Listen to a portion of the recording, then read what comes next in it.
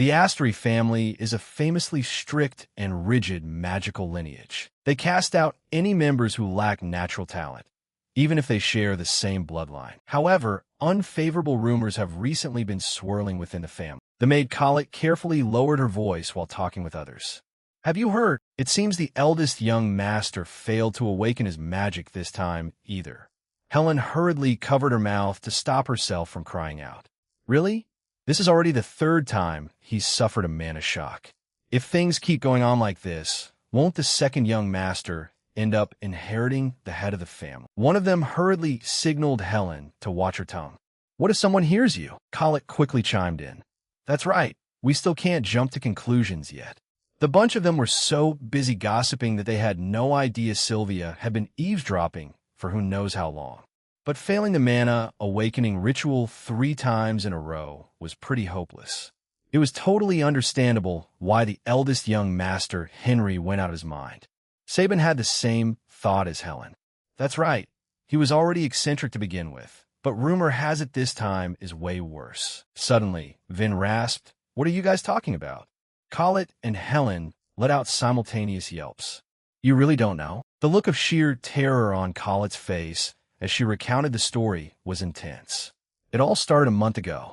After enduring a mana shock for the 3rd time, the eldest young master had been bedridden for a long time, until one day, he suddenly woke up, but the moment he opened his eyes, the eldest young master started muttering a bunch of incomprehensible nonsense, and then abruptly dashed straight out of the mansion. It seemed he had spotted something in the back garden. Word has it the eldest young master even dropped to his knees and dug into the dirt with his bare hands, digging until his hands were raw and bleeding profusely. After a bout of frantic digging, what ended up in the eldest young master's hands was, remembering Leon's twisted expression back then, he looked as if he had just stumbled upon a treasure, even though it was just something everyone else considered worthless. A weed. Neither Mr. Elvin nor Sylvia expected to hear such bizarre news. A weed. Elvin raised a handkerchief to quickly wipe away the beads of sweat dotting his face. He only pulled up a single bush of grass. Why make such a huge fuss over it? The other 3 chimed in together. That's not where the problem lies. One of them lowered their voice and said that ever since that day, for a whole month straight, the eldest young master had done nothing but pull weeds. They had no idea that Leon was actually fulfilling a system quest to gather blue cinnamon grass. He just kept pulling bush after bush until they were piled up in front of him before he felt satisfied. Today's harvest was complete, and Leon's hands were caked with dirt. On top of that, he was extremely baffled to see people constantly lingering around him. Why are so many people coming out to stare at me today? It really isn't all sunshine and rainbows being the eldest son of a major magical family. His name was Leon.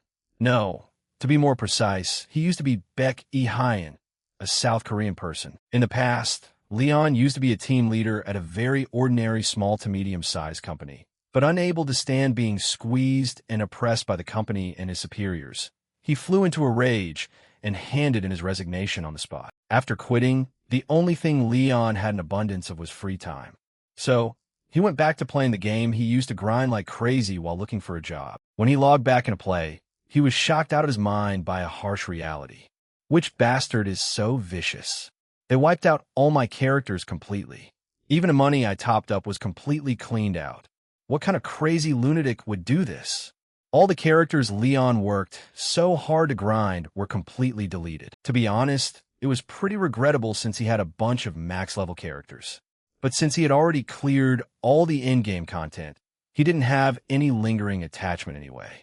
So Leon created a new character and immediately bought the crafting profession package. He chose 5 profession packages all at once to use right away. As expected of a player's luck, they've grown right up. Leon whistled cheerfully.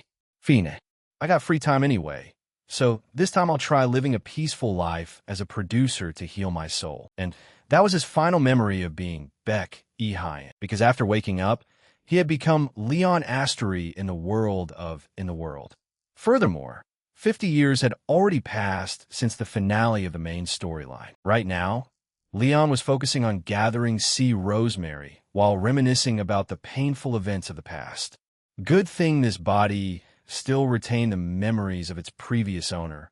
Otherwise, adapting at the start would have been driving him crazy. The system stated that sea rosemary was an herb with a salty, astringent taste like seawater. Gathering it meant he had completed the apprentice apothecary herbalist trial. After receiving 1,000 silings, the exclusive shop would unlock once he had enough money. Leon was quite surprised. That's pretty fast, huh? There's even a personal shop. He mentally estimated for a moment. He probably needed around 100,000 silings to unlock it, right? If he grinded diligently, who knows, maybe he'd escape this situation soon. Leon swiftly and deftly pulled out a clump of blue cinnamon grass and sea rosemary right in front of him by the roots. Luckily, the system windows still popped up normally. The skills he had previously purchased in the game were also retained, which reminded him this body seemed to have just failed its third awakening. The Astri family was a place that valued strength above all else. Someone like Leon who failed the mana awakening ritual wouldn't find it strange to be kicked out of the family immediately. If he wanted to go out and stand on his own 2 feet, he needed money first. How could he make money while safely getting out of this place? A crazy idea suddenly flashed across Leon's mind. The moment he thought of that, he instantly wanted to sweep across the entire battlefield for herbs. Then I need to level up fast and find something really good to present to him. This blue light effect is... Leon darted toward the bushes like lightning. It's definitely a rare item. Just as Leon anticipated, it turned out to be solar scarlet grass. Without a moment of hesitation, he yanked it out by the roots. Got it. Immediately, the system displayed notifications regarding both the characteristics and uses of a new herb, solar scarlet grass. Leon was overjoyed as if he had struck gold, unlocking another new achievement. That euphoric feeling made him completely oblivious to the voices of the people around him. Young Master. Leon's eyes beamed like car headlights, and it was even a 3-star achievement. But the more he ignored them, the more persistent the person who just showed up became. Young Master. Finally, Leon heard the voice of the head housekeeper, Madame Sylvia. Her gaze looked as if she wanted to devour Leon alive. Lately, the young master seems quite obsessed with pulling weeds. He answered honestly, I have my own reasons for it. Leon suddenly sprang to his feet and asked the person opposite him about the solar scarlet grass in his hand. All right, Madame Sylvia, did you see this? She observed it for a moment and replied, it looks like a top-tier medicinal herb. However, Sylvia's answer wasn't what Leon was hoping for. Not that one, it's glowing. You don't see it? He started to get confused. You really don't see it at all? She looked at him as if he were a complete moron. It seemed the servant's rumors were true. She calmly spoke up. Yes, I don't see anything at all. Leon was left feeling awkward by her gaze. He looked at the glowing blue solar scarlet grass in his hand and muttered. So I'm the only one who can see it? Leon was just confirming whether the light surrounding the herb was visible only to him. Sylvia couldn't stand by and watch Leon in such an abnormal mental state any longer.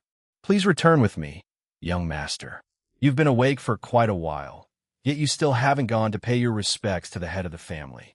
He's been having people look for you. Leon was startled. He's looking for me? The Astri family followed an absolute meritocratic doctrine. Even within the household, the law of the jungle applied. The exceptional got to have everything here. The head of the Astri family was Patrick, the person Leon definitely had to butter up first before running away. Leon felt anxious about his bleak future, thinking that since he was useless now, the old man wouldn't even bother paying attention to him. Yet he went ahead and sent for him this early. What should I do? I haven't even prepared a bribe yet. It seemed he had just thought of a brilliant strategy to deal with Patrick. Leon replied to the person in front of him. Madam Sylvia, could you tell him that I'll come see him later? Also, I'd like to ask you for a favor. Sylvia actually helped Leon pass the message along to Patrick. Is that so? He was calmly playing with a blazing red magic flame in his hand. Is that brat still not in his right mind? Trondo quickly answered. Yes, ever since he woke up, the eldest young master goes out to pull weeds every single day. Patrick continued to question him. Any other news? Kondo bowed and reported honestly. He still can't sense mana, but his health is completely normal and his memory has no issues either. Patrick was so angry that the wrinkles on his face seemed to stack on top of one another. Dismissed. Kondo knew this was his chance to escape with his life, so he quickly paid his respects and withdrew. Patrick's voice turned chillingly cold. "Sylvia, what on earth is that brat doing right now?" She calmly replied, still pulling weeds. Everyone in the mansion knew about this, so obviously this information couldn't escape Patrick's notice. Sylvia even poured fuel on his burning anger. Lately, the eldest young master's weed-pulling territory has expanded all the way to the forest outside the mansion. Steam started coming out of Patrick's ears. I wasn't asking about that. It seems Sylvia wanted to push Patrick to his boiling point. "All right, the eldest young master also sent word that he'll come to see you later." Sure enough, Patrick snapped. "What? Later? Later, you say?" He said he's coming later? He's got some nerve, huh? He stood up abruptly and started cursing loudly. "No way. Go tell him right now. If he doesn't crawl over here immediately, I'll flatten that entire forest." Sylvia seemed far too used to the reactions of the family members to be fazed. "Understood. I will deliver your exact words." After she left, Patrick finally managed to regulate his breathing. He used a magic orb to search for Leon's whereabouts. Oh boy, this insolent little brat. Patrick sniffled as he grumbled about his young grandson Leon. Now that he's awake, he should have run straight to his grandfather to report. "Grandpa, I'm feeling better." That's what he should have done. Instead, for weeks on end, all he knows how to do is bury his head in pulling weeds. Upon returning to his room, Leon was startled. No way. Placed on the table were numerous brewing flasks that looked like equipment from a chemistry lab, along with aluminum and metals. He cheered happily. What's with his stash of high-end crafting gear? Just because his grandson wanted to brew a little medicine, he pulls out legendary treasures like this. As expected of nobility, Leon quickly opened the system panel to review his skill attributes. So if my guess is right, the quest to level up the alchemy profession is also a grind-heavy loop, just like Gab. Proficiency levels are divided into 3 tiers, with master level being achieved by only 1% of players. He tossed a sprig of herbs into the earthen pot. The higher the proficiency, the more refined the technique, and the better the quality of the finished product. He stirred the medicine while smiling like a total fool. So should I just casually whip up 100 bottles of medicine and drink them all myself to see what happens? Thinking of that, Leon immediately placed his hand over the rim of the steaming pot. He shouted loudly, "Extract." The very next second, a thick red liquid bubbled over from inside the pot. Guided by Leon's magic, that liquid found its way into the test tube on the table. The system chimed with a notification of successful stamina recovery potion crafting. Leon was thoroughly satisfied with the stamina recovery potion in front of him. Without even bothering to test for poison, he chugged a bottle of that herbal medicine straight down his throat. Having high-end equipment is absolute bliss. Right at that moment, the system notified him that he had consumed the potion and become an apprentice alchemist. Leon grinned like an idiot. Just as I thought. Grandpa, by this point, neither the room nor his own mind had a single shred of light left in them. Just wait for me. The more he drank, the higher the system progress climbed. Leon chugged the potions recklessly, throwing caution to the wind. In the end, he was left with only a sliver of strength. I can't drink anymore. The table was littered with nearly empty potion bottles. His stamina was already at 100%, yet he was still forced to gulp down more recovery medicine. Wasn't this pure torture? Only the last gulp left. Hang in there. Leon forced himself to swallow the final drop of potion.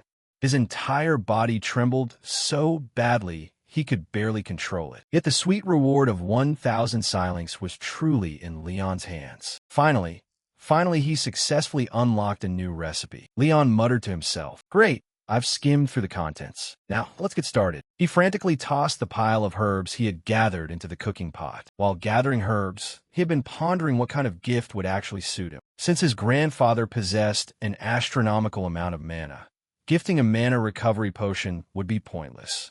Besides, when it came to stamina recovery, the household always had master healing mages on standby, so gifting that would also be weird. Then he thought of a type of medicine that could wash away mental fatigue.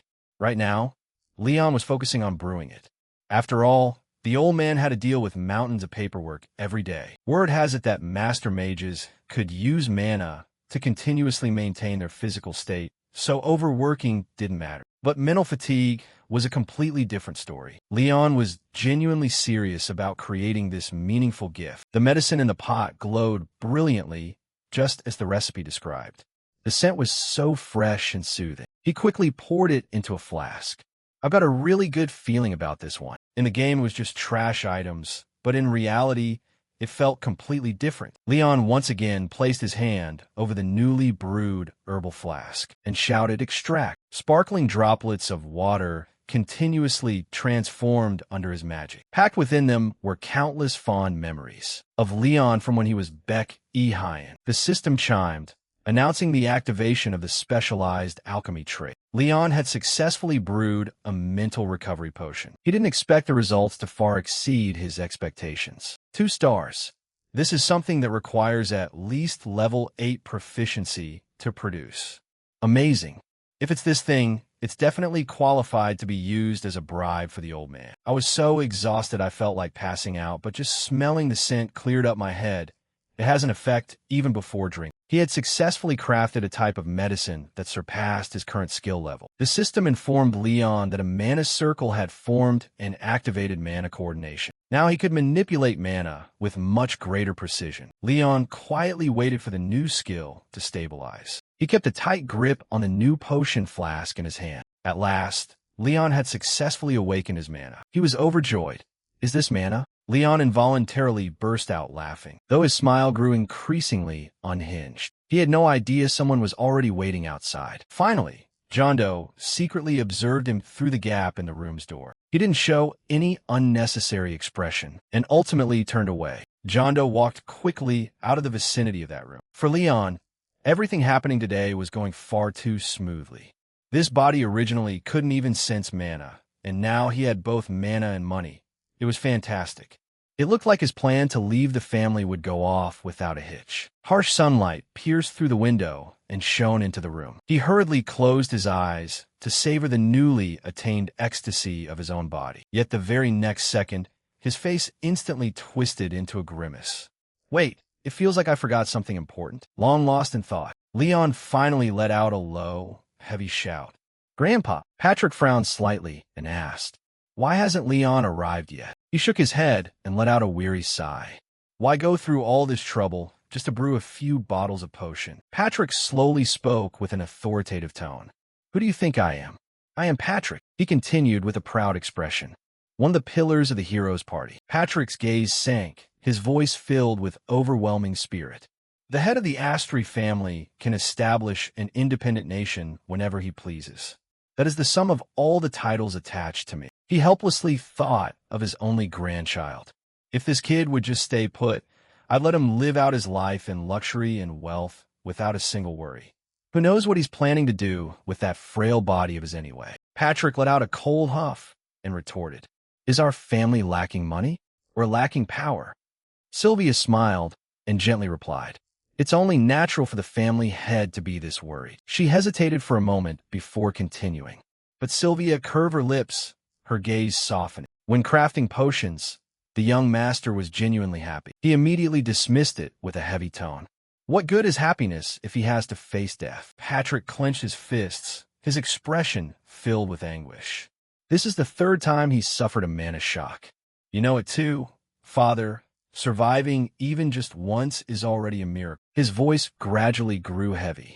I can't keep waiting for a miracle to happen just for the boy to survive another time. Outside, Kondo walked and spoke. "Young master, the family head has been waiting for a long time." Leon smiled faintly. "I knew it." Patrick went blank, a flash of heartbreak in the depths of his eyes. "I just want the boy to live a little healthier, a little more peacefully." He bowed respectfully and announced, "With your permission, greetings, family head." Kondo raised his head and slowly reported, "The young master has arrived." Leon stepped into the room and bowed in apology. "Please forgive me for being late, grandfather." He stared at him intently before gently scolding. "You've been out of the sickbed for quite a while, so why are you only coming to see me now?" Hearing Patrick say that, Leon let out a worried sigh. He pondered for a moment before speaking up. "After this mana shock, I've thought a lot." Leon calmly stated the truth.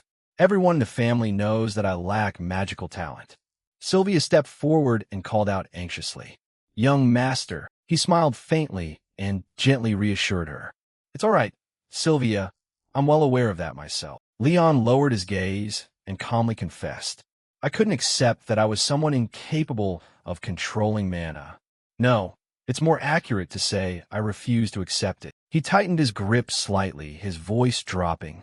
"Because the moment I accepted that reality, I felt like I wouldn't have a place left in the family." Leon raised his head, his gaze gradually becoming steadfast. "But it's different now. This is the result of my own learning and hard work." He wore a confident smile. "I can finally accept myself and become a young master who doesn't shame the Astery name." Leon suddenly changed his tone and continued sincerely. "Besides, I figured you must have been through a lot of exhaustion lately, grandfather." Patrick startled for a fraction of a second. "What?" He silently observed the person before him, wondering to himself if the kid had changed somehow. Was it his expression, his aura, or something even more fundamental? Patrick fell silent, his gaze lingering on the item placed in front of him. He wavered slightly. Leon wondered to himself, has he always been making this kind of thing for me all this time? Patrick nodded faintly, silently giving his approval. "Truly commendable." He sighed softly to himself, thinking, "But I've long since surpassed the limits of ordinary mortals." Patrick shook his head in his thoughts. "Even ordinary deadly poisons have no effect on me, let alone a bottle of potion like this." Leon smiled sincerely and spoke. "I thought of you, grandfather, while trying hard to make this." He pushed the gift slightly toward him. "You must definitely try drinking it when you have time." Patrick smiled faintly, an uncontainable joy welling up in his heart. He pondered for a moment before speaking. "Are you done talking?" Leon bowed slightly in response.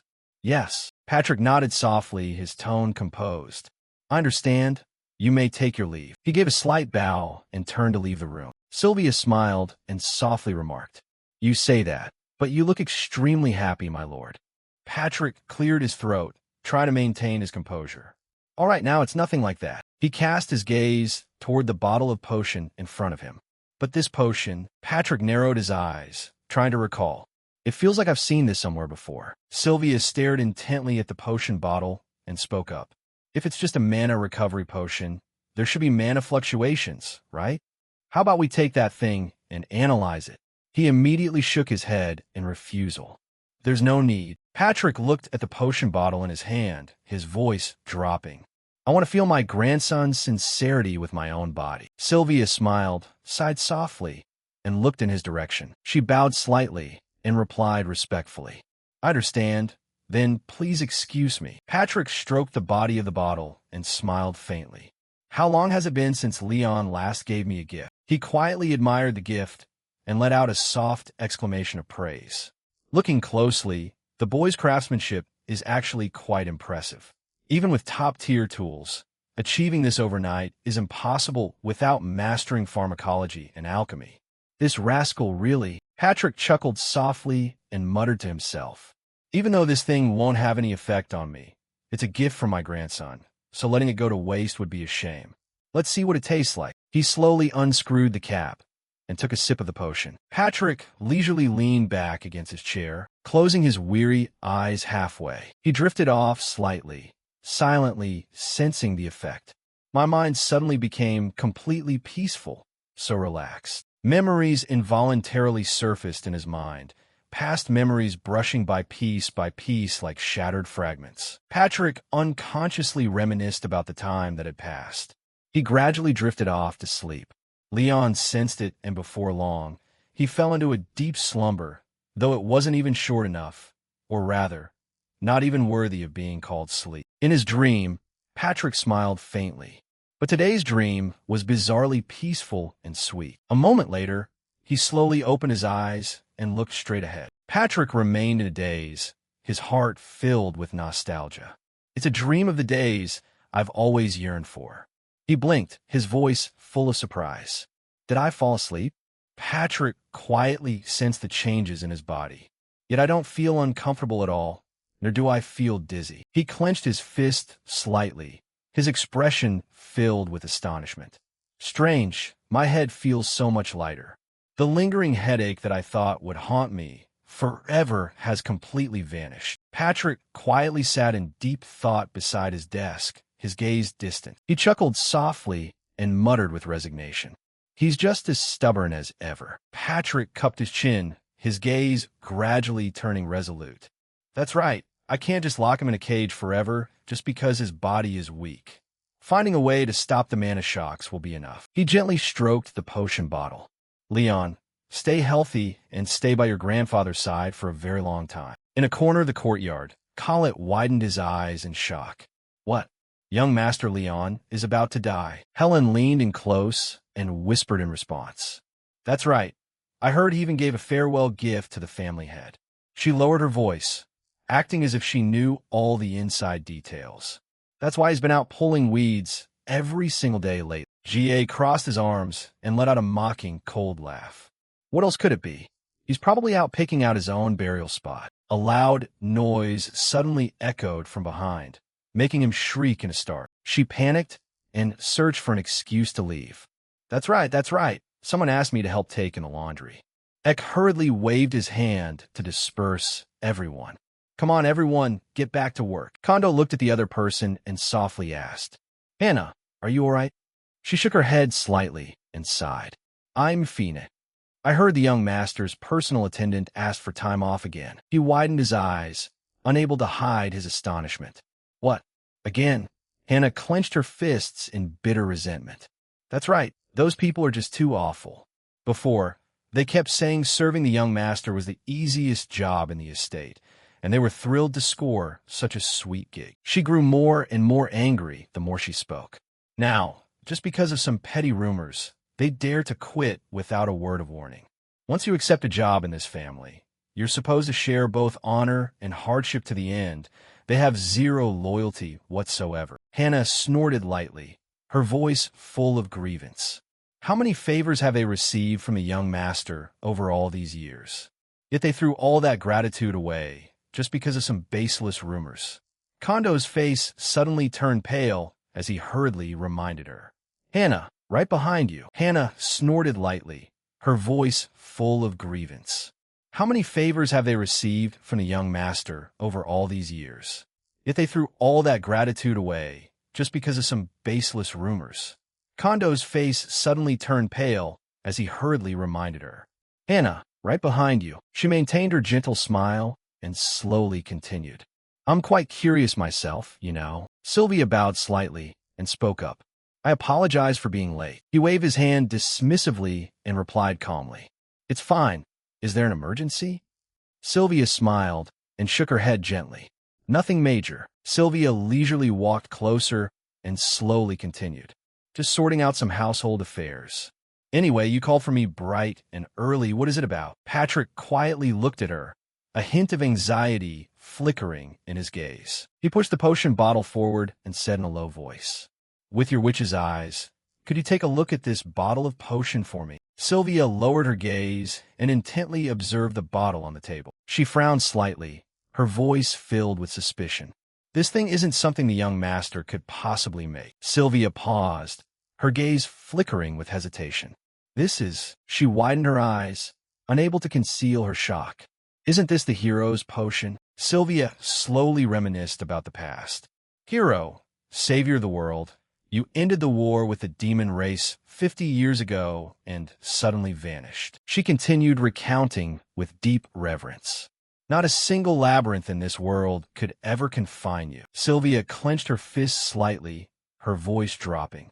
A legendary figure whom even the gods had to treat with caution, and a spark of hope suddenly welled up deep within her heart.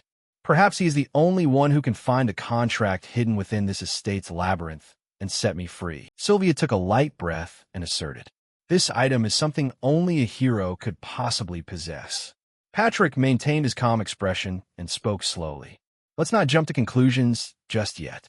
If this really is the hero's potion, its potency should be far greater than this. Sylvia fell into thought, a lingering doubt still in her mind. Furthermore, she shook her head slightly, silently refuting the idea. Leon couldn't possibly be the hero. He looked at her and slowly expressed his intent. Regardless, I still plan to ask the boy to make an even better bottle of potion. I want you to experience the same sense of relief I felt. Sister, Sylvia asked in surprise. For me, Patrick smiled and explained calmly. That's right. Haven't you been living in a state of exhaustion for hundreds of years? If this potion worked on an 8-circle grand mage like me, I figure it'll help you too, even if just a little. Hearing that, Sylvia merely let out a helpless, faint smile. Right after that, she burst out laughing. Her laughter echoed throughout the room. She shook her head slightly and spoke. Do you know what the most useless thing in this world is? It's worrying about a witch. We are born with a 1,000-year lifespan, bodies immune to all diseases, along with supreme mana and skills. Sylvia gradually cheated her smile and spoke softly. So there's no need to go bothering our adorable grandson. She fell silent for a brief moment before smiling. However, Sylvia looked at Patrick with a tender gaze. I truly appreciate your sentiment, my lord. He froze for a moment, calling out softly in his heart. Sister. A moment later, Leon stepped in from outside and asked, You look like you have something on your mind, grandfather. Patrick raised an eyebrow slightly and immediately replied, What on earth would I have on my mind? He observed the old man's expression and asked further, Then did you not sleep well last night? Patrick shook his head in denial. No. Leon cupped his chin, pretending to ponder. Lack of exercise. The old man gave a concise and decisive answer. No. He tilted his head, making a serious guess. Or is it because of your age that you can't eat greasy food anymore? Patrick glared fiercely at the other person. This brat is getting quite bold, aren't you? Leon calmly continued. If it's none of those reasons, he cast his gaze toward the potion bottle on the table. Then is it because of the potion I gave you? Patrick froze slightly, silently confirming it. That's right. Patrick put away his playful facade and got down to business seriously. All right, no need to waste time. I'll cut straight to the point. Can you make a higher quality potion than the one you gave me? Leon frowned slightly, secretly calculating. Given the current situation, brewing a 2-star potion is already hard enough, let alone. He furrowed his brows in thought, silently calculating. I can't find any more 1-star herbs anywhere. Leon sighed softly and continued thinking. Last time was just pure luck, mostly thanks to my equipment. But he clenched his fist slightly, his eyes filled with determination. I can't miss this opportunity while the sponsor is showing this much interest. I have to seize this chance at all costs. Leon raised his head and replied calmly. It'll take a little time, but I can do it. May I ask what you plan to use it for, grandfather? Patrick answered immediately, his tone casual. I'm thinking of giving it to the housekeeper. Leon's eyes widened momentarily, his expression betraying his shock. Leon blinked, and a hypothesis instantly popped into his head. I can totally tell they're clearly flirting with each other. In his imagination, the old man spoke casually. I just happened to pick this up by chance. Sylvia blushed slightly and replied in a soft voice. My lord! A voice suddenly rang out, cutting through his train of thought. That's not how it went at all. The more he thought about it, the more convinced he became of his theory. Right, of course he'd want to give the person he loves something better than what he's carrying. You must have been very lonely for a long time ever since grandmother passed away. The rebutting voice rang out once more, full of helplessness. I told you that's not it at all. Leon took a deep breath and said seriously, Grandfather, please give me 2 weeks. I'll make a higher tier potion before then. Patrick immediately widened his eyes in astonishment. What? 2 weeks? Seeing the old man's reaction, he paused for a split second. Leon instantly changed his mind and spoke with finality. I'll have it done in a week. Just wait for it, grandfather. He secretly cheered himself on. This is my chance to max out the favorability grind. I must succeed. The old man could only stare in a daze as Leon hurriedly rushed out of the room. Stepping out into the garden, he scratched his head in utter frustration. But how on earth am I supposed to brew a 3-star potion? Leon walked and racked his brain with a headache. There isn't enough time to blindly grind levels just to churn out a good potion. Even if I buy high-end herbs, I wouldn't even know how to use them properly. I'd rather spend that money buying a pre-made bottle of medicine instead. He suddenly remembered something and snapped his fingers. Oh right, how about checking the shilling shop? There's bound to be some useful ingredients in there. A notification panel popped up in front of Leon's eyes. Potion preview unlocked. Item list and item descriptions can be viewed. He blanked out and frowned slightly. What? So I still can't buy them directly? Leon scrolled through the items, the corner of his twitching slightly. Hold on. Why is everything here so insanely expensive? Is this key plated in gold or something? It's this battered, and yet they want a fortune for it. He continued browsing the catalog, his expression stiffening. Unbelievable. The other categories are just as bad. Leon helplessly looked at the price tag before him.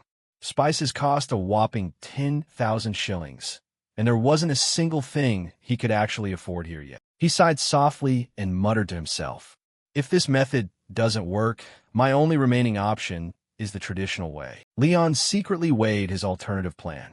Foraging high-end herbs with bare hands has its limits. He quickly identified his target for gathering high-end herbs.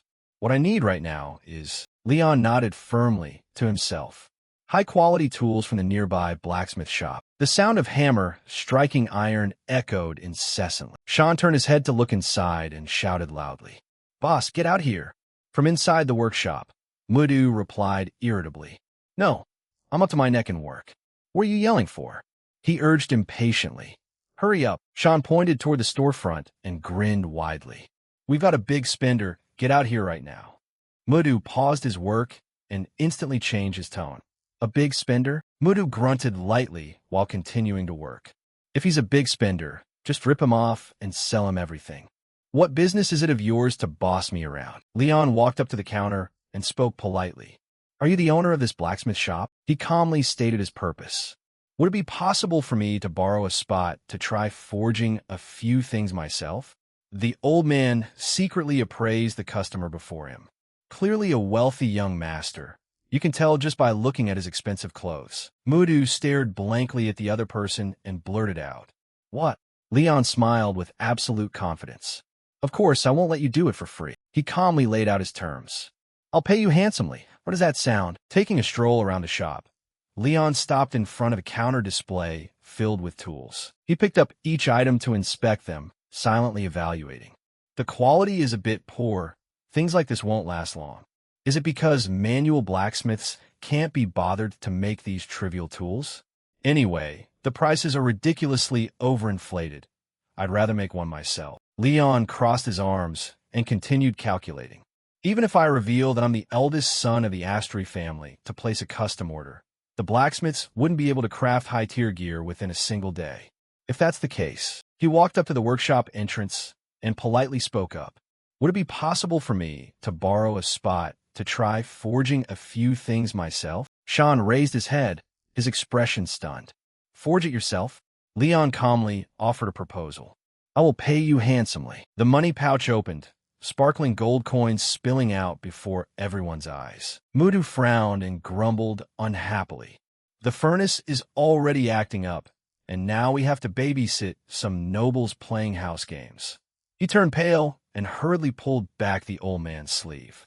"Brother, please, I'm begging you, watch him out." Sean turned to Leon and explained politely.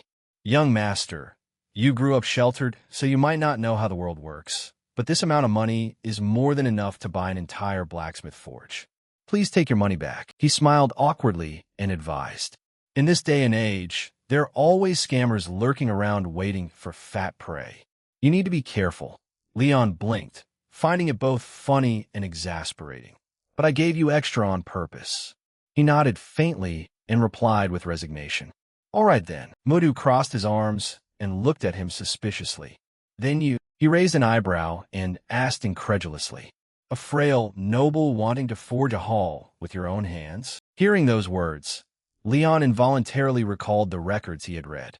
The dwarven race. He slowly reminisced in his mind. A race capable of touching fire without getting burned. Leon continued recalling the rest of the introduction, possessing extraordinary strength combined with meticulous precision. He looked at Mudu, feeling secretly astonished in his heart. "I heard only their descendants are left nowadays. I never expected to run into one here." Mudu stared intently at the customer in front of him and asked, "What's your name?" Leon replied calmly, "Leon."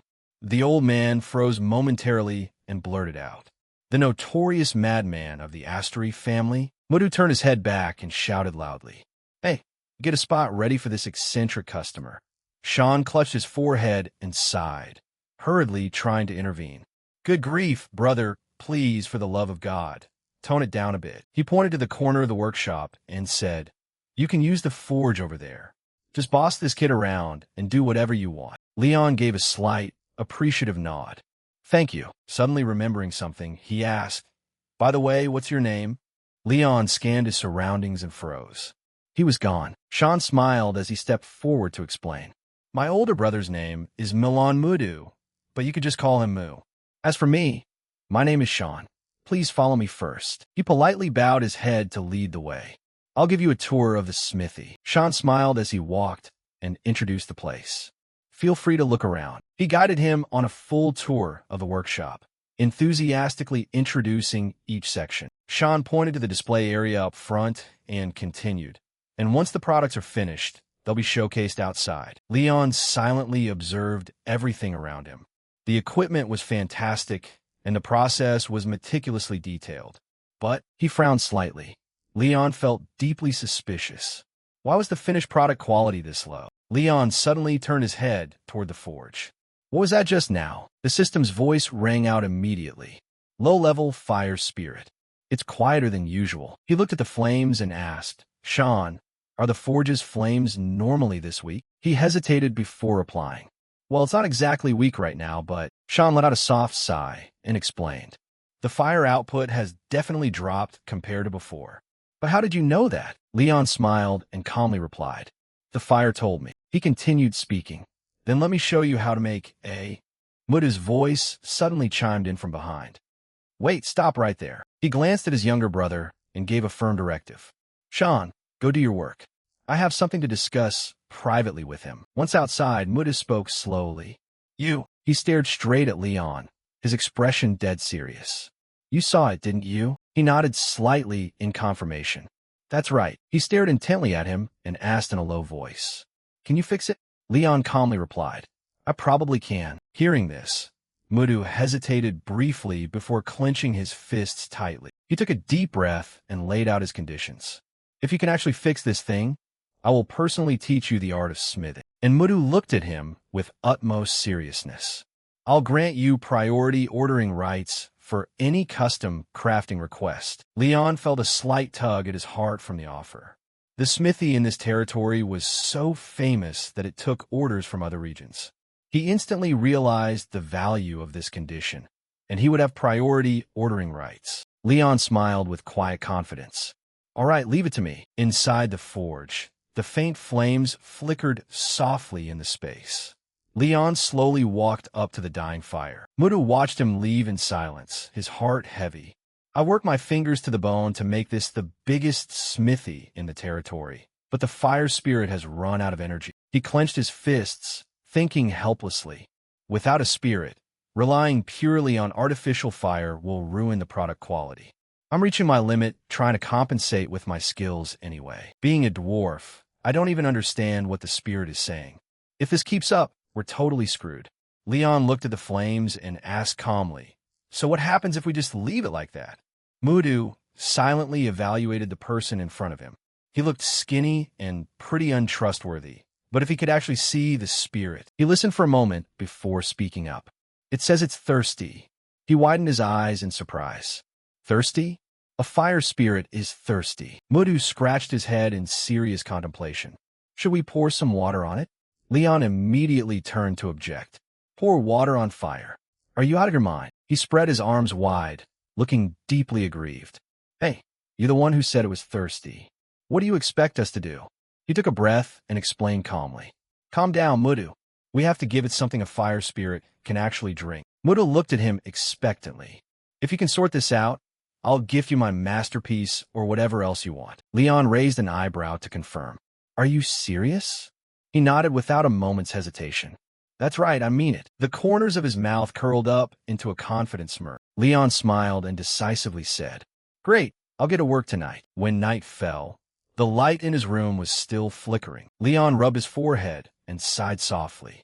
I didn't expect to still be working overtime after coming all this way. The system's voice suddenly echoed. Low-level spirit is crying out. Spirit essence is running low. Soothe the thirst. He chuckled softly and answered, All right, all right, I'll help you right now. Leon checked the information while secretly analyzing. Currently, the low-level fire spirit was severely dehydrated.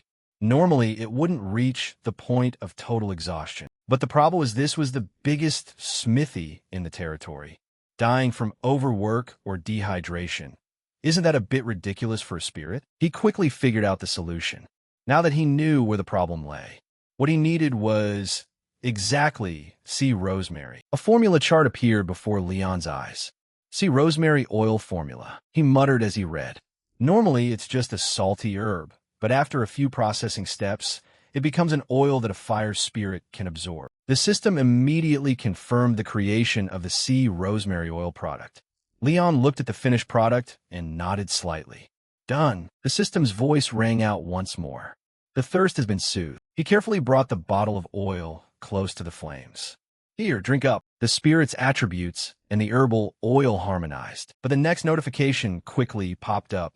The thirst has not yet been satisfied. Leon let out a soft exhale and rolled up his sleeves. All right, I'll make more. Immediately after, he set to work preparing additional ingredients. Leon swiftly completed each step without the slightest delay. The system issued another notification. The thirst has been quenched. Essence has been restored. Another line of text continued to appear. The spirit is grateful. Communion experience increased. He smiled slightly as he looked at the flames. Thanks. Mudu stood frozen for a long moment before blurting out. You freak of a kid. You actually pulled it off. He looked at him with eyes full of admiration. You're truly an amazing guy. Muda's expression changed abruptly when he saw Leon swaying on his feet. Are you all right? He waved his hand and forced a smile in response. I'm Fina. Leon forced a calm expression and explained. It's just from staying up all night. Nothing to worry about. He immediately shook his head and cried out in panic. No. Mudu rushed over to steady him, speaking frantically. You can't go dying on me like this, young man. Cute Thorn and Leaf curiously leaned close to the dining table to ask questions. Big brother, what's your name? Before the young man could answer, the two little ones started talking over each other. I'm Thorn made of gold, and I'm Leaf made of jade. The cuteness of this pair made anyone who saw them burst into laughter. Those two were awfully close. Seeing how close they were, a pang of sorrow reminded him of his own sibling. Come to think of it, do I have any brothers or sisters? What do they look like? If I remember correctly, they were pretty prickly, and above all, I don't think they like me very much. After pondering for a long while, he brushed the thought aside to comfort himself. Oh well, as long as we don't cross paths, things should be fine. Besides, I have zero interest in the head of household position anyway. A loud shout from behind suddenly startled Leon, making him turn around. Oh goodness, you kids. Ria rushed over to scold the mischievous little ones. Go play somewhere else. The young master is eating. Then she turned to him. His name is Young Master. He let out a gentle laugh and reintroduced his name. My name is Leon. Thorn seemed excited because he preferred calling him a nickname. But calling you Young Master sounds cooler, so I'm going to call you Young Master. That's fine too. Being shooed away, the two children ran off while playfully teasing each other. These two are really... Stop disturbing the young master's meal. Young master, young master. Leon sat down to eat breakfast with Muda's wife. I am so sorry. Young master, they are still so young. It's no problem at all. Seeing the kids so energetic is actually quite pleasant to watch. By the way, this soup is delicious. I'm so glad the food suits your palate. She couldn't hide her anxiety as she recalled past events. Young master, you have no idea how startled I was when my husband brought you home this morning. Ria expressed her profound gratitude for his help. I heard you had to go through so much trouble because of him. On top of that, you even stepped in to solve the problem, not knowing how she could ever repay this debt. It's nothing much, ma'am. You gave me a place to stay and a meal, so we're even now. All right? Right at that moment, a child's voice echoed. Daddy's back. The children rushed out, overjoyed to welcome their dad home. Daddy, did the young master fix the spirit? Your face is all covered in soot again, you little rascals. Leon smiled gently and suggested, if you're done eating, let's head out. Mudu wore a confident and cheerful smile. How about everything fully prepared? He was immensely surprised by the sight unfolding before his eyes. Leon was utterly shocked by the luxurious gold-trimmed wooden board placed next to the newly completed, sharp farm tools. I told you this already. Whatever you request, I will always prioritize making it first. If we're both busy, just write down what you need here, and I'll make it and deliver it straight to you. Mudu walked ahead enthusiastically to lead the way for the young master. Anyway, that wasn't the main point. Come on in. He was astonished to see the blocks of pure iron right in front of him. Mudu explained his thorough preparation. Is this iron? Judging by your stamina, I figured starting from smelting or would practically kill you. So I prepared the materials beforehand. Iron crafted by a descendant of the dwarf clan. He recognized the blacksmith's seriousness about teaching. You're teaching me much more seriously than I expected. What? Don't tell me you were planning to half-ass your way through this. Leon was eager to kick off his very first smithing lesson right away. Of course not. I want to learn right now. What should I do first? The blacksmith decided to demonstrate for him first. That's right. That's the spirit. Let me show you how it's done first. The very first lesson was mastering the metal's temperature. First off, the most fundamental part of smithing is the iron's temperature. You have to gauge the temperature precisely, not too cold and not too hot. It's not just about making it glow bright red, but if you melt it too much, it just turns into liquid iron. The fire spirit appeared. Once the iron was glowing a proper red, the moment for forging had arrived. At that exact instant, the sound of the hammer striking echoed loudly. The force of a strike determines the weapon's shape. Striking force is extremely important. Hammer the blade thin and keep the rest thick so it stays sturdy. The final step is filing and sharpening to finish the piece. Once you've shaped the basic form, you file it down a bit further and use a whetstone to sharpen the edge. He was putting the finishing touches on the hoe. Finally, fitting the handle onto the hoe completed it as it emitted a dazzling halo of light. How did the hoe turn out? Pretty easy, right? Mudu confidently asserted his craftsmanship. That's right. For a normal person, this wouldn't be easy at all. But you've got a grandmaster like Mudu here to help, so don't worry. Can I use all of this iron? He was extremely surprised by the young master's actions. You're really going to use all of it just like that? I see. Leon tossed the iron straight into the furnace, shocking him. What do you mean I see? He calmly faced the blazing fire. I'm going to try making one myself. The sounds of metal being forged rang out with immense power and decisiveness. He wiped his sweat and fatigue after his very first hammer swings. I anticipated this, but it's way harder than I thought. System notifications kept popping up with continuous challenges. Oh, incomplete status cannot restore. Oh man, this needs to be remelted in the fire before I can use it again. Oh, incomplete. Completion rate 15%. Unclear if this hoe can be successfully finished. Leon didn't get discouraged at all and persevered with his training. This is tough, but I can't stop now. Just keep repeating this process, and I'll pull it off somehow. The grueling training began with countless consecutive failures. He started to grasp the secret to maintaining precise temperature control. That's it. Leon swung his hammer with powerful force down onto the glowing red iron block. Just like that last one. A blinding light radiated from each of his decisive hammer strikes. The system suddenly announced that he had awakened a brand new talent.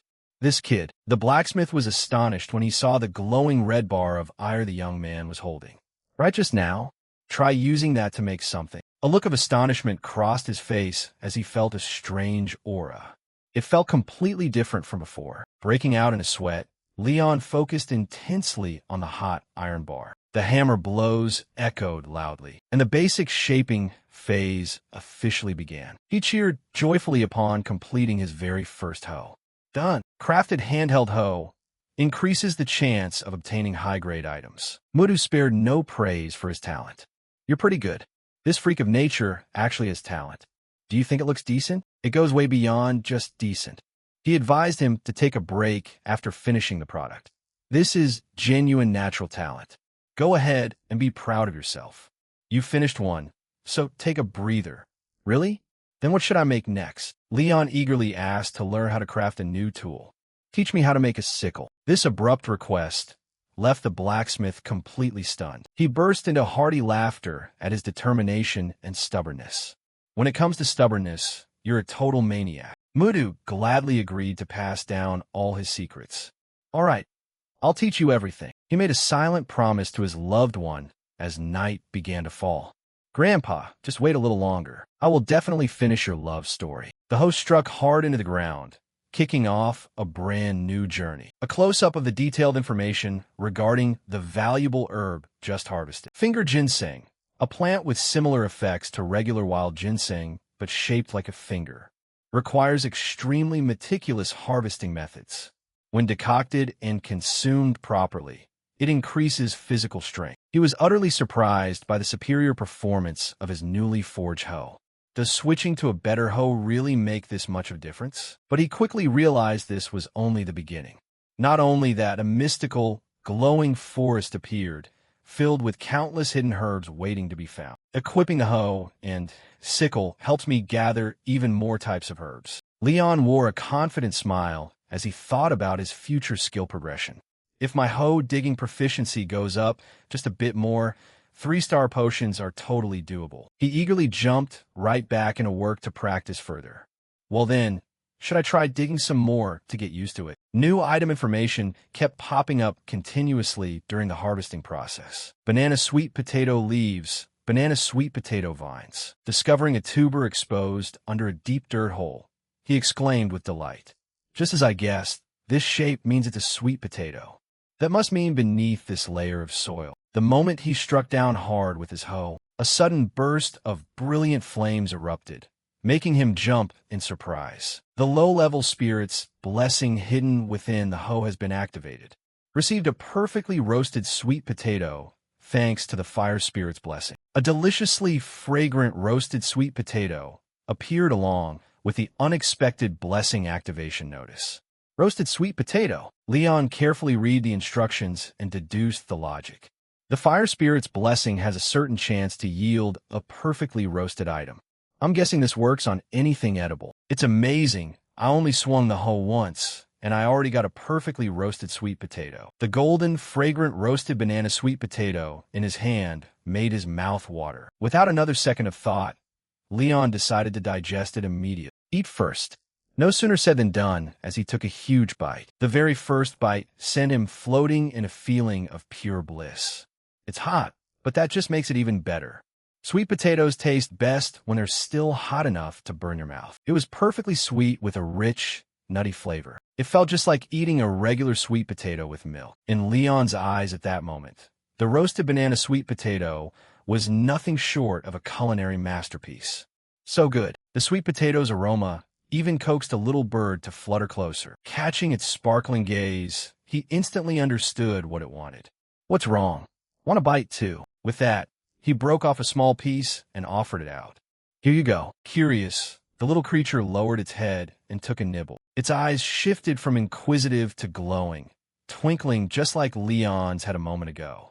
Seeing its expression, he chuckled. Delicious, right? Dig in. Seeing it flutter around in sheer excitement over the tasty treat brought back a wave of nostalgia for Leon. I used to have a friend just like you when I played this game. Wonder how they're doing now. Wrapping up his little meal, he gently stood up. Behind him, the dawn was slowly beginning to break. Now that I've got a bit of energy back, should I start gathering ingredients for potion making? First things first, I really ought to dig up a few more sweet potatoes. Meanwhile, over at the mansion, heavy sighs echoed through the halls. None other than John Doe. Leaning one hand against a pillar, he wore a deeply anxious expression. 3 whole days had passed since young Master Leon left. Why on earth did he have to go to the blacksmith workshop? This whole thing is driving me crazy. Should I go look for him right this second? Behind him stood Sylvia, completely unbothered.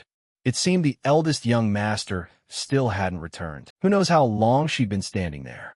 Startled, John Doe whipped his head around. Steward, yes, I'm losing my mind over here. Rumors were even spreading wildly across the estate, whispering that the eldest young master was either on death's door or about to get disowned. His frantic rambling was cut short by an excited voice. Oh look, it's Leon Astery. He's got a new friend on his back. Is everyone waiting out here? Seeing the person who had made him mope for days finally return, he shouted at the top of his lungs. Young master! John Doe dashed over to his side in a rush. Young master! Goodness gracious! Just look at the state of you. He gave a reassuring wave. I'm totally fine, it's nothing. But that dismissive scratch of the head didn't sit well with Sylvia at all. She furrowed her brow slightly. How could the eldest son of the Astri family possibly walk around looking like this? Jondo curiously pointed at IVI. By the way, what on earth is that bird? Right then, Leon realized something was perched on his shoulder. Wait, what? Since when did you start following me? Suddenly, Sylvia stepped in close, cutting him off. Young master, you really don't need to keep doing that anymore.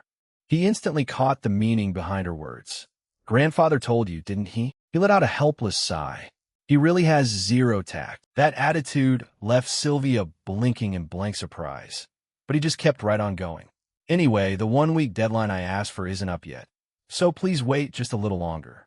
It's running a tiny bit late because I got caught up gathering materials, but I've managed to find every single one. She gasped in astonishment. You actually gathered the materials? Rushing inside, Leon tossed his reply back over his shoulder. So, just wait a little bit longer for me. I'll craft it as fast as humanly possible. John Doe, I'm totally fine, so go back to whatever you were doing. The boy pulled a pitiful face and stammered. But young master, the least you could do is put some ointment on those scratches. John Doe scurried along right behind him, calling out. The two of them left Sylvia standing alone, her mind deep in thought. She mused quietly to herself.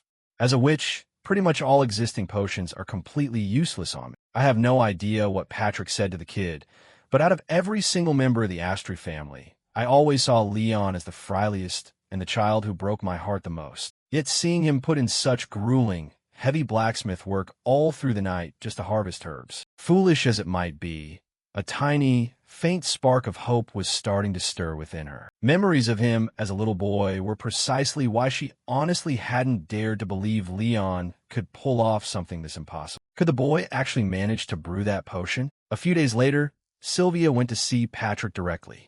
With your permission, she has arrived. Judging by your expression, I take it the potion worked. The Sylvia of the present no longer wore that nervous, brooding look. She reported with a proud flair. My mind and emotions, which had grown so dull and withered away for decades, suddenly became as crystal clear as glass. I knew the boy had worked hard, but I never expected him to brew a potion that would actually work on me in such a short amount of time. This should honestly be impossible unless you meddled with something, lore head of the house. He immediately shook his head in denial. Sylvia, I didn't do a thing. I've been entirely swamped preparing for Leon's coming-of-age ceremony.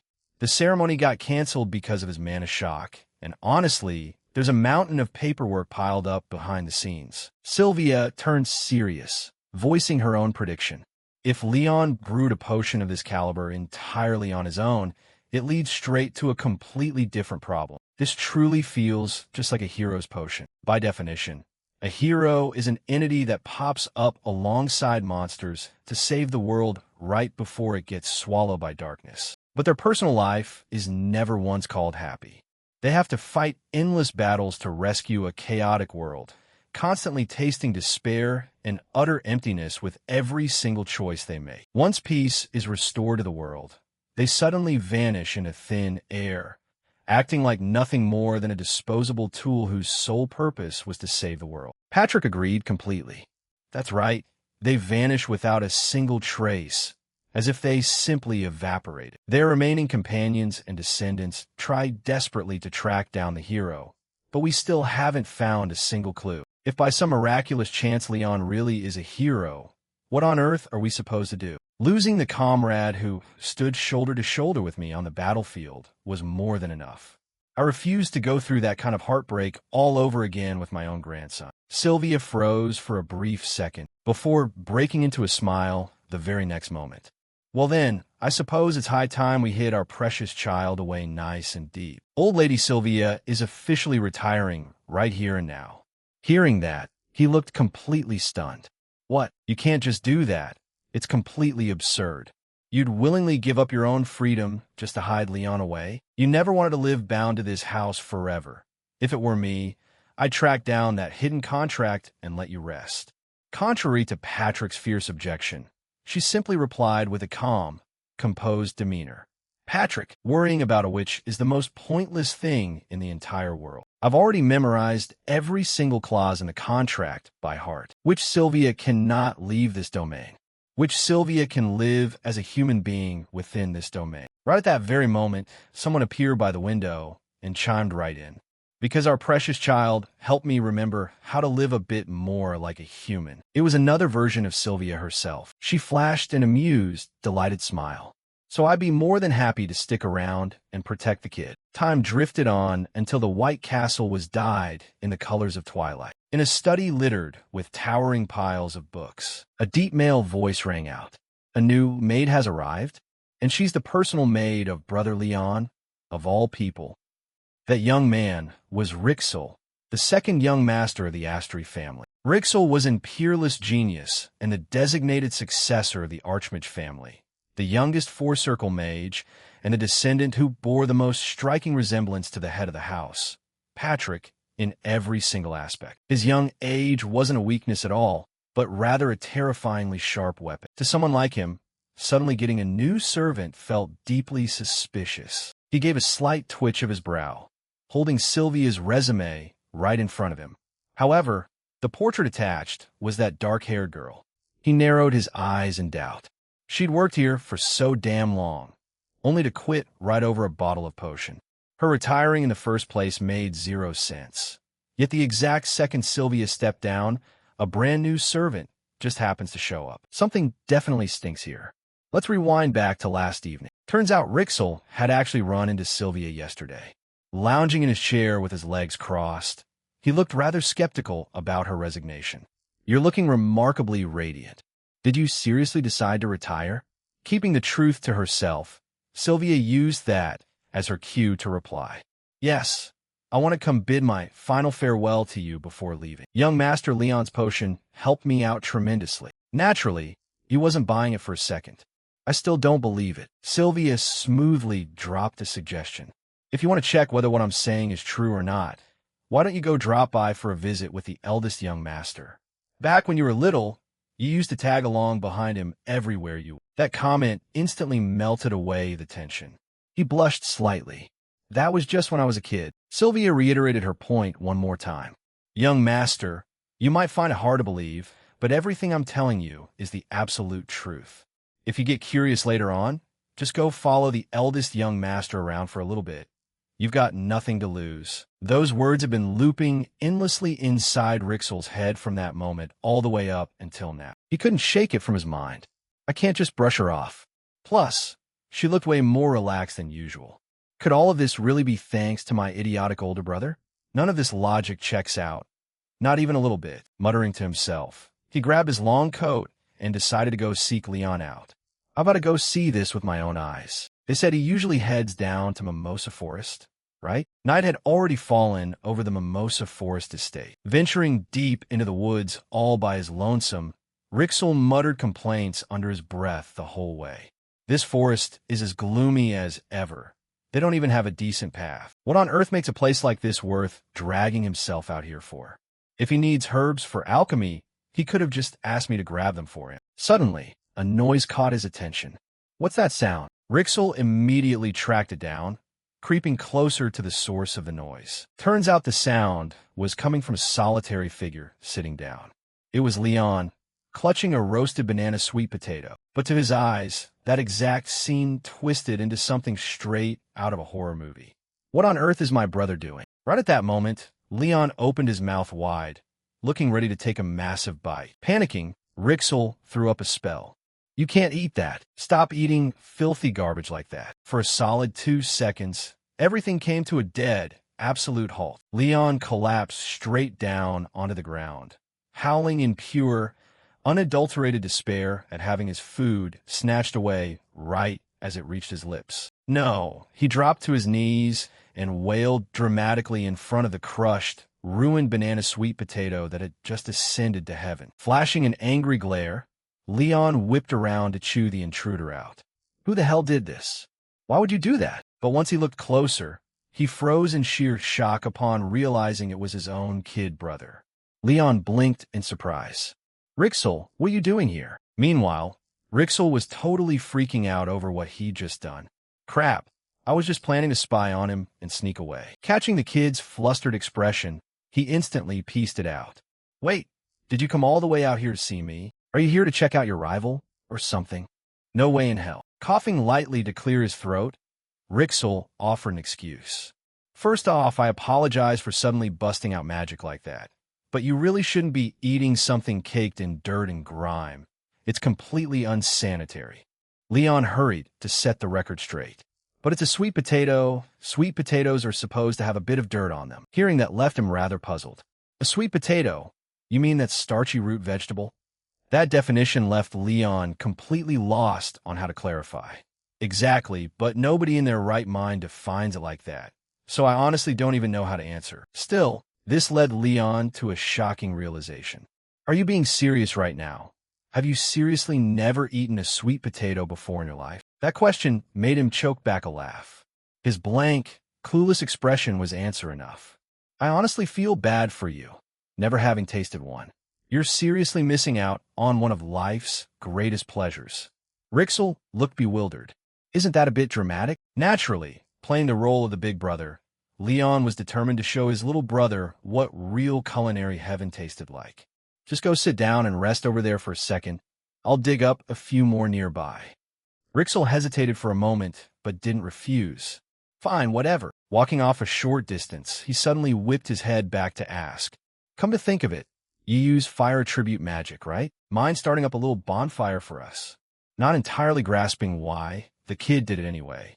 That's not hard at all. And by the time he came back from digging up the potatoes, the fire was already crackling away. Leon returned, carrying an armful loaded with sweet potatoes. All set. The kid gave a quiet nod. Yeah, he walked right over and tossed the whole pile straight into the flames. Now we just gotta wait for him to bake through. Won't they burn if we just leave them like this? Don't worry, the outer skin is super thick, so the inside will bake to absolute perfection. All right then. The air suddenly fell quiet. The two of them sat facing each other in total silence. Rixel's eyes were glued straight to the roasting sweet potatoes, looking like he'd completely forgotten why he even came here in the first place. Meanwhile, Leon was sneaking glances at his brother's brooding face. That's when he decided to speak up. Sometimes doing something totally out of the ordinary helps clear your head a bit. Pushing forward is great and all, but taking a break is just as important. Rixel echoed softly. I think I get it. Right on cue. Leon noticed the potatoes were done. Smells amazing. Looks like they're ready. Let's eat. Rixel picked up a potato, staring at it like it was some kind of alien life form. Even so, he cautiously took a bite, and the rich sweetness instantly won him over. Rixel couldn't help blurting out, "This is genuinely good." Seeing his little brother digging in with a happy face, Leon felt a wave of relief. Right? They're called banana sweet potatoes. The estate was usually pretty warm with no real winter to speak of, but the weather could still get chilly every now and then. This particular forest was extra dark and breezy, making the air feel quite biting. Weather like this always reminded him of a certain treat. When it gets as cold outside, what do you crave most?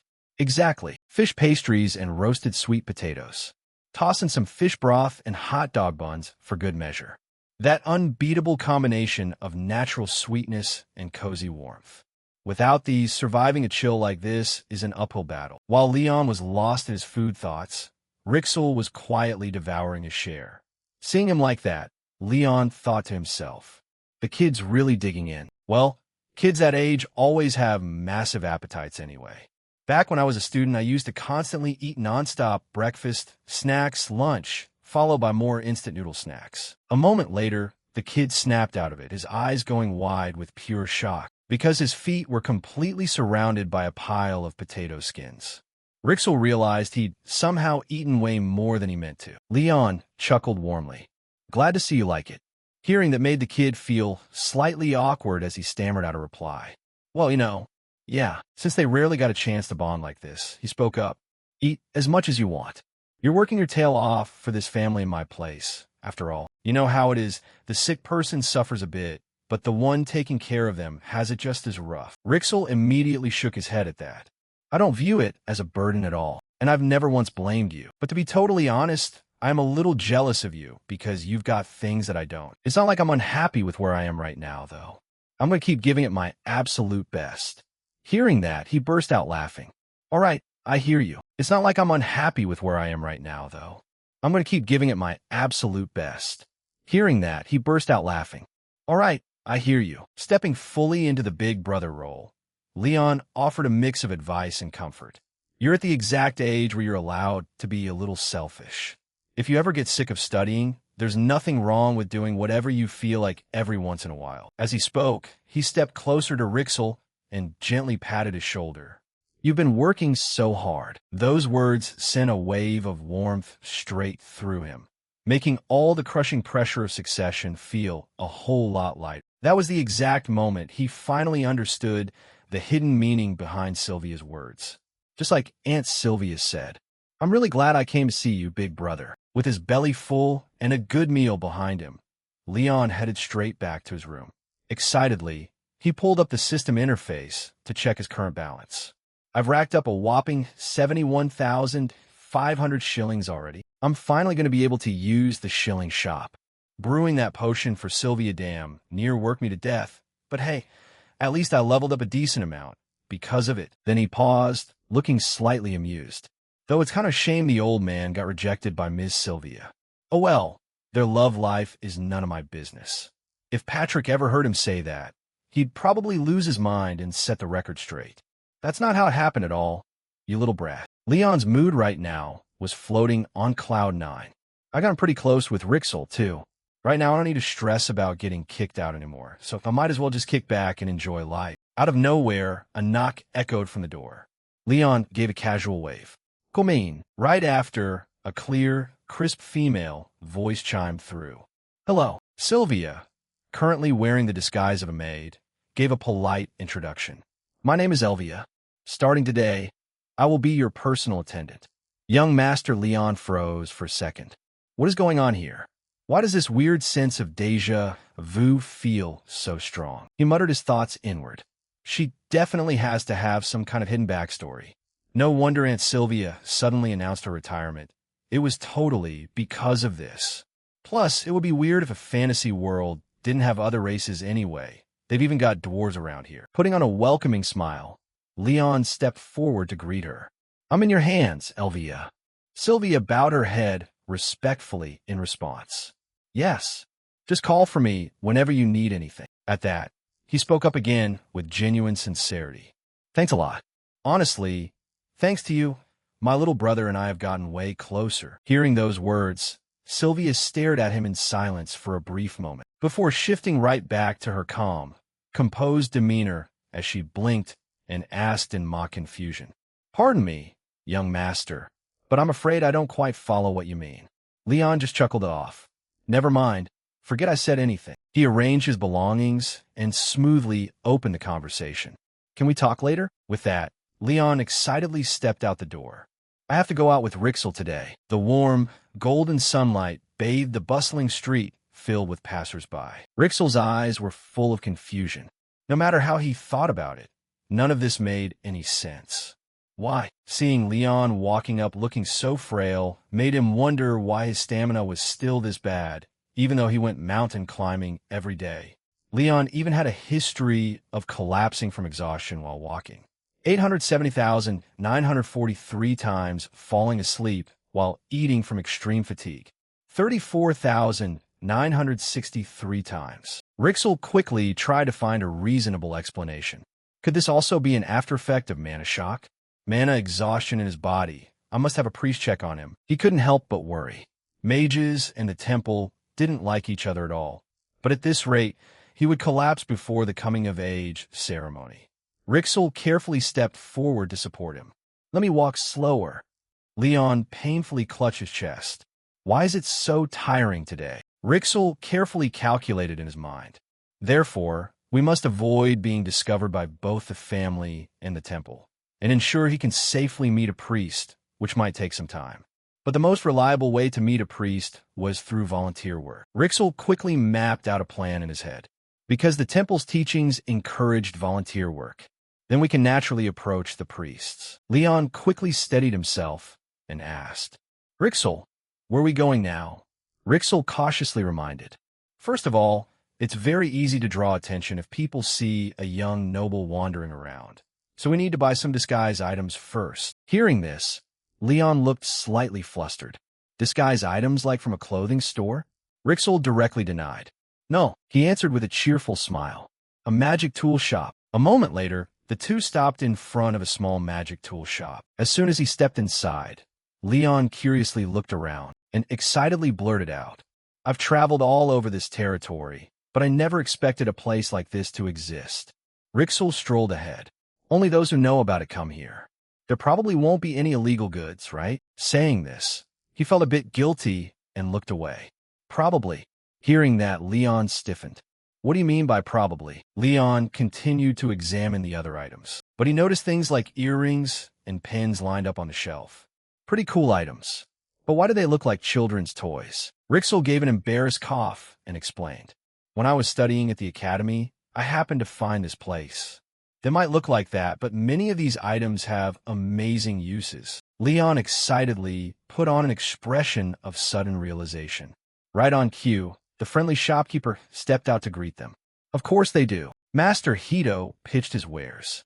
My shop has everything except hair growth tonic, nasal sprays, and my automatic hair washing magic tools, which are selling like crazy. Rixel cut straight to the point. We're looking to buy some disguise items.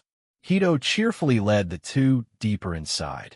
Disguise items, of course we have them. They're right over there. Follow me. Immediately after, he pointed at a neat stack of shiny magic tools. All of these are disguise items, from thin party bracelets to height-increasing insoles. Hito enthusiastically introduced. The budget items that slightly change your appearance are on this side. Then he pulled open another curtain. The high-end items that can even change your hair color are on this side. The items here are very effective, but the price is much steeper too. Rixel and Leon's eyes quickly landed on a shiny item. This was the ultimate disguise magic tool, capable of changing someone from head to toe, guaranteed to make even your own parents fail to recognize you after use. The two brothers exchanged a subtle glance, seemingly sharing the exact same thought. Right after that, the door closed to the sound of the store owner's cheerful farewell. Come again next time. Rixel carefully asked, Is it really that effective? Leon smiled eagerly and replied, This place is fun. I'll come back later to check it out properly. Saying that, he looked down at the heavy bag in his hand. Must be because we bought expensive items that they threw in some freebies. Rixel calmly speculated. Nothing special. They aren't known for liking to give gifts anyway. Leon glanced down and suddenly spotted something else. This was an item repair kit that allowed you to fix gear below master grade. Leon was secretly amazed. They gave us this as a freebie, and it's even more valuable than a hairpin. Must be because it's too old. Huh? Noticing his reaction, Rixel spoke calmly. I don't use these kinds of things. You take them all. Leon asked in disbelief, finding it hard to accept. Good stuff like this? Really? Rixel nodded in confirmation. It's fine. Leon excitedly handed him a hairpin. Awesome. Let's go put on our disguises first. Rixel cautiously looked around. This alley looks pretty quiet. Let's go in there. Right after that, their golden hair quickly changed color, and their eyes turned into a turquoise shade. Leon looked at his own appearance and immediately marveled. Incredible. This disguise is perfect. Rixel casually walked back outside. With this, we can walk around without a single worry. Let's go now. Leon excitedly replied. Let's go. A moment later, Leon's voice echoed amidst the sound of rushing water. Rixel, you said we were going to do volunteer work. Why are we at a flour mill? He looked at the scenery in front of him with a blank expression. We are going to volunteer work, right? Rixel calmly explained. That's right, flour is on the donation list, so we have to stop by and check on it. Stepping inside, he continued. And funnily enough, this mill also bakes bread to sell. I heard the bread made from freshly milled flour here is special. Leon was enlightened. Oh, I thought mills only ground grain or pressed oil. Deep down, Rixel was feeling a bit guilty. Of course, I had another reason for coming here. A man named Nicholas immediately stepped out to welcome them. Welcome, customers. I've been waiting for you. Rixel had planned it all along. The reason was to meet this man. He was one of the few devout believers in the Astri territory. He was well known as a generous donor with wide connections. If I build a relationship with him, I'll naturally be able to gain access to the temple. And who knows, I might even get a chance to meet a priest. Then Rixel quickly inquired, "Is the order ready, sir?" Nicholas replied cheerfully, "Of course it is." He excitedly turned around and pointed at the sacks inside. "It's been a long time since I milled wheat of this high quality. I'm so happy I could die. The wheat doesn't have a single pest in it." But mentioning that, Nicholas grew curious. "Why do you guys need so much flour?" Rixel explained the situation. "I once saw some starving children and felt so bad for them that I decided to make a small donation." Hearing that, Nicholas grew even more excited. "Wonderful decision. Have you decided where to donate yet?" Rixel conveniently asked for his opinion. "I'm still thinking about it. Do you have any suggestions?" Nicholas stroked his chin in thought. Rixel anxiously prayed in his heart. "Please say the temple. Please say the temple." Right after that, Nicholas offered, "If so, would you be interested in donating to the orphanage managed by the temple?" Rixel's heart was overflowing with excitement. Perfect.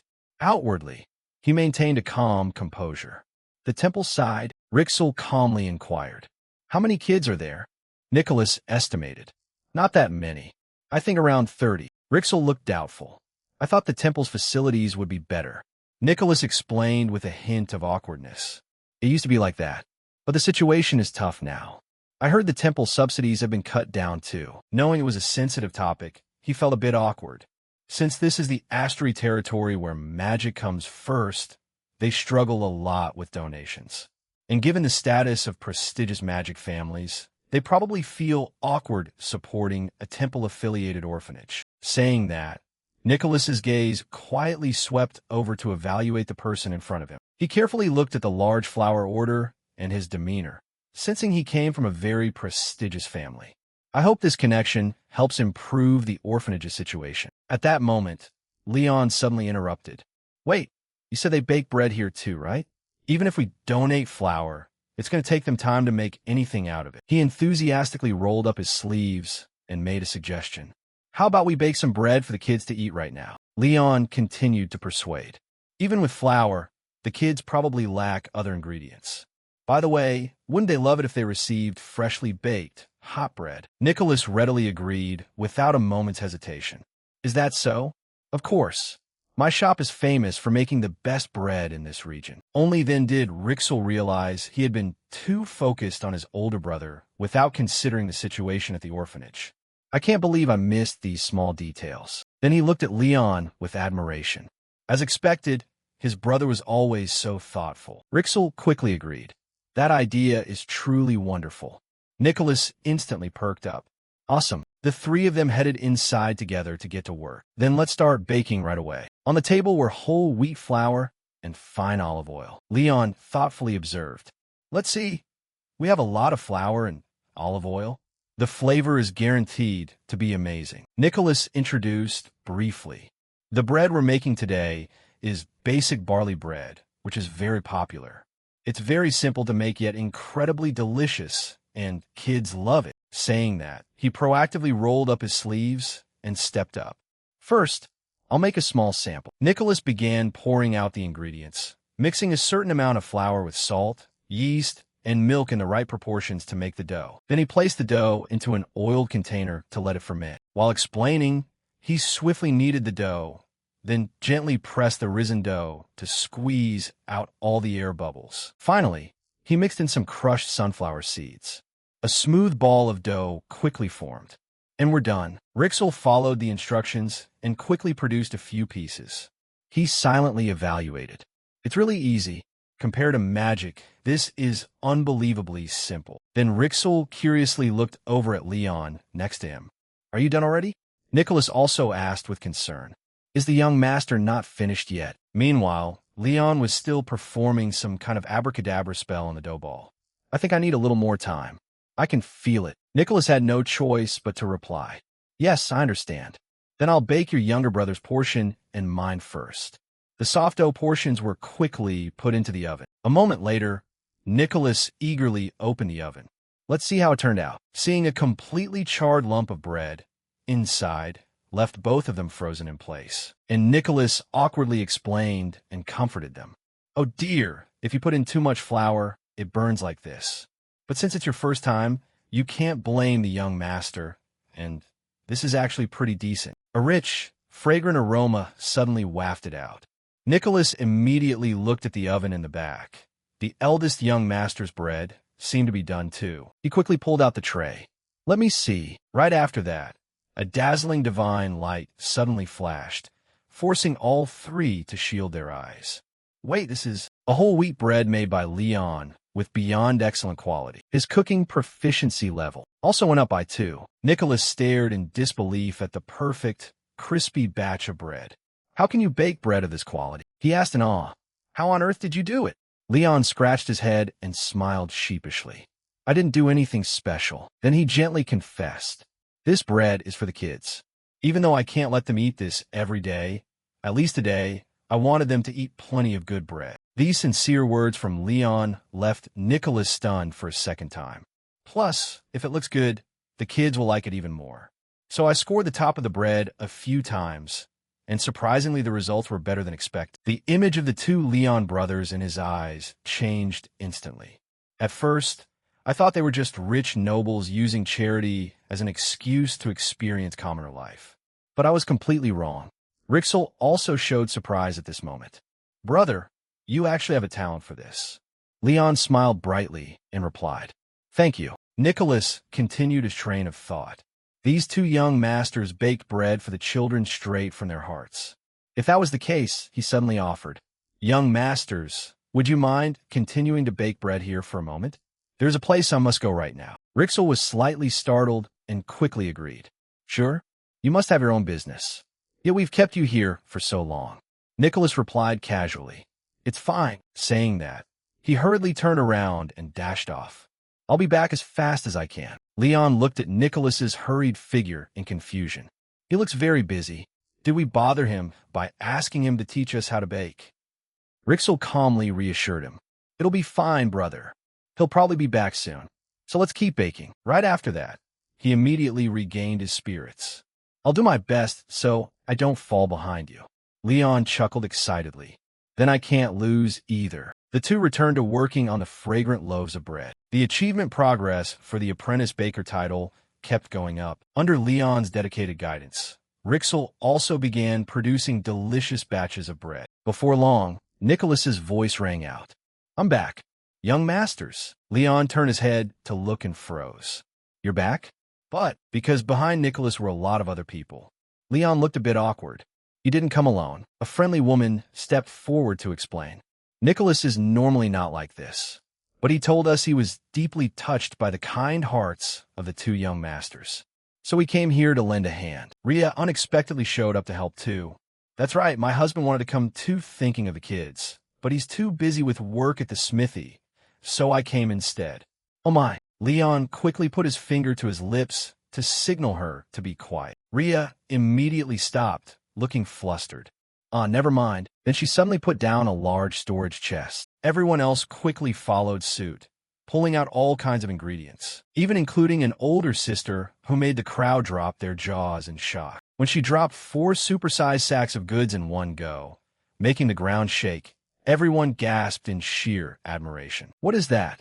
Look at her biceps. That's every farmer's dream. Excuse me, ma'am. Rumors say she once wrestled a bear barehand. Witnessing this scene, Rixel was full of excitement. I never expected them to donate so many daily necessities. Things are going so smoothly, brother. Leon also deeply appreciated it. That's right. The people in our territory are so kind-hearted. Seeing the radiant smiles on everyone's faces, Rixel reflected internally. Is this the result of putting your whole heart into the smallest things? I only thought about approaching Nicholas to meet the priest. Looking back, I feel so ashamed. Thinking about it, he smiled as he looked at Leon, telling himself, as long as his older brother recovers his health. Rixel confidently affirmed that he would definitely accomplish great things. A few hours later, at the temple orphanage in the Astri territory, the donated goods were delivered very quickly. Thank you truly very much. The director was moved to tears. I don't know how to repay the kindness of these noble young masters. Leon replied casually. Please don't be formal. We're very glad we could help. Curious kids ran up. What is this? It smells so good. Oh, children, The director hurriedly and awkwardly scolded. You need to greet them first. Soon enough, the small courtyard was filled with the children's laughter. Look, there's so many things. Let me see too. There are even clothes. How pretty. The director gently offered.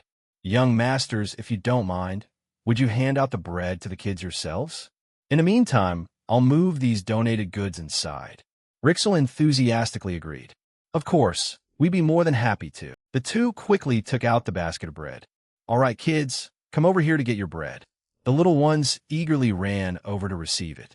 Looks delicious, thank you. At that moment, Leon's gaze was suddenly drawn to a small corner on the side. Under the cool shade of a tree stood a young boy all by himself. Noticing Leon's gaze, the boy immediately turned around and ran off. Leon curiously asked, Director, who was that kid who just ran away?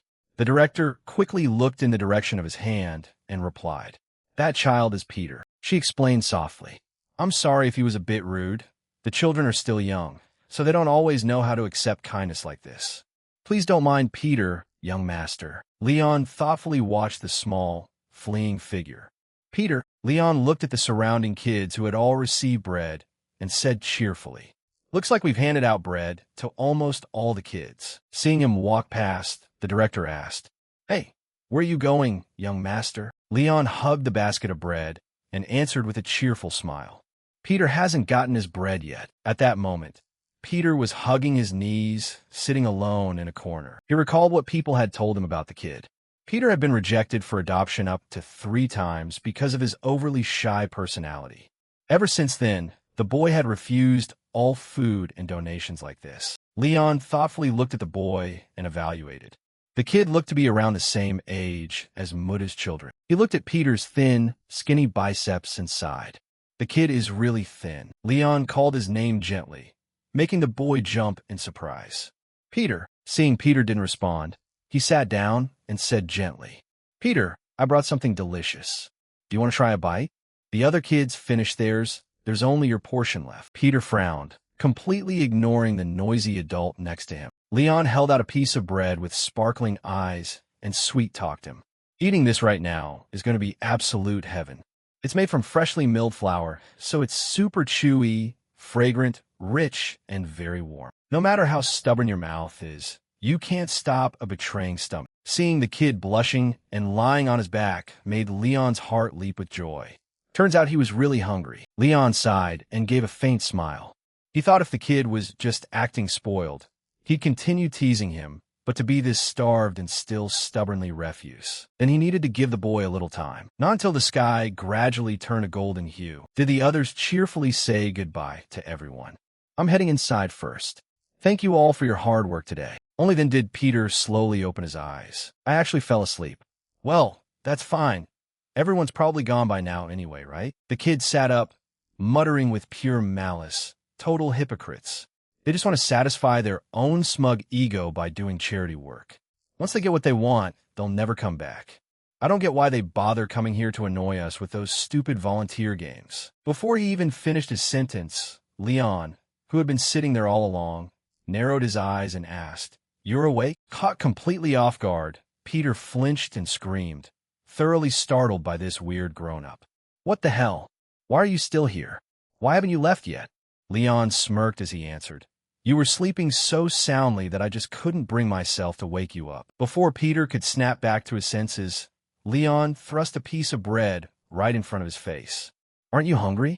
I sure am, so want to have some. Peter knitted his brows stubbornly and turned his face away. Suit yourself, Leon said as he pulled the bread back. All right then, if that's the case. The second he finished speaking, he ripped the bread right in half. Right before Peter's horrified eyes, Leon decisively popped one half into his mouth and ate it. What on earth do you think you're doing? Leon acted like he was doing it reluctantly. Eating bread, what else? You said you didn't want it. It'd be a total waste to throw it away, so I guess I have to take care of it. Saying that, he opened his mouth to take another bite, leaving Peter opening his mouth in utter confusion.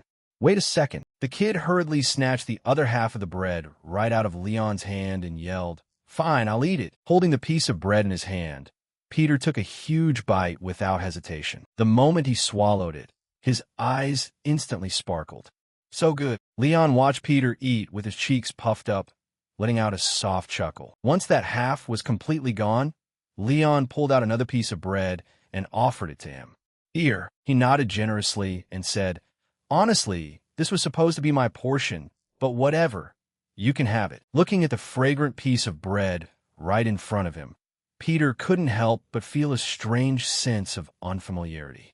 How weird. There clearly aren't any special ingredients in it. It's just a regular old piece of bread. Peter stood there completely frozen, feeling deeply bewildered. So why does it taste so good? The kid pursed his lips, feeling deeply wronged.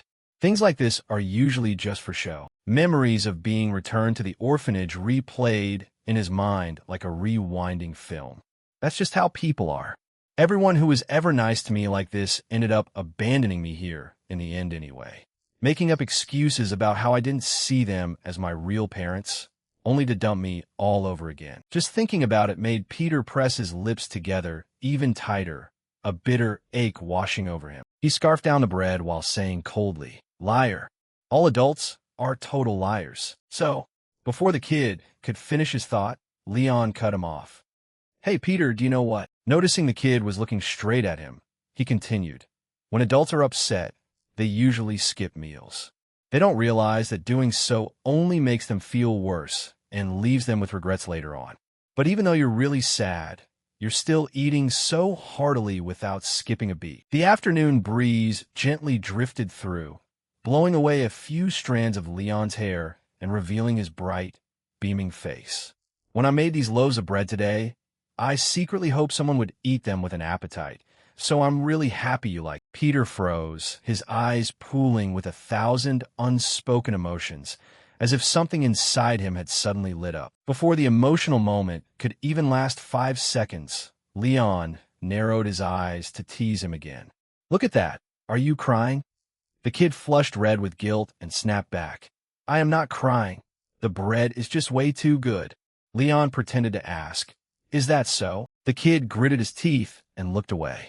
"Yeah." Peter hesitated for a single split second, then shyly muttered, "Thank you." Hearing those words, Leon gave a soft, gentle smile. He held out his pinky finger right in front of Peter and made an offer. "I'll bake even more for you next time. Come on, let's make a pinky promise." Peter just stared blankly, stammering, "Promise?" Leon added, "Let me tell you something. This young master right here has never broken a promise in his life." His eyes radiated absolute reliability. "So remember that, okay?" Looking into those eyes, the kid could only stare back in a complete daze. Peter's finger finally lifted up. "Next time, I'm gonna eat 2 of them." Hearing that, Leon playfully patted his head and said, "Why only 2? You can go ahead and eat 3. Judging by your appetite today, I'll probably have to bake a whole ton of bread next time." Peter grumbled under his breath. "What the?" Watching this scene play out from a distance, the orphanage director couldn't help but gasp in shock. "Oh my!" Seeing Peter's glowing face, she marveled in her heart. "It's been so long since I last saw that child smile like that. If only we had expressed such genuine sincerity back then, these kids would have opened their hearts to us a long time ago." From afar, the director heard Leon say cheerfully, "Now then, let me take you over to where the other kids are." Peter also narrowed his eyes happily and replied, "Okay." Seeing that warm silhouette brought a slight pang of bittersweet emotion to the director's heart. "I feel so ashamed for neglecting these poor children for so long under the excuse of being too busy. Someone as genuine as him truly deserves God's blessings." A little while later, the director politely bade farewell to the remaining guests. "Please come visit us again next time. Thank you, everyone. Of course. See you all next time. Excuse me, young masters, if it's not too much trouble." Just as Leon and Rixel were getting ready to leave, she suddenly called out to stop them. "Could you two stay at the orphanage for just a bit longer?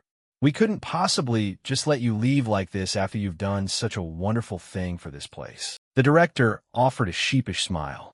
"I just checked, and it turns out someone from the sanctuary is coming today to pray for the children." So, meeting their surprised gazes, she continued, "Would you two mind accepting a blessing prayer from the priest before heading out?" Rixel politely placed his hand over his chest, though inwardly he was leaping for joy. It worked.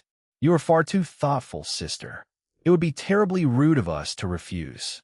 We would be honored to receive it. The director extended her hand to lead the way. Right this way, then, if you please. The heavy clatter of horse hooves rang out in rapid succession.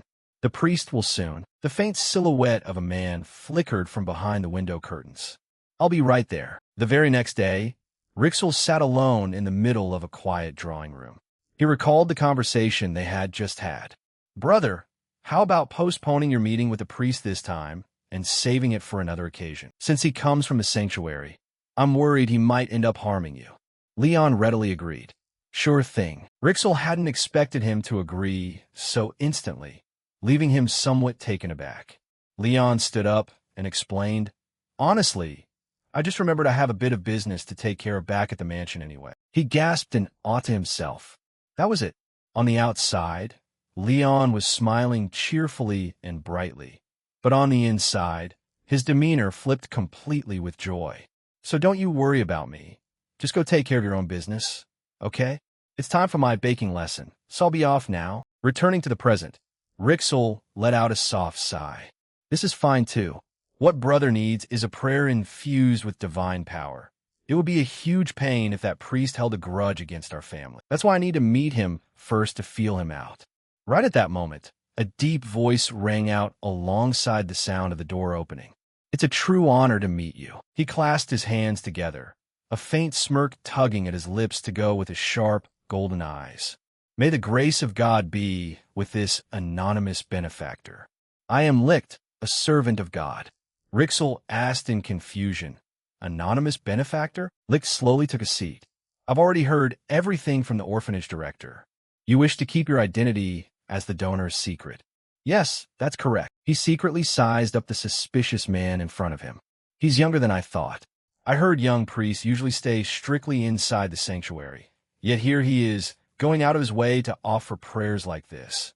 He's definitely no ordinary figure. Licht expressed his gratitude in an extremely polite manner. Thanks to your noble gesture, the sanctuary has received immense help.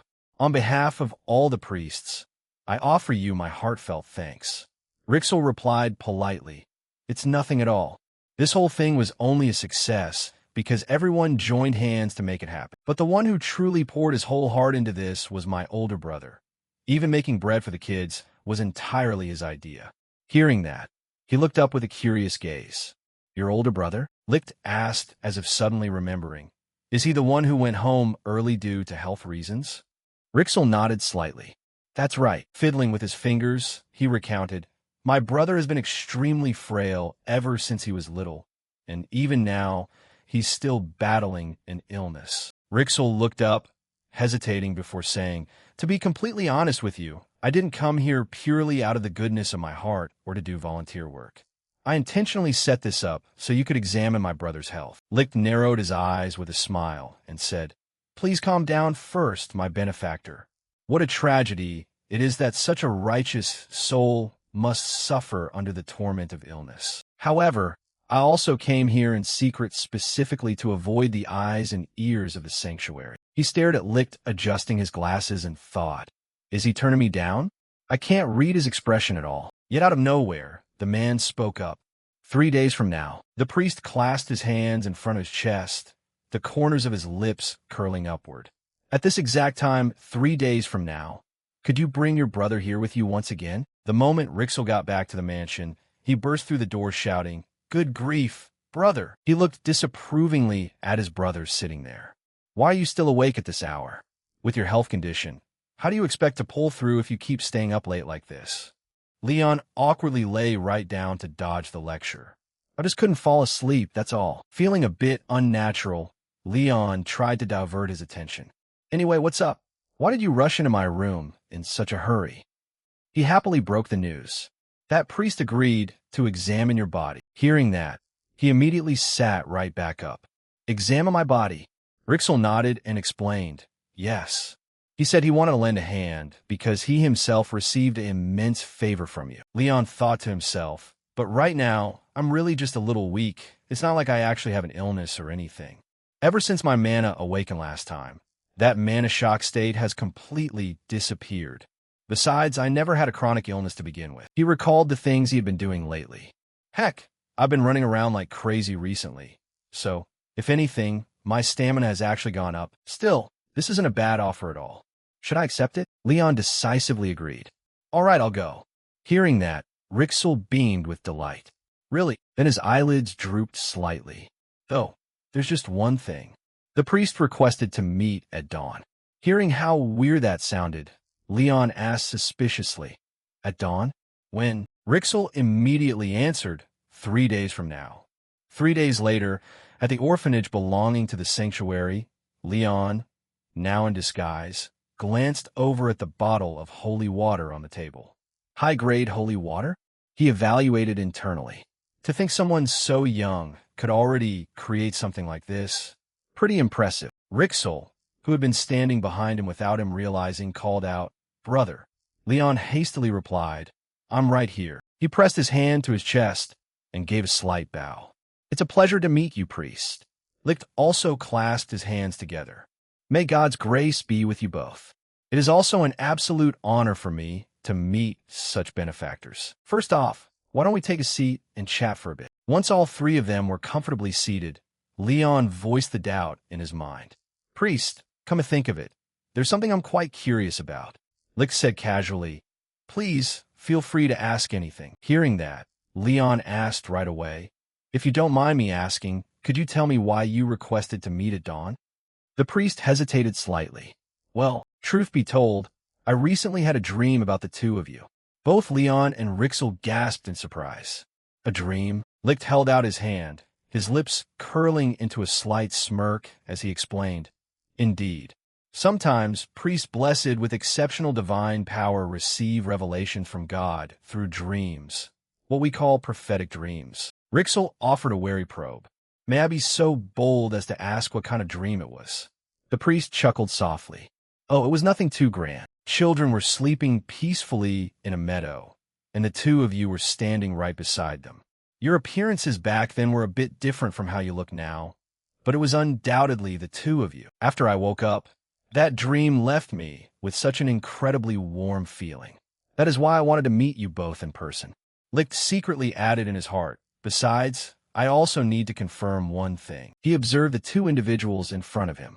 I want to see what kind of people the ones in my dream actually are. Licht quietly cast his sharp gaze toward Rixel. First, the younger brother is a mage. He speaks quite politely and elegantly, and he looks very young. So young that he has to wear a disguise like this. He must belong to a high-ranking noble family. Considering this region, there's a high chance he's from the Astri family. Is his real goal actually to cure his brother's illness? It'll be a massive headache if mages are trying to steal information from the sanctuary. I'll know for sure right after I examine the older brother. Licht spoke up and asked Rixel, Now then, as we agreed, may I begin the treatment? He gave a subtle nod and stood up. Yes, I'll step outside for a moment. I'm counting on you. Once Rixel had walked out of the room, Licht walked right up to Leon.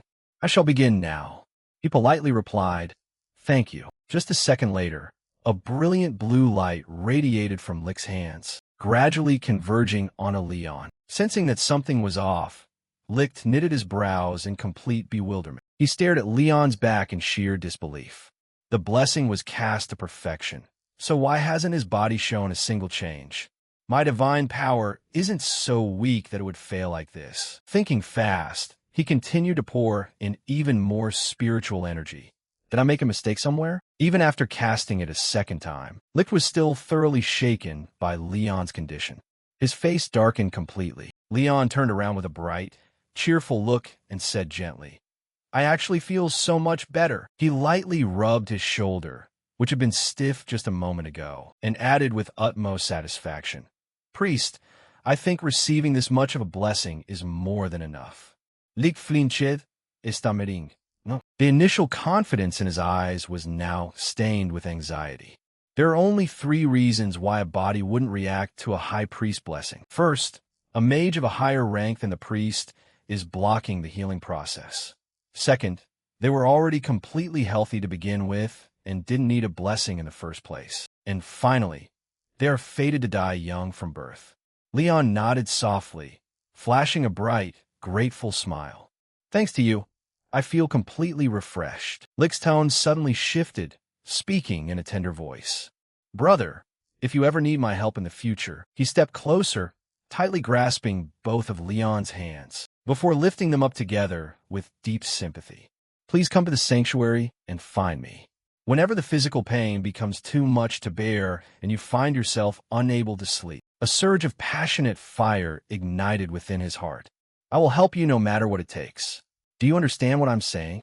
Leon, still completely clueless about what was going on, could only utter a sure. He opened the door, not forgetting to say a few words of farewell. Thank you so much for your kindness, priest. Think nothing of it. Well then, I hope we meet again. Watching Leon's figure gradually fade into the distance, Licht wiped the smile right off his face. He watched devoutly, offering a prayer. May God's grace walk alongside you for the rest of your days. Leon lightly scratched his head and muttered, Why do I keep getting this weird bad feeling? Scene cut to the Astri mansion. The carriage had successfully brought both brothers back home. Rixel said happily, Brother, I'm so glad to see you looking so much better. That early morning trip was totally worth it. Leon agreed. I think so too. He lightly rubbed his shoulder, thinking happily, since my body was already perfectly fine, I couldn't really feel the effects of divine power that clearly, but that really was an incredibly useful energy. A single spell should have been enough, yet he kept casting it over and over again. Thanks to that, my shoulder, which was completely stiff from staying up all night baking bread, is fully recovered now, and all the muscle soreness is totally gone. However, he looked at his younger brother with concern. Still, Rixel, you don't look so good yourself. Are you tired? The dark circles under your eyes are really deep. Rixel narrowed his eyes, smiling to reassure him. I am totally fine. He turned around, preparing to leave. I have to head out now. I have a mana training session this morning. Leon gasped, What? He let out a sigh and muttered, You pulled another all-nighter last night, didn't you? If you keep pushing yourself like this, your body is going to revolt sooner or later. From behind, Sylvia appeared and said, The heir's training schedule is always brutal, but he's been looking even busier than usual lately. Leon rubbed his chin thoughtfully. Right? I'm worried he's going to end up ruining his health. Sylvia stepped closer, speaking in her usual refined tone. If you're that worried, why don't you try talking to the head of the house? You'll have to meet him soon anyway to discuss your coming-of-age ceremony, so you can use that opportunity to bring this up.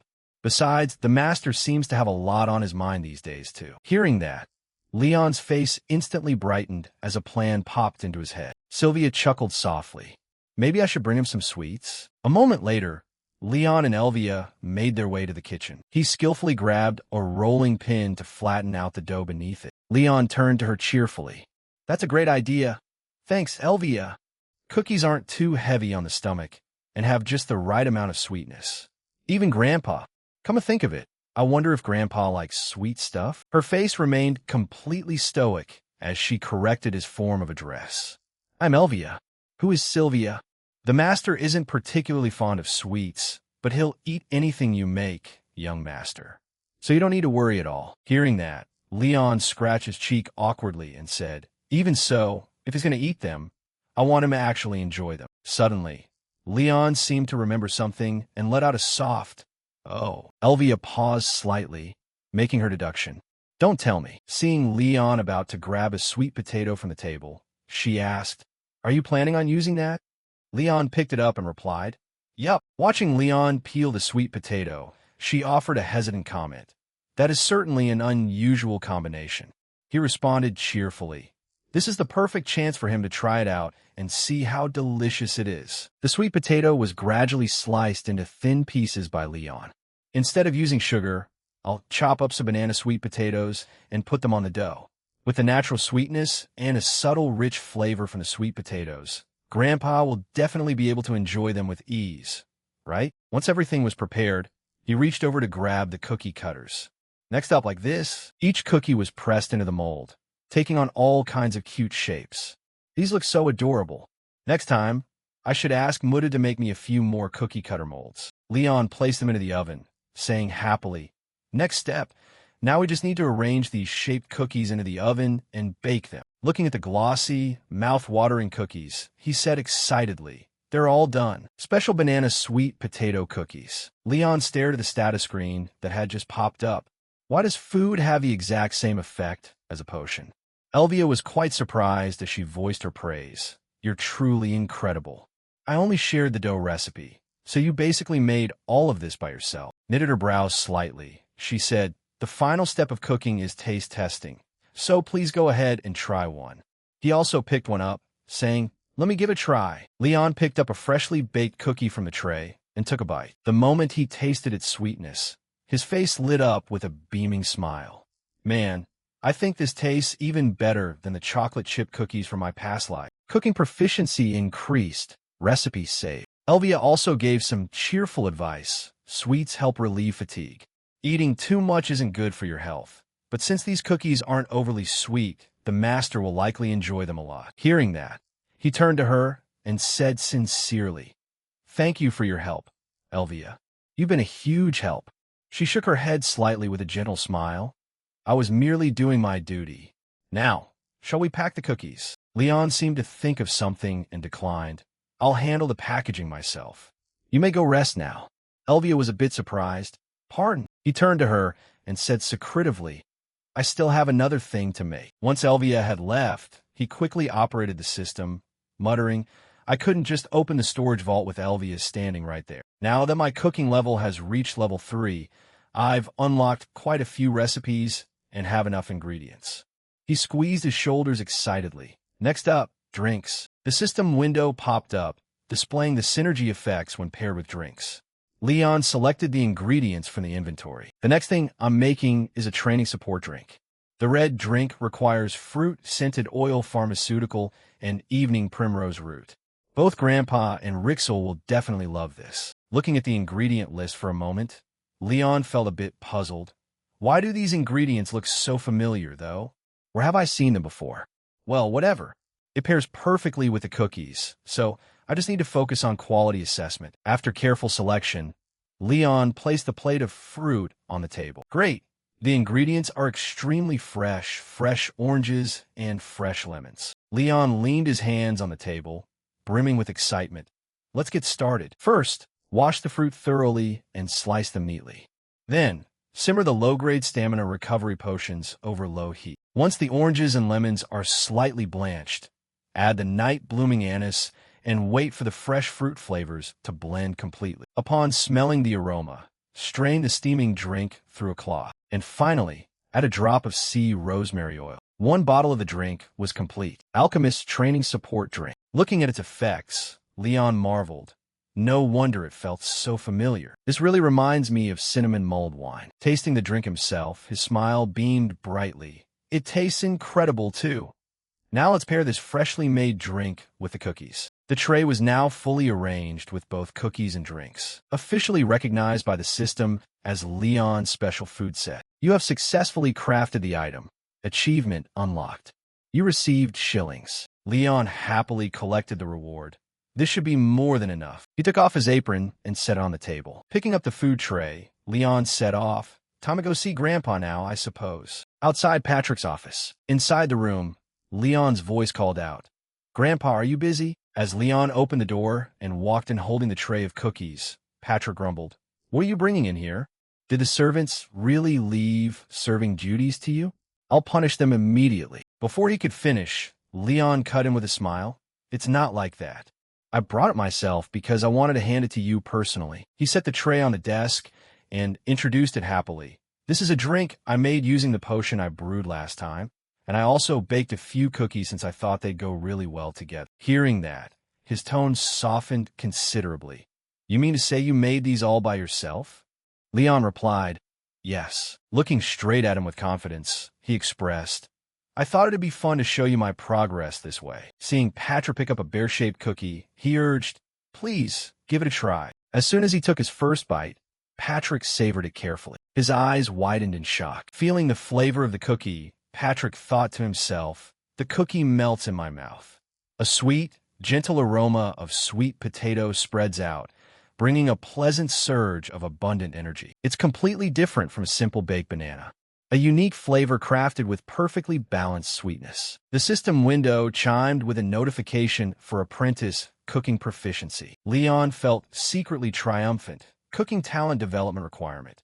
Someone must enjoy the dish to earn bonus EXP points. Looking at that massive EXP spike, he must really love them. What a relief. After finishing the treat, Patrick assumed a stern tone. All right, out with it. Leon froze for a second. Huh. Calmly resting his hands, he demanded, "You didn't come here just to give me this. Get straight to the point." Leon scratched his head slightly, saying shyly, "I really can't hide anything from you, can I?" He hesitated before bringing it up. "The thing is, I heard my coming-of-age ceremony will be held again soon. Can we let Rixel rest until then?" Hearing this, he asked in confusion, "Why is that?" Leon frowned slightly, adding with concern, "Everyone in the family will attend the ceremony, right? But Rixel's current schedule seems way too exhausting. Could you lighten his training intensity until the ceremony takes place? I want our whole family to be there with bright smiles." Patrick rested his chin on his hand, lost in thought. What, eh? On the outside, he maintained the solemn posture of a patriarch in deep thought, but internally, his heart swelled with immense pride for his grandson. What a thoughtful child. Whose grandson is this, growing up to be so well-mannered? Who raised such a wonderful boy? He observed the grandson before him, finding him more impressive the more he looked. I thought they'd fight over the sole head of house position. They could have easily clashed over leadership, and I was so worried because they seemed distant recently. Yet without me realizing it, they've built such a tight-knit brotherhood. I have yet another thing to be proud of." He had no reason to refuse. "Very well, I shall grant your request. I will tell him that he can train on his own until the ceremony." Leon cheerfully obeyed. "Thank you, Grandpa." Patrick suddenly probed further. "Is that really all, though? Do you have no other requests for your coming-of-age ceremony?" He blinked, a bit stunned. "Pardon?" Leon gave a bright, squinted smile. "Yes, I have no other requests." Patrick knitted his brows slightly, assessing him. "I wonder who this boy takes after.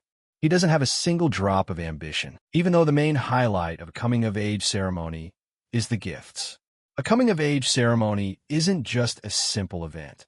If it's something the celebrant desires, they ought to have it. Even if it were a one-of-a-kind jewel in this world. That is the most elegant way to flaunt a family's wealth." He dazed out slightly in surprise, yet he says he doesn't need anything, which means, glaring with wide eyes and pursing his lips, he thought, he want me to figure out on my own and prepare something truly magnificent. Seeing that determined glint in his eyes, Leon broke into a subtle cold sweat. "Well then, I'll take my leave now." Patrick rested his chin on his hand, full of speculation as Leon's back faded away. He mused restlessly.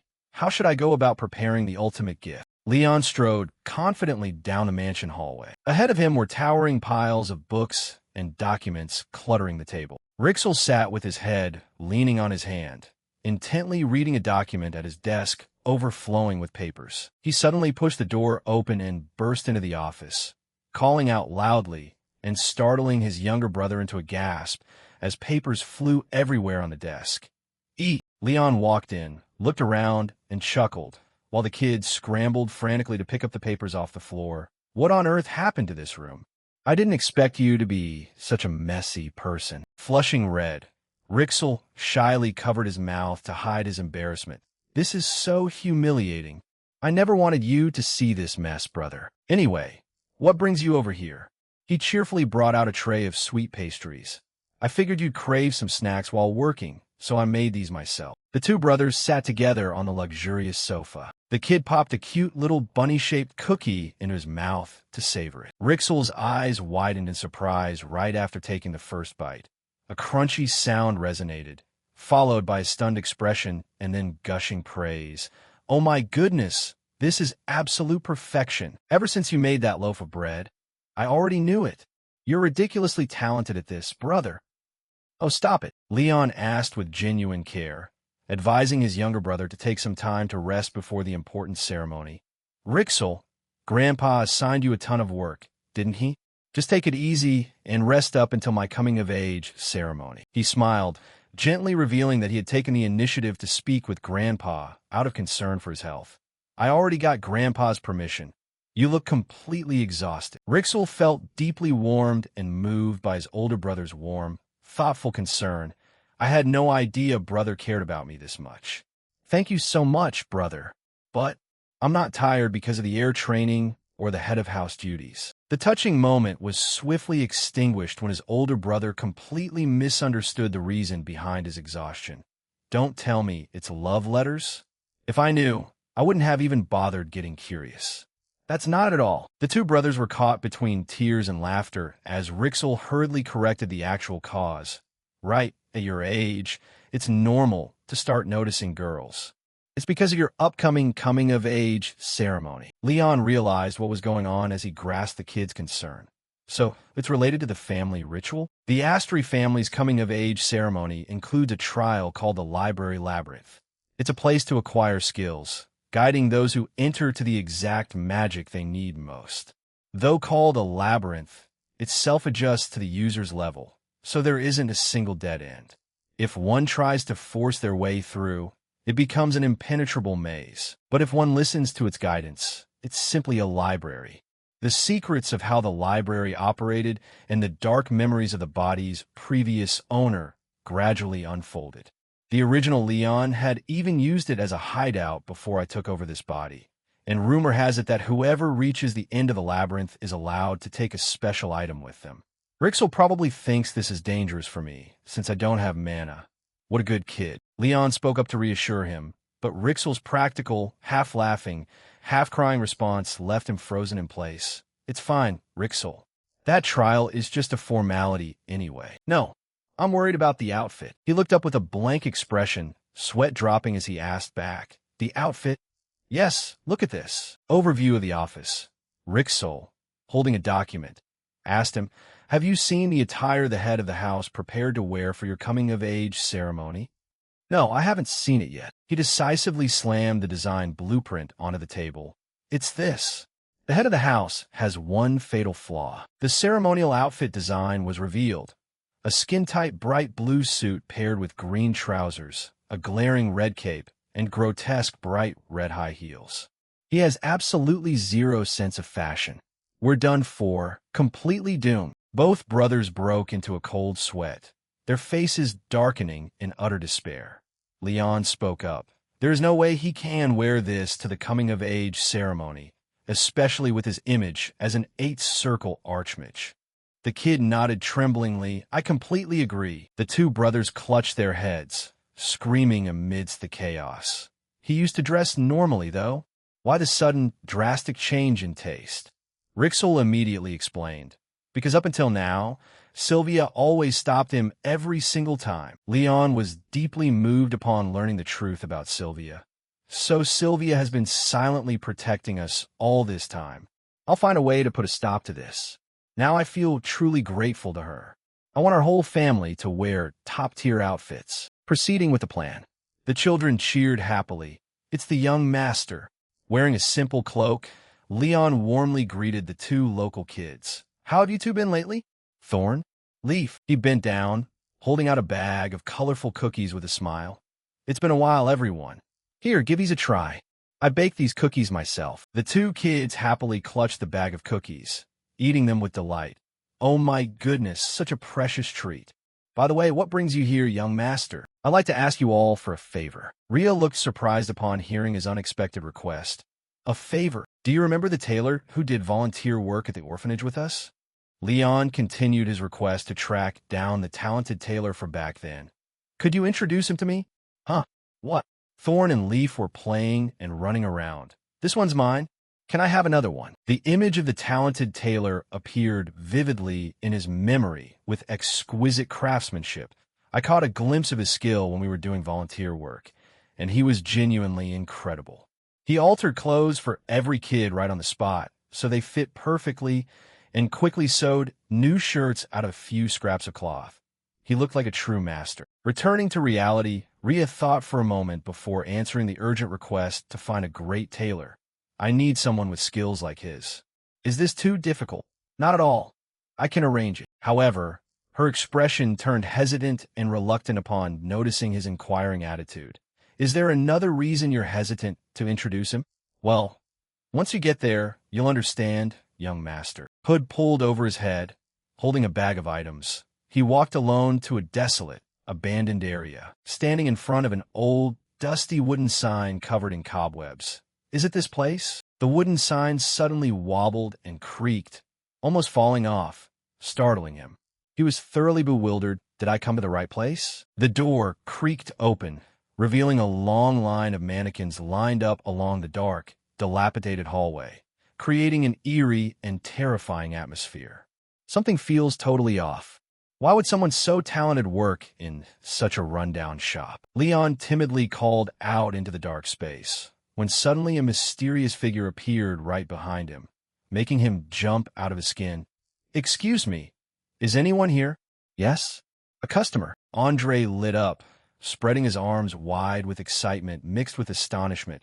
You're a customer. The tailor gasped in realization. Wait, aren't you the young master I met at the orphanage? Though your hair and eye colors are different now. Leon scratched his head and explained awkwardly. I'm really sorry for not being able to tell you the truth that day. I'm the eldest grandson of the Astery family, but due to a few reasons back then, I had to be in disguise. Andre chuckled, clasping his hands to express respect. Oh, that's no problem at all. It's completely understandable for a young noble to have his reasons. He asked in curiosity. Still, with someone of your status, why did you travel all the way to a place like this? He smiled faintly and replied, I'm looking for a talented tailor. Andre flinched, breaking into a cold sweat as he asked back, a talented tailor? Surely someone from the Astery family doesn't need to patronize a nobody like me. Cutting through the confusion, the tailor suddenly remembered his manners and hurriedly led the way. Instead of standing here, please come inside. Let's sit down and talk in detail. Right this way, please. He stepped inside, captivated by array after array of colorful fabric rolls, prestigious award alongside golden trophies proudly displayed on the shelves, admiring them with flushed cheeks in excitement. Isn't that the highest award from the Empire's most famous competition? I feel so ashamed to host someone of your stature in a run-down place like this, Andre said as he invited his guest. Please have a seat while I brew some tea. He replied happily. That's perfect timing.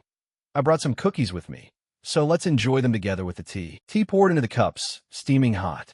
Andre spoke up apologetically. I'm so sorry.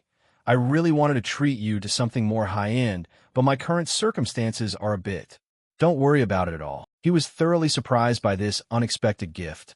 I baked these cookies myself. I hope you like them. The young master baked them himself? Andre gazed at the cute bear-shaped cookie with a sweetheart embedded in the middle, suddenly recalling an old story. Come to think of it, he did mention that the bread donated to the orphanage was also made by his own hands. Oh, that bread was surprisingly delicious. He decided to enjoy the sincere gift from the young master. I wonder how this cookie tastes? Thank you.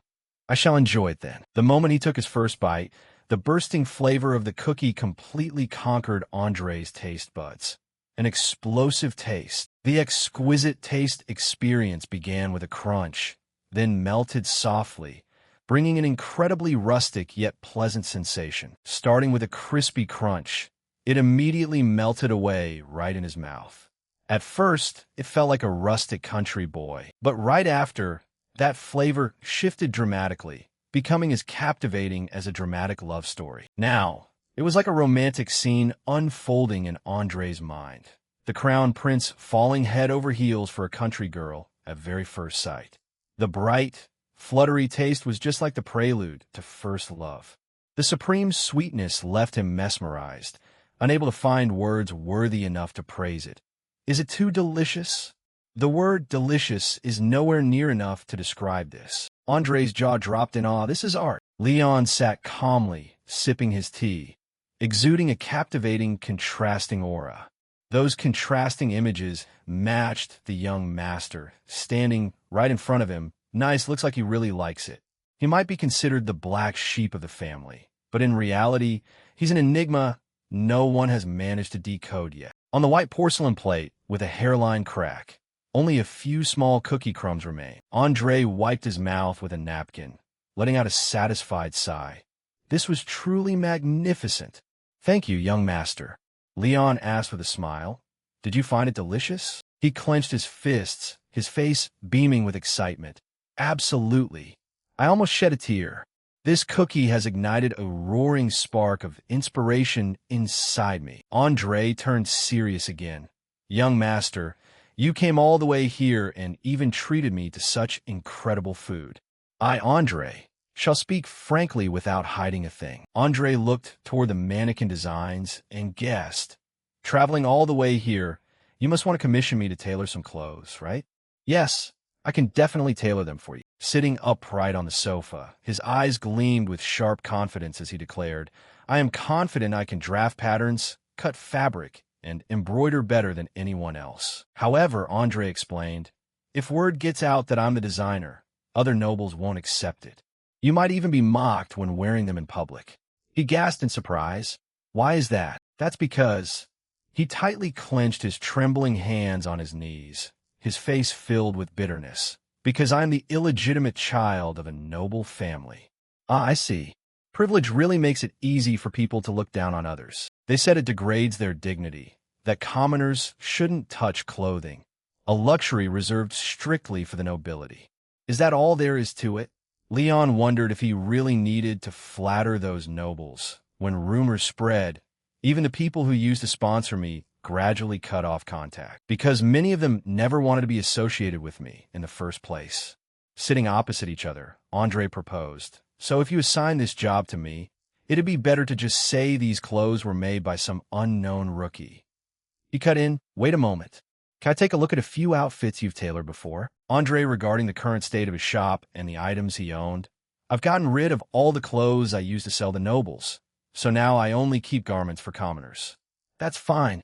I just want to see how good your skill is. Andre, if that's the case. He decisively pulled back the dust curtain, revealing the secret display space behind it to the young master's astonishment. Andre proudly introduced the heartfelt works he personally crafted for the local working-class people. These are the items I sell to the locals around here.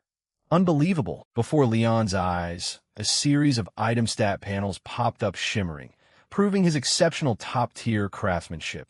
This really is top-quality apparel. Ready-made padded coat by a 2-star skilled tailor. Leon looked around the tailor's clothing shop. This really is my reality. He assessed the tailor's outstanding skill.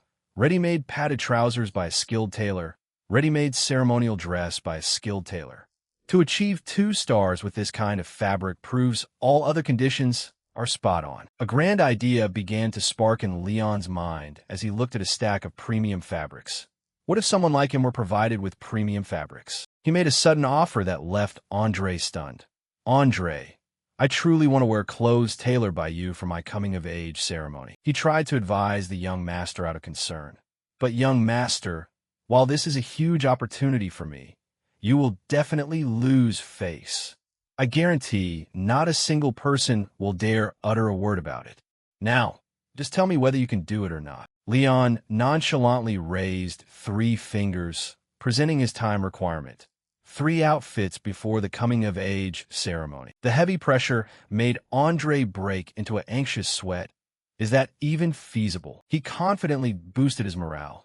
I'll take full responsibility, so just speak frankly. Are you ready to go all out? Leon clenched his fist as a burning desire to showcase his talents surged within him. To craft gorgeous clothes using fine fabrics. To unleash my talent to my heart's content without having to worry about anything else. There isn't a tailor on earth who could refuse such an enticing offer.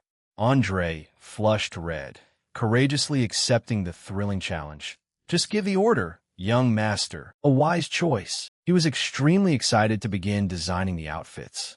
What kind of clothes would you like to make, sir? What details should I include here? Leon began making a set of tricky demands. I want them to look refined and neat, yet still maintain a baseline of elegance. Since the whole family will be wearing matching outfits, I want a sense of unity. However, each person should have their own unique touch, and they shouldn't look too old or too childish, meaning refined yet elegant, and matching yet distinct. Andre realized with absolute shock. Wait a moment. Does that mean the head of the house will also be wearing clothes tailored by me? Are you truly fine with this, sir? Yes. Is there a problem? He was anxious because he was originally despised by the nobility. As I mentioned before, I'm a tailor who is extremely hated by the nobility. What does that have to do with my family? Andre further explained the supreme status of the Astri family. Nothing. Who would dare utter a word against the Astri family? A family with a status equal to that of the royal family itself.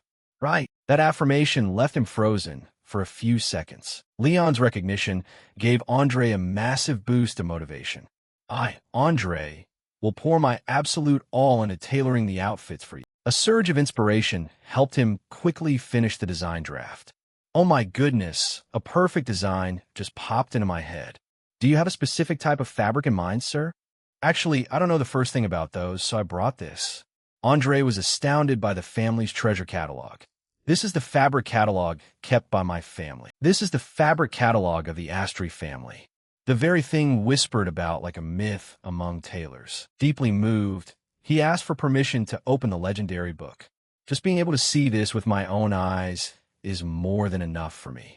May I open it? Of course. Take your time and look through it. The sound of pages turning. Andre couldn't help but be dazed upon seeing the shimmering pages. My goodness, this catalog contains the rarest fabrics on the continent. All top-tier textiles from across the land. Fairy hair. Famous because only a select few fairies can produce it. Legendary materials that seem to exist only in imagination. Fairy's breath. Crafted from the devotion of archmages. To think these fabrics actually exist in real life. Leon smiled, probing Andre for his satisfaction. So, did any material catch your eye? The problem is there isn't a single fabric I don't like. Young master. Suddenly, he froze in front of a mysterious page. Curious, Leon leaned in close when he saw Andre's expression. What is it? Is there something wrong with that fabric?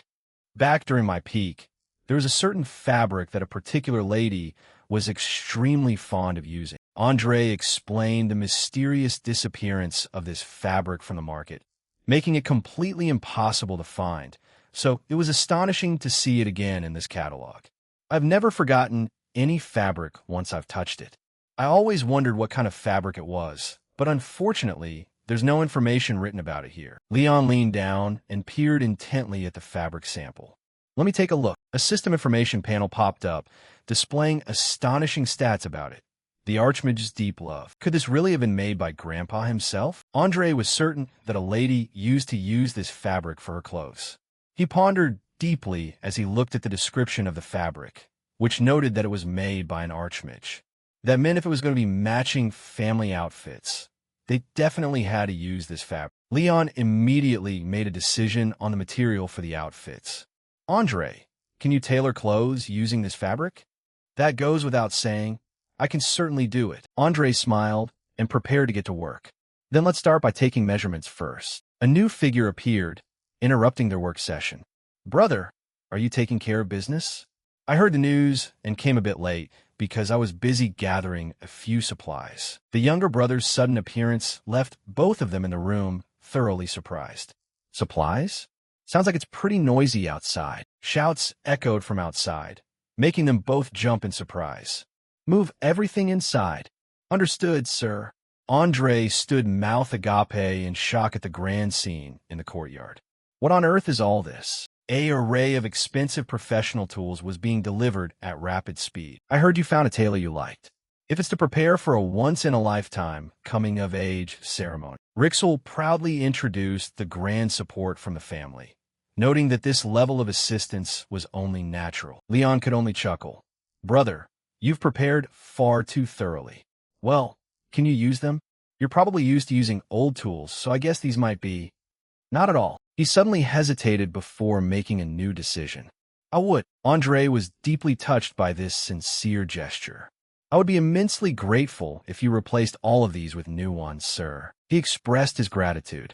Young master, thank you for waiting so patiently until I finished taking your measurements. Filled with passion, Andre promised to create a masterpiece.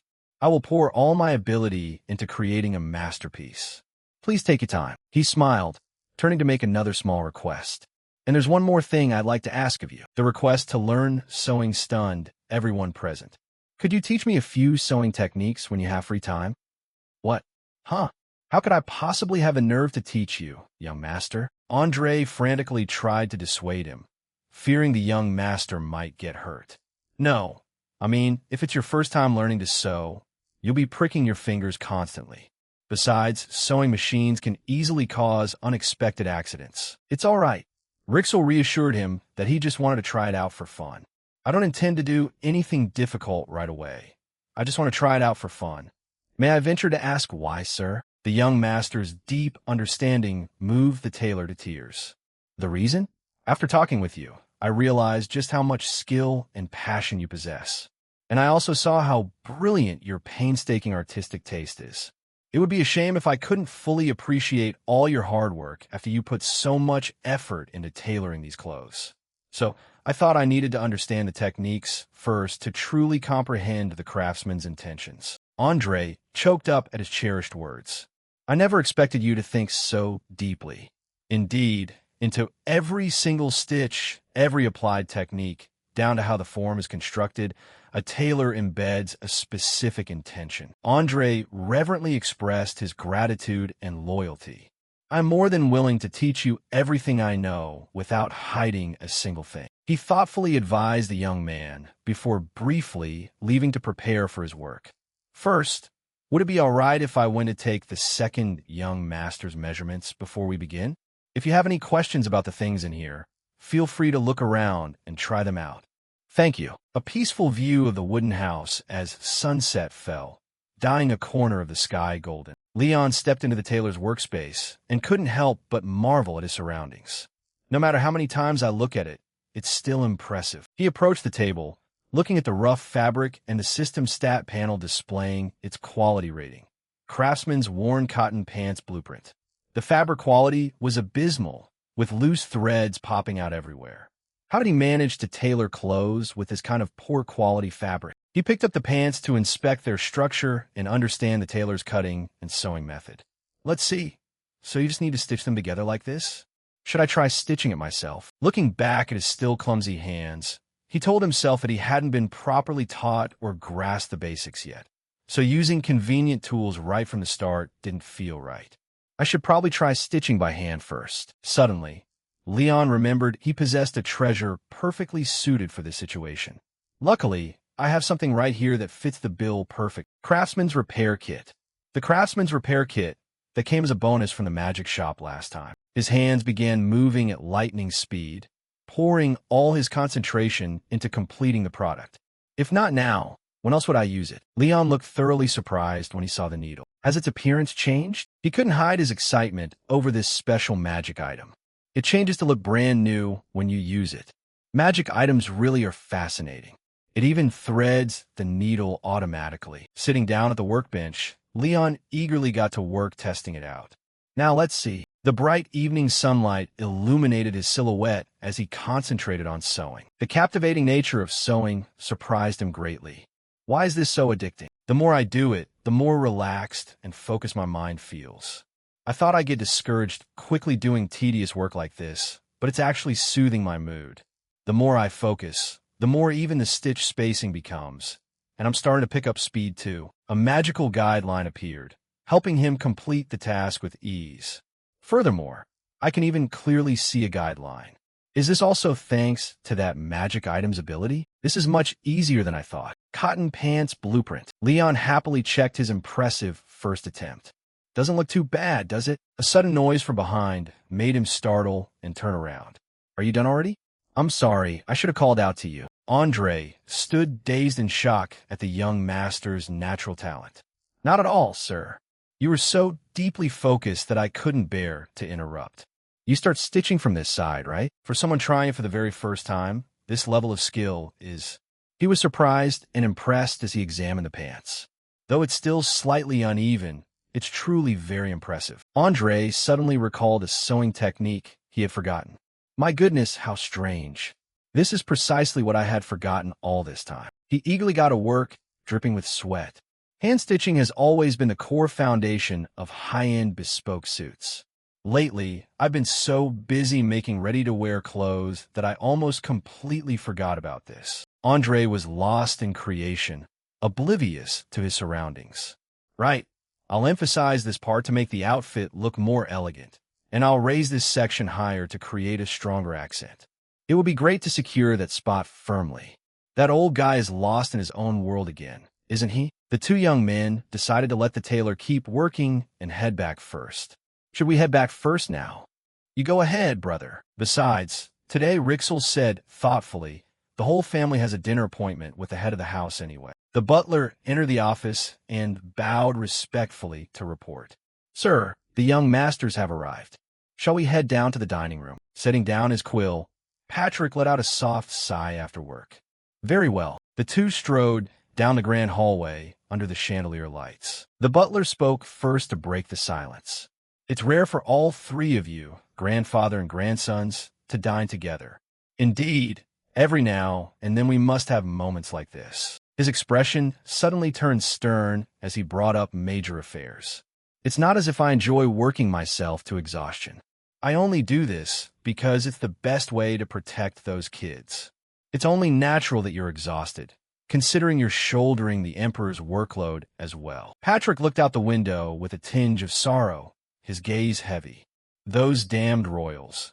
The war with the Demon Clan ended 50 years ago, yet they still drain every last drop of energy from this old man. The butler hurriedly reassured his master upon seeing his self-deprecation. How much longer do I have to live? I just want to spend my remaining time with my grandchildren. Please don't say such things, sir. An eighth circle mage has a lifespan as long as the elven race, doesn't he? Be that as it may. He walked on, reaffirming his ultimate responsibility. It's rare for the main branch of our family to gather together in full. As head of the house, I cannot be absent. You are absolutely right, sir. The doors to the grand dining room opened. The servants chanted in unison with deep respect. The head of the house has arrived. I don't know if it's because I'm getting old or because that flattering grandson of mine softened my heart. The two brothers looked up at the same time.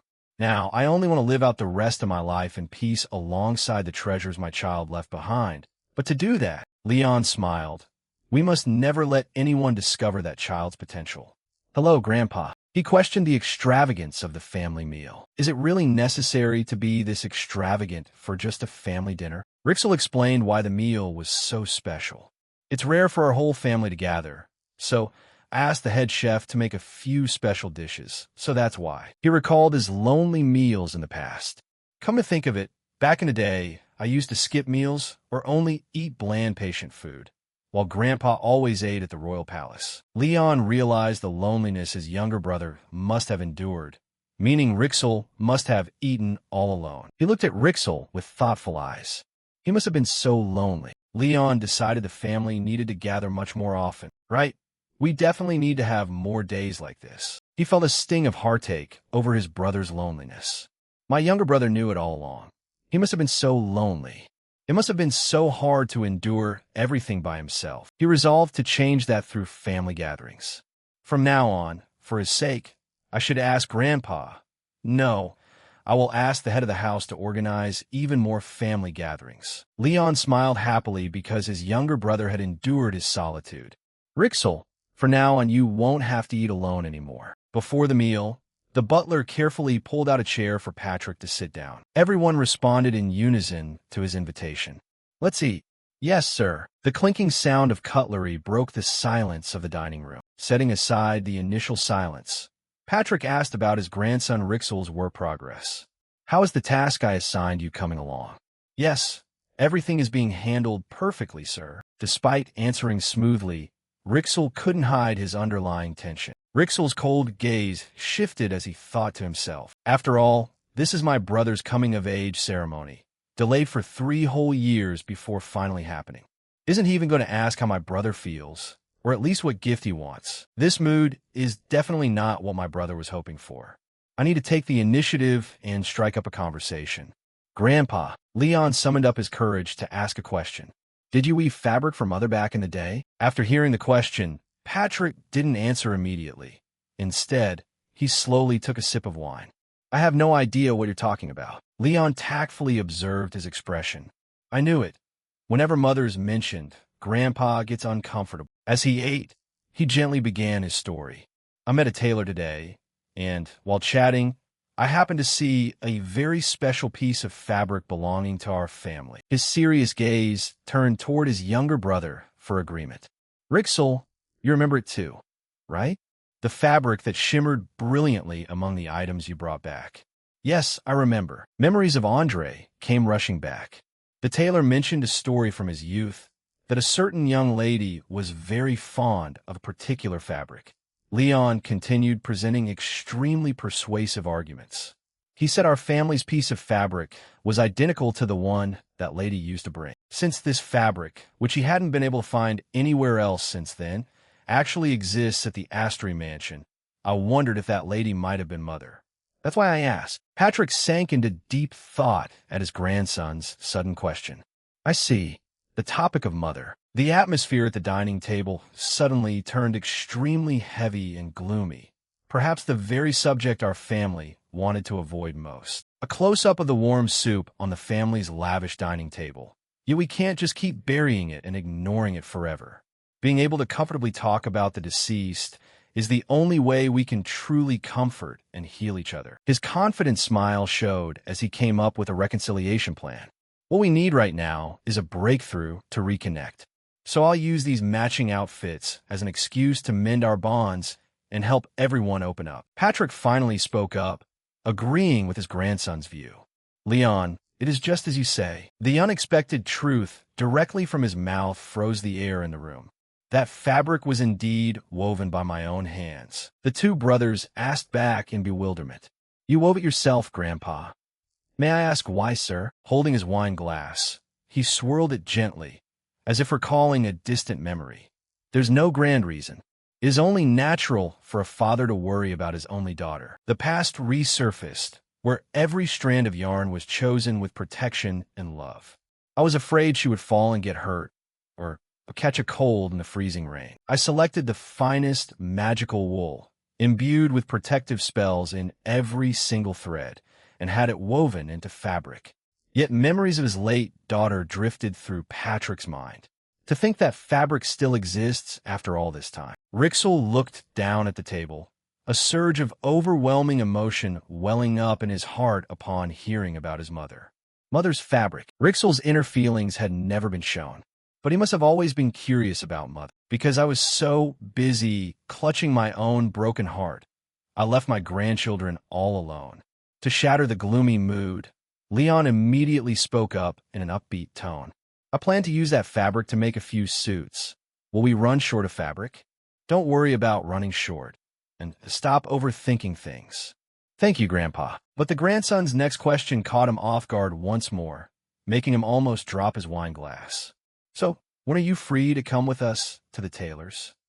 What? Patrick was thoroughly surprised by his grandson's proposal. I thought only you two boys were going to wear them. What are you saying, Grandpa? Of course you have to wear a suit as well. Rixel quickly chimed in with a sensible suggestion. Brother, while I agree that everyone should wear one, the head of the house has a very busy schedule. How about we invite the tailor to the mansion instead? Good idea. He finally gave in to his two grandsons' clever persistence. All right, as you wish. Since you are in charge of this, Leon, I will follow your lead. Thank you, Grandpa. Leon secretly cheered in his heart as the initial step of his plan succeeded. Awesome. Now that we have Grandpa's approval, we don't have to worry about his bizarre fashion taste ruining my design anymore. Everyone has started talking naturally with each other, too. He smiled radiantly as a weight was lifted off his shoulders. Now I can focus peacefully on preparing for the coming-of-age ceremony. The atmosphere in the mansion turned warm and filled with light, and everything proceeded very smoothly after that. Andre arrived at the mansion and began taking measurements professionally. Thanks to Andre's visit, the preparations for the suits went smoothly. The maids and servants in the mansion were busy preparing for the ceremony, and the decorations for the event were falling into place. The unified effort of the family made everything progress at rapid speed. On top of that, we received full support from Grandpa and Rixel. Brother, don't overexert yourself. Leave all the troublesome tasks to me. Are you really worrying about expenses under my roof? Strictly speaking, we barely had to lift a finger. Needles and threads were prepared and ready for the final stages. But thanks to that, resolved to dedicate time to his hobby, He began a sewing practice session. I finally have time to dedicate entirely to practicing my sewing skills. But something feels off. It seemed everything was proceeding normally, until an unexpected notification appeared. Around this time, as usual, a new talent should have awakened right while he was sewing. New talent, sewing. Sewing proficiency has reached apprentice level 1. Instead of rejoicing, Leon felt suspicious. A notification panel like this should pop up. Why hasn't anything happened? His suspicion quickly turned into anxiety. Why is that? Even if it's not quite at the level of when I worked as a blacksmith, the quality of what I made is certainly quite decent. I made it by hand from scratch, without using a sewing machine.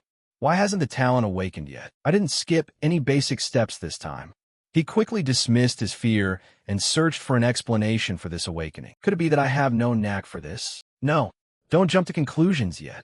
Look at how much time I've spent sewing. If I really lack talent, it would be more in the cooking department. He began asking questions about the differences between the two skills. Then what is the difference between sewing and cooking? Is it the tools? Or do I need an instructor like when I learned from Elvia? His doubt quickly spiraled into utter fear. But my alchemy depended more on tools than an instructor. Where on earth is the bottleneck? A servant unexpectedly entered and spoke up. Young master, Andre has arrived. Sylvia ran in breathlessly to report on the outfit preparations. Are the clothes finished? It seems so, but his complexion looks a bit odd. He looked bewildered by her hesitant attitude. An odd complexion? Yes, it's as if. Sylvia's face was filled with clear anxiety and deep tension.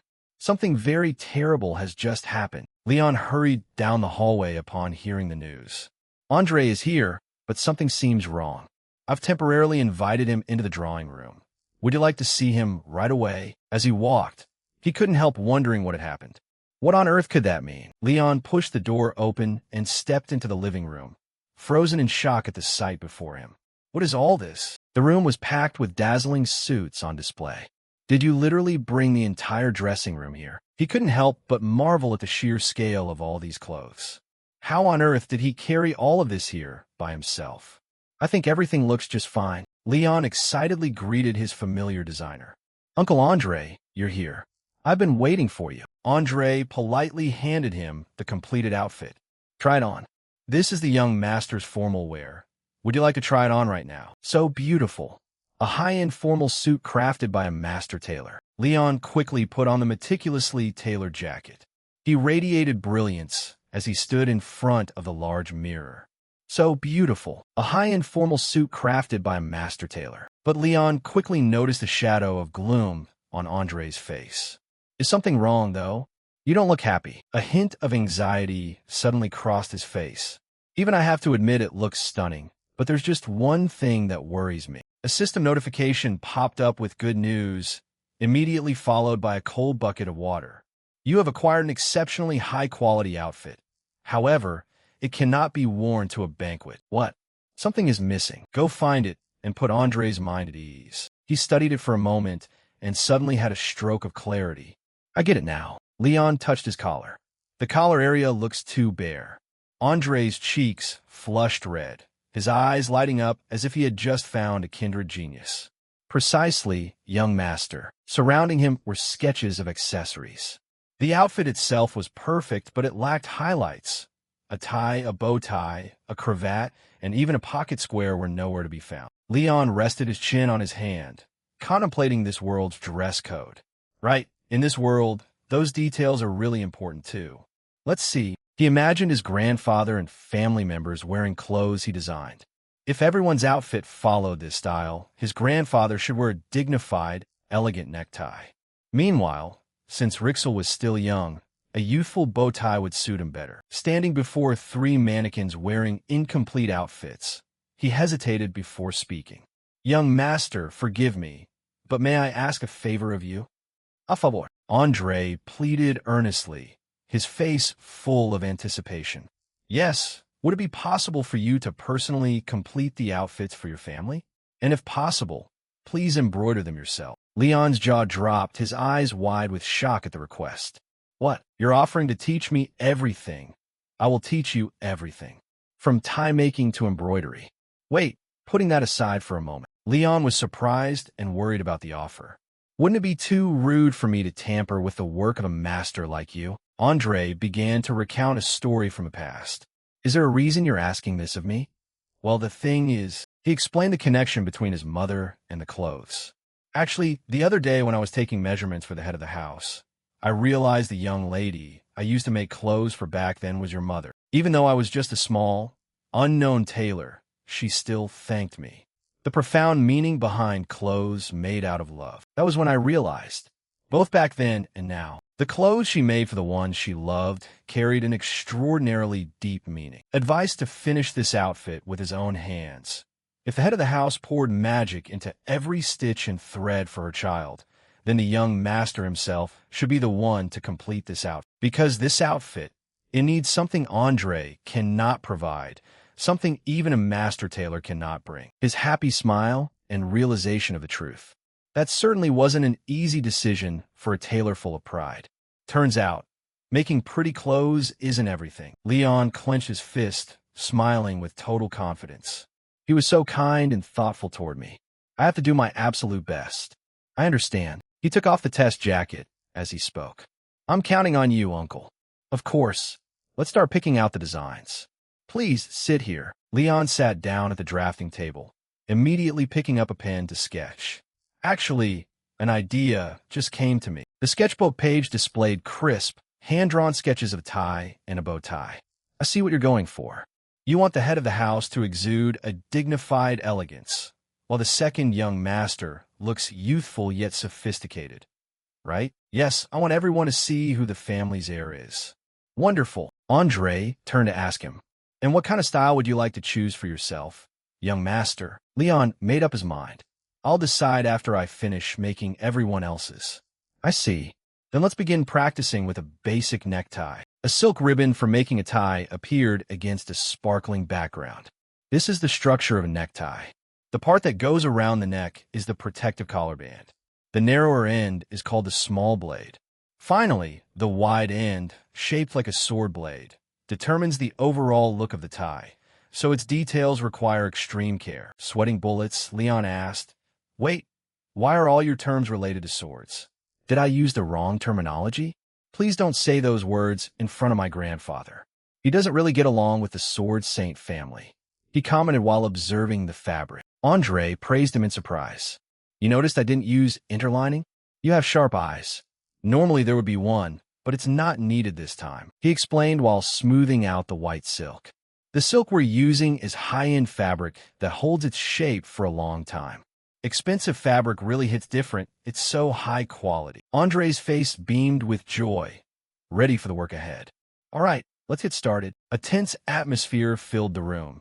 Everything was set. Leon remained humble before the compliments. "Well done. Great job. You don't need to flatter me like that. This tie is way too good for an amateur's skill level. Now, let's move on to the next step." They discussed ideas for embroidering the family crest onto the attire. "Now we'll try embroidering. Do you have any ideas in mind?" "Yes, I do. I want to incorporate our family crest." The deep meaning behind the family crest symbol he chose. A family crest is basically like a brand logo. Give it a compelling meaning, and it instantly looks sophisticated. Look at these leaves attached to the branch. I did this to symbolize that our family will stay connected forever. My goodness, what a profound meaning.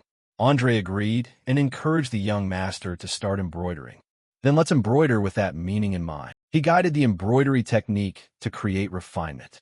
The most important thing in embroidery is surface texture.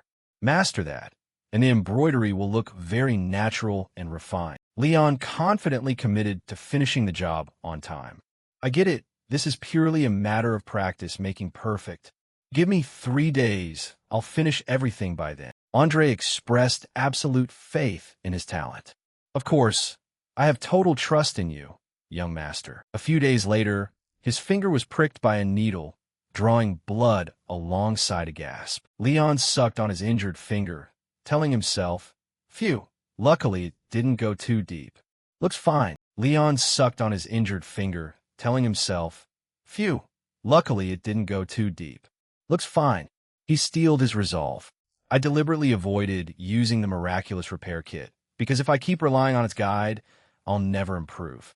Call it stubbornness if you want. Leon held his head in utter helplessness, slumping over his workspace with a sigh. It looked slightly better, but thinking back, it was still pretty basic. This really isn't easy at all. Keep getting pricked by needles makes me just want to give up. He leaned his head back against the chair, complaining listlessly. My shoulders ache, my eyes hurt. He stared silently at the outfit placed on the bed in front of him without saying a word. Leon gripped the fabric on the table tightly, the spark returning to his eyes. I can't give up. My speed is starting to pick up. A brilliant golden light suddenly enveloped his hands as he sewed. The Golden Quest notification window appeared with a sparkle. New talent. Tailoring. Novice tailoring mastery level 1 reached. Finally, Leon's tailoring skill, as sharp as a weapon, leveled up rapidly after cutting the fabric by hand.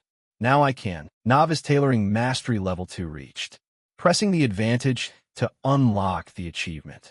Reward, 3,000 shillings. Continuing to meticulously iron out every crease. He received another skill level up notification from a system. He paused briefly to reflect on the mechanics of awakening crafting skills.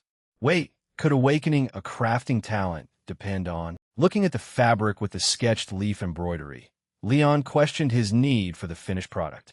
How badly do I actually need this item? He recalled previous awakenings where practical need was always the strongest catalyst. For instance, when my blacksmithing talent awakened, I desperately needed a sickle and a hoe to make medicine. When the cooking talent awakened, I needed oil to make bread and cookies.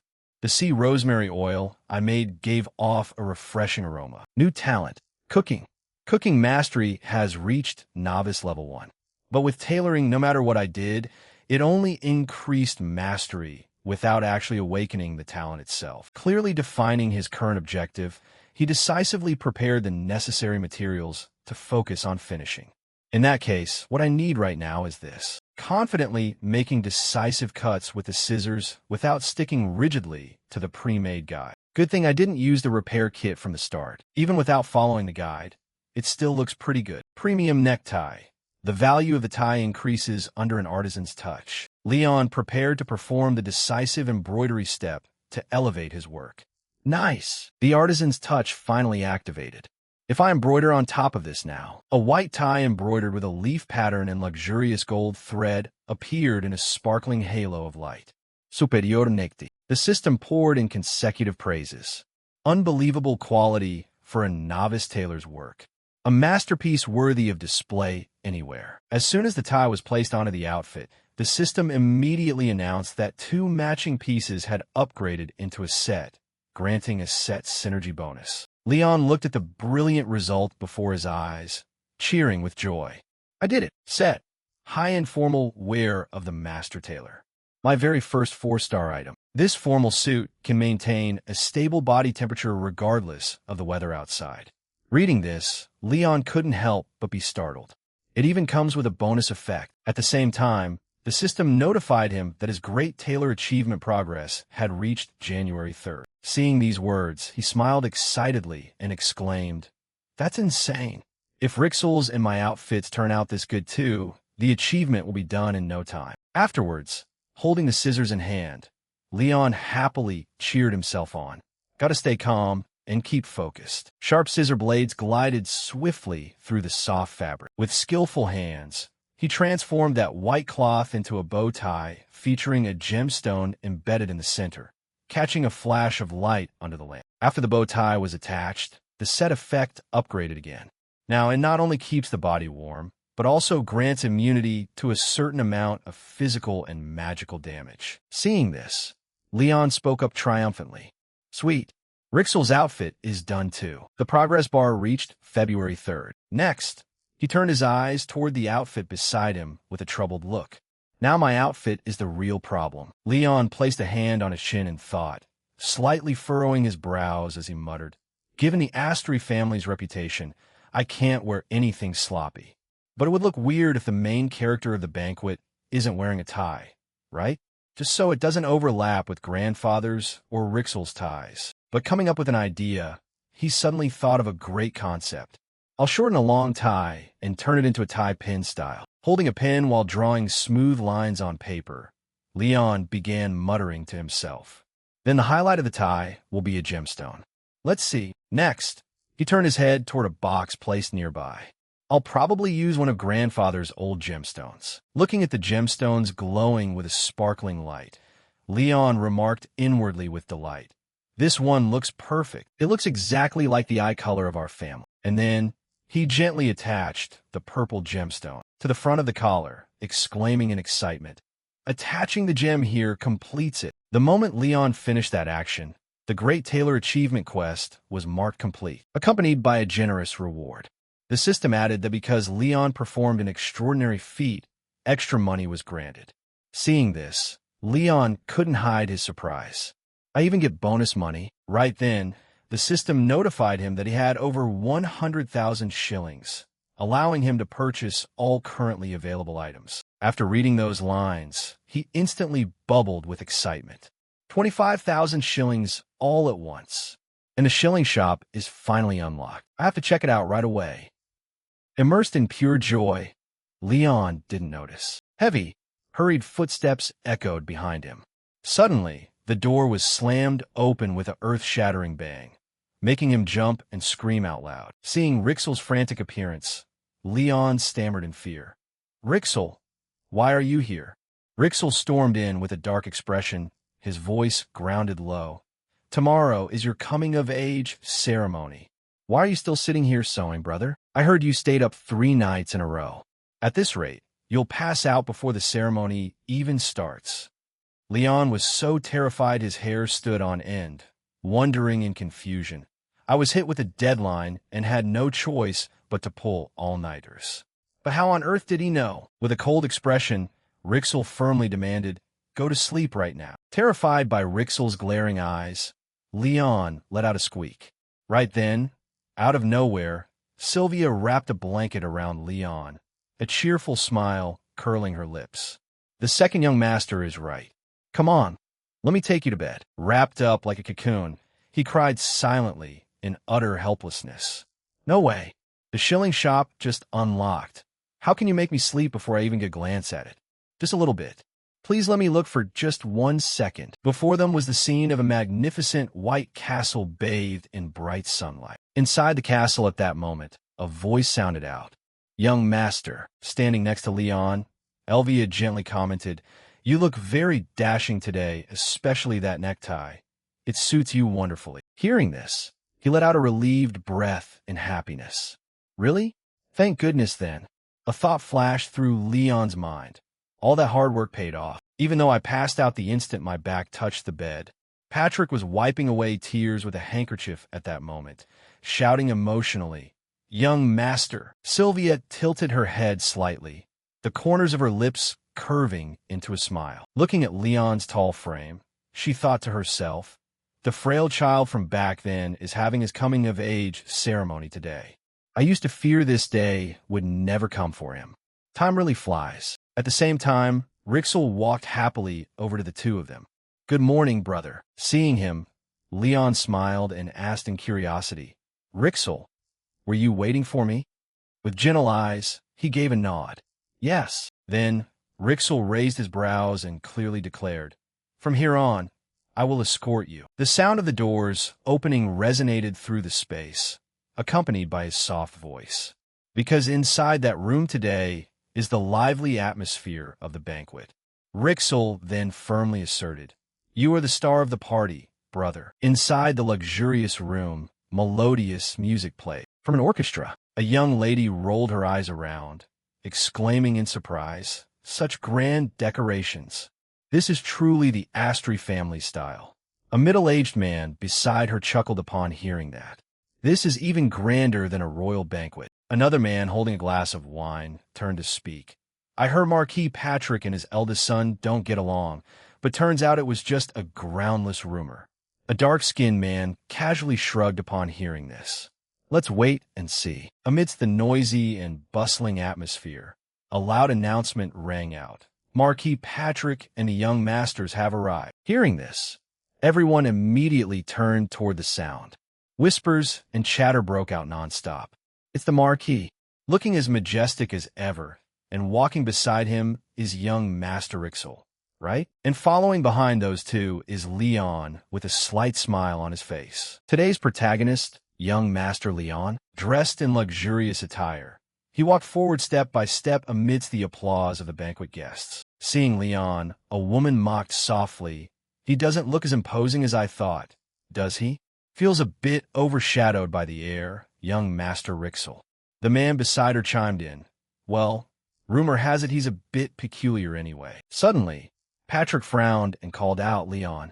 Hearing his name, he happily replied, "Yes, grandfather." Next, looking toward the nobles ahead, he strictly instructed, "Listen closely. Don't socialize with that crowd over there. They aren't the kind of people you should get involved." Surprised, Leon asked right away, "Are you worried about me?" Patrick let out a sigh, knitting his brows as he reminded him, "Remember, this is a crowded place. You'll have to give the opening speech for the banquet later, so pull yourself together." Seeing the stern expression of the man beside him, Leon involuntarily burst out laughing. "Don't worry, grandfather. I won't do anything to bring shame to the eldest grandson of the Astery family." At the same time, he thought to himself cheerfully, "He really still cares about me in his own way." Leon adjusted his collar with one hand, while casually thinking to himself, "I don't care to talk to flatterers anyway. My sole objective is..." Next, he politely bowed and gently introduced himself. "Hello, everyone. I am Leon Astery, and today I have officially come of age." His train of thought continued, "to leave a great impression of the family in everyone's eyes." Without a hint of shyness, Leon spoke out confidently. "I sincerely thank everyone for attending, especially the heirs who will lead this country in the future. Today Seeing this sight, Rixel suddenly froze. Watching his elder brother, he wondered in astonishment, has brother always been this reliable? Right then, a young lady remarked in a low voice, "Young Master Leon looks so captivating today, doesn't he?" The girl beside her broke into a sweat, hesitating. "So I'm not the only one who thinks so?" "It's hard to describe. He looks ordinary, but..." The young lady in the yellow dress raised her eyebrows in curiosity. "Doesn't his outfit look extremely special somehow?" Hearing that, she realized immediately, right? Looking closely, it has a very subtle and refined beauty. The other girl asserted with certainty, "It's not just the clothes, it brings out the wearer himself." She didn't hesitate to agree. "Exactly. As expected of the most noble family in the empire." Blushingly, the young lady inquired out of curiosity, "I wonder which designer made it?" Another girl glanced over and answered, "I heard none of the tailor acquaintances got this commission." After observing for a while, Patrick crossed his arms and remarked, "The boy knows how to use his head." Beside him, Rixel turned in surprise upon hearing this. With blushing cheeks, he stammered, "Brother, did he plan ahead to this extent?" He thought for a second, the corners of his lips curving into a subtle smile. "I'm not entirely sure, but he's always quick-witted, just like that person I knew." Rixel still seemed to have unanswered questions in his heart. Right then, Leon's gentle voice sounded out, "From here on, please enjoy yourselves until tomorrow. So please relax and enjoy the party.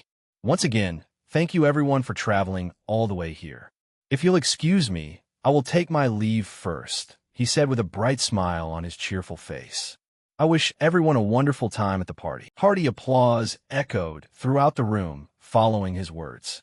The moment Rixel saw Leon step down from the stage, he remarked with great enthusiasm, "Your speech was so amazing, brother." With eyes full of admiration, he leaned in and asked, "You've been so busy. Where did you find the time to prepare such a great speech? Did you secretly practice?" Hearing that, he burst out laughing bashfully. "Not all. I just kept it simple. But thank you for the compliment." A self-satisfied thought popped into his head. Years of corporate work experience in Korea really paid off after all. At the same time, Patrick walked over and commented with satisfaction, "Indeed, the family bloodline never lies. Even without mana or aura, you still maintain such a dignified presence." Next, he offered a gentle smile and praised him. "Well done." Hearing this, Leon replied happily, "Thank you, grandfather." And then Patrick gently suggested, "All right, Then we should also go in and enjoy the party. On the table covered with a red tablecloth were dishes of food that looked exceptionally delicious. Accompanying the scene was the melodious sound of violins played by the ensemble. The red wine rippled gently in the glass, accompanied by a voice. "So, Leon?" Afterwards, he looked at Leon with a curious expression. "Have you decided what to bring to the labyrinth ceremony yet?" He simply brought the wine glass to his lips and took a soft sip. At the same time, Patrick's thought surfaced. Word has it that what you receive in the labyrinth depends on the item you bring with. Those who bring a spellbook gain new magical knowledge, while those who bring a magic staff receive a new offensive spell. For a normal mage, the result is fairly predictable, but since you are not a mage, it is a complete mystery. In that case, Leon fiddled with a glass of red wine in his hand and spoke hesitantly, and then, with a smile on his lips, he stated with confidence, "I think I will bring the potion I made myself." The moment Leon finished saying those words, his heart felt heavy and gloomy. "I don't have any magical talent, and right now, I don't have any decent gear on hand either. Even this 4-star outfit is just something Uncle Andre made, and I simply added a tie to it. So I might as well bring the best thing I crafted with my own hands and call it a day." Patrick fell silent and pondered for a moment, then couldn't help but sigh softly. "That's right, it's good to think that way. After all, the labyrinth will grant you knowledge suitable for your current abilities anyway. And I have one more thing to ask. Are you interested in politics or the position of heir?" Without overthinking, Leon was able to give a definitive answer. "No, sir." That left Patrick slightly flustered. Answering so instantly, are we? That left Patrick slightly flustered. Answering so instantly, are we? That will never happen, grandfather. Besides, I've always been certain that Rixel would be the next heir. While Rixel was looking at his older brother with a heart full of deep emotion, Patrick cleared his throat and addressed his young grandson. "If that's the case, Rixel, can you cherish your older brother as you would your own life?" He quickly placed his hand on his chest to make a solemn vow. "Yes, I swear on the honor of our family and by my own mana." Expecting a long, tedious discussion ritual to follow, instead, he merely took a gentle sip of wine to clear his throat and nodded, muttering, "Then it's settled." Completely unconcerned with the bewildered looks of his two grandsons, Patrick was gleefully setting off mental fireworks in his head. To think the succession matter I was most worried about got resolved so quickly. It makes me just want to brag about this to the whole world. As of right now, the most threatening families to Astery were the royal family and the Sword Saint family. That random thought inadvertently made Patrick annoyed, causing him to glance into the distance. Over where Kyle and Terrace were sitting, having dinner and chatting with each other, those old geezers in the royal family are having a massive headache over their fight for the throne. So for now, we don't need to worry about them. One would think things would stop there. But Patrick continued to glance over at Clarentia in the distance. The issue lies with the Bent family. That bloody purge under the guise of their succession ritual just ended not too long ago. Word has a young girl shouldered all that bloodbath to revive the entire family. I don't know what kind of barbaric era we're living in to let something like that happen. But thanks to that, their being busy with family affairs works to our advantage. However, since they are very sensitive right now, it's best to avoid any clashes if possible. Sensing that he had been lost in thought for too long, Patrick cleared his throat and initiated a conversation. "All right, Leon, I understand your thoughts clearly now. So just continue living your life the way you want as a member of the Astery family." When he narrowed his eyes with a smile and asked a polite question, "Then what do you plan to do if I cause trouble, grandfather?" He gently gave a short answer. "Feel free to try if you wish." However, his intentional drag of the sentence to avoid speaking directly left Leon feeling confused. "However, what, sir?" Patrick suddenly revealed his inner thug. "If you get hurt, I won't let it slide." That caused him to break into a cold sweat instantly. "I'll probably be beaten to death by grandfather before I even get a chance to die from causing trouble." Leon quickly bowed deeply to express his determination. "I will live very quietly and peacefully and take good care of myself, sir." Patrick finally heard what he wanted to hear and nodded happily in command. "Good. Let's finish our meal." The party continued like that for a long while, until Leon had time to enjoy his wine alone, while keeping his eyes fixed on where everyone was gathered. Thanks to the previous conversation, he was fortunate enough to stand off to one side of the party, giving him time to let his thoughts wander. Both grandfather and Rixel are trying so hard. Dealing with those nobles really is exhausting and troublesome. He slowly returned his half-finished glass of wine to a waiter while his mind was still busy running an inner monologue. But I have my own job to do as well. Alex, for reasons unknown, took the initiative to greet him. Hello, Master Leon. I've been curious since earlier. Would you mind disclosing who designed this gorgeous outfit? This instantly ignited Leon's business mindset. Here comes my first customer. No matter how frantically his mind was screaming inside, on the outside, he still maintained a polite demeanor matching the etiquette lessons he had taken before. Of course, certainly. Unexpectedly, right after Leon spoke those words, a crowd of other potential customers appeared, chiming in animatedly. Master Leon, me too, me too. Please share with me as well. While he was still dazed, not understanding what was happening, there were even more people gathered than he had imagined.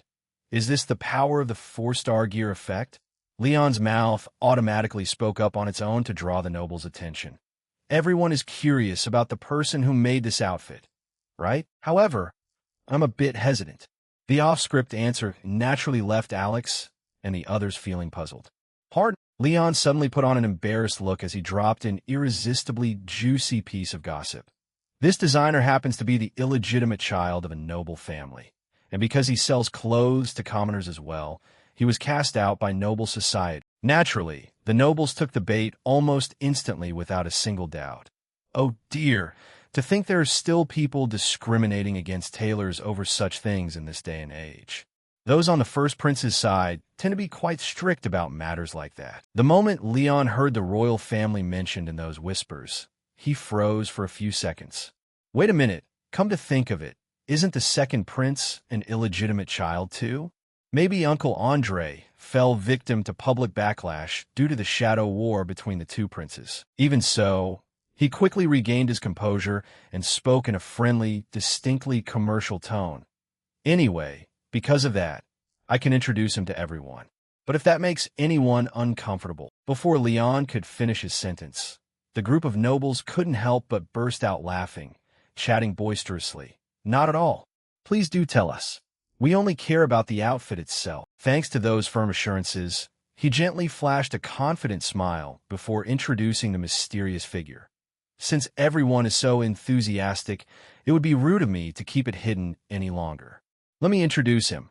The tailor who made this outfit is Andre. His tailor shop is located in the southern part of our family's territory. Having waited so long to hear the tailor's identity, Alex's mouth gaped open in instant marvel. I had a feeling. So it really was him. I was wondering where he had disappeared to. Turns out he was being protected by your family. Before anyone could say another word, Leon suddenly dropped a bombshell right in the middle of the party. You should hurry if you want to place an order. As far as I know, there are only about 3 open slots left today. This new information left the crowd of nobles utterly stunned. Only 3 slots? As he intended to express his thoughts, Clarentia suddenly revealed her presence. Wait, completely ignoring how people were avoiding her, she simply asked Leon a question in a calm voice. That tailor, does he truly take custom orders for any type of clothing? While the surrounding people were busy whispering all sorts of things, what is she planning to order? Probably a stunning dress, right? He still maintained the friendly demeanor of a service professional to respond. Of course, Marchioness Clarentia, while Leon's mind was busy crunching the numbers. An apparel order from the Sword Saint family? His mouth went straight to the main point. If you don't mind me asking, what kind of clothing would you like to order, Lady Clarentia? As if she had anticipated this question, Clarentia replied instantly without the slightest hesitation. I plan to order training wear and comfortable everyday clothes. However, her next words gave everyone goosebumps. My old sets are all torn up and unwearable now. The cold aura emanating from Clarentia terrified the nobles to the point that they immediately scrambled to run away. Oh my back suddenly hurts so badly. Oh Lord, my head. I forgot to turn off the gas stove at home. Oh dear, I suddenly have an urgent matter to attend to. I will definitely book an appointment next time. And so, in the vast grand hall, only Clarentia and Leon remain, which left him feeling slightly awkward. And just like that, they all scattered. Oh well, since rumors say she's the survivor of that bloody purge, it's understandable that people are afraid of her. But a customer is still a customer. There's no need to pay mind to those rumors. That rational line of thought helped Leon regain his calm as he flipped on his salesperson mode and spoke. The quantity of clothing is quite large, so it might take a bit longer than expected. Would that be all right? Clarentia agreed instantly without overthinking. That is not a problem. Do I need to leave a deposit first? Without needing any time to think, Leon was able to give a fitting response. We will arrange that after the party ends. The moment Clarentia turned to leave, Leon couldn't help but let out a soft sigh of relief. That ended surprisingly simply. Now then, next up is... He quickly turned around to address the people who had fled earlier. The remaining slots were snapped up in the blink of an eye.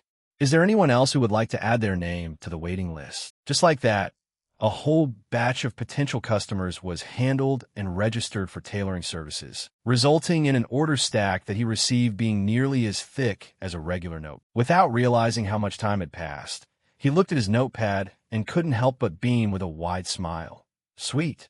Uncle Andre will surely be satisfied with this many orders, right? Suddenly, Sylvia appeared out of nowhere, delivering a soft announcement. Young master, the master has informed us that the trial is ready. Leon nodded in response, immediately without giving it much thought. Yes, I'll be right there. A moment later, Leon stood dazed in front of the door to Patrick's study. Before he could open the door, Terrace unexpectedly appeared and initiated a conversation with Leon, as expected of the eldest grandson of the Astery family, talking about magic. You don't look worried at all. That tone, 3 parts concern, 7 parts sarcasm, irritated him to no end. This bastard knows full well that I can't use magic. Yet outwardly, Leon still had to act friendly in response. Except before he could finish his sentence, Rixel cut in to rescue him.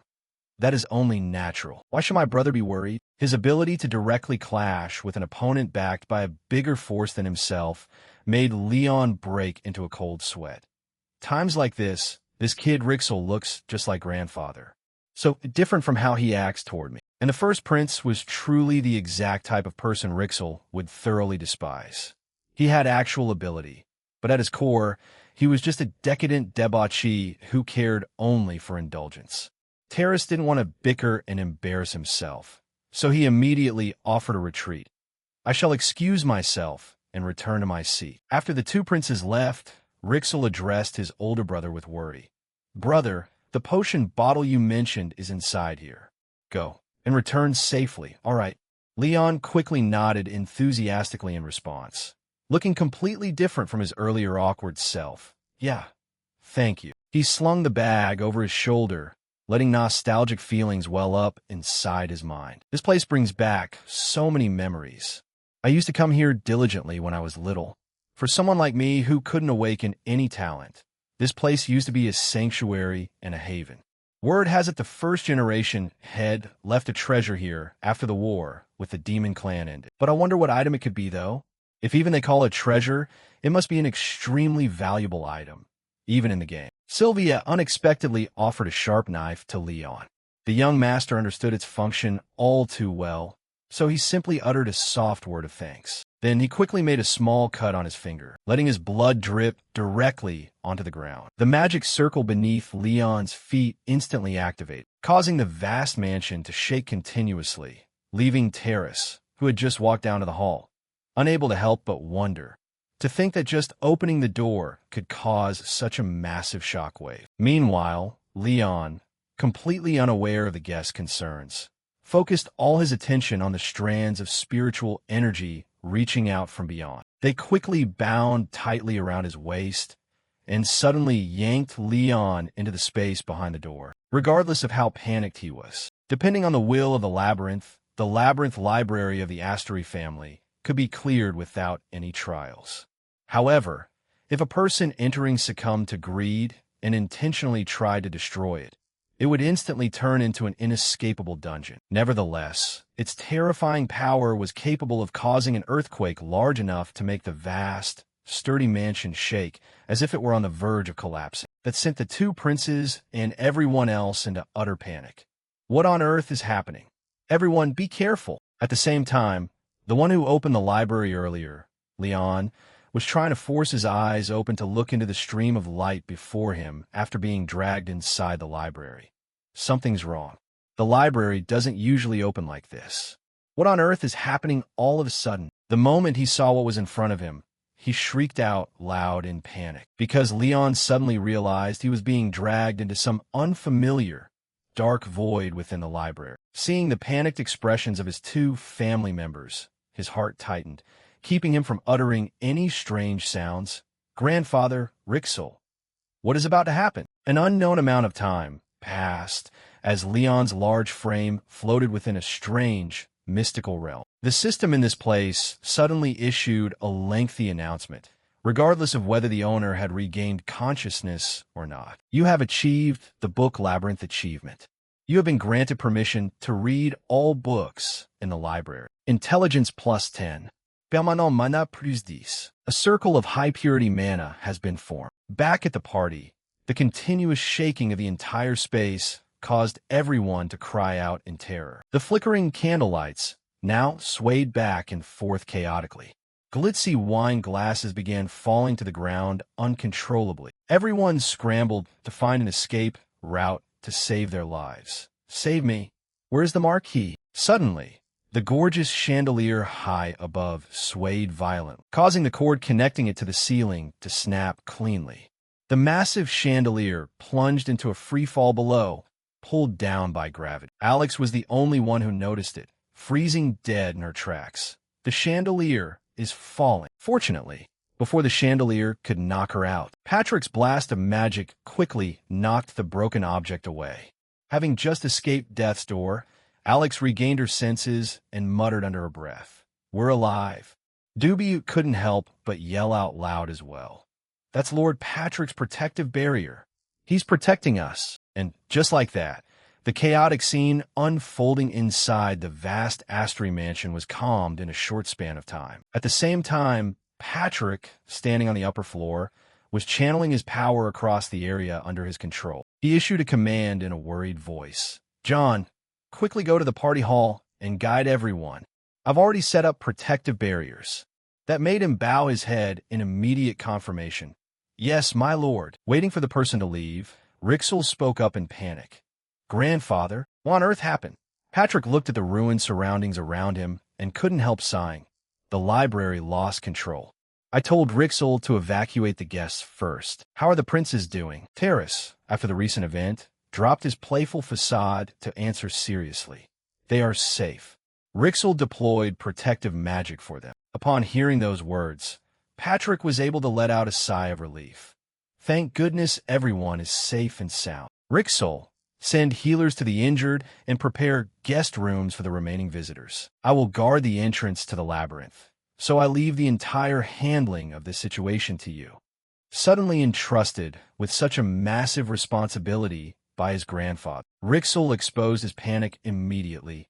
"Wait, that's too dangerous, my lord. I will stay behind too."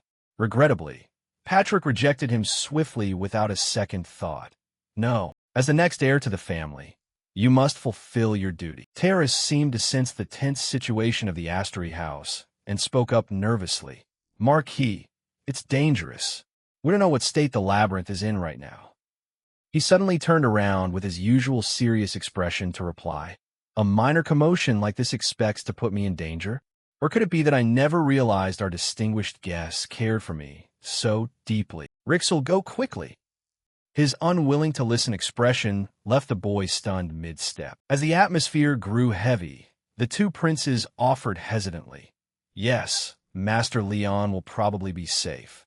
Let's go, I'll help out as well." Rixel didn't pay much mind to the two of them, only thinking anxiously to himself, "Brother," just like that. The three young men quickly left the dangerous upper floor, leaving Patrick alone with many lingering worries in his heart as he looked toward the library door. The condition of the labyrinth is fluctuating abnormally. If Leon happens to get dragged into this as well, then I... Suddenly, a familiar, melodious voice sounded unexpectedly. Staying behind, even in an emergency like this, my lord. The moment Patrick saw Clarentia's face, he blurted out a question. Head of the Bentist family, why are you staying behind instead of leaving? She didn't bother answering that question, casually changing the subject instead. It seems you are certain he is still alive, almost as if you already knew the outcome in advance. Patrick didn't reply, but his contemplative face gave Clarentia a silent answer, which was why she spoke up slowly, startling him. I will help. When Patrick frowned in confusion, what is your reason? It would be more advantageous for your family if you didn't help us. Clarentia went quiet for a few seconds before giving a reasonably sensible answer. Well, I did just order a few outfits from him. I don't like my plans being ruined. In that case, I will wait nearby. The moment Clarentia left, Sylvia appeared right behind Patrick's back. She softly offered a gentle comment. That child's sharpness is by no means ordinary, forcing him, even though he didn't want to admit it, to nod in agreement. Indeed. Sylvia set up a barrier around the labyrinth. Since the order was given, how could she not obey? Yes, my lord. While Sylvia was busy gathering her internal power to create a magical barrier, Patrick cleared his throat to instruct her.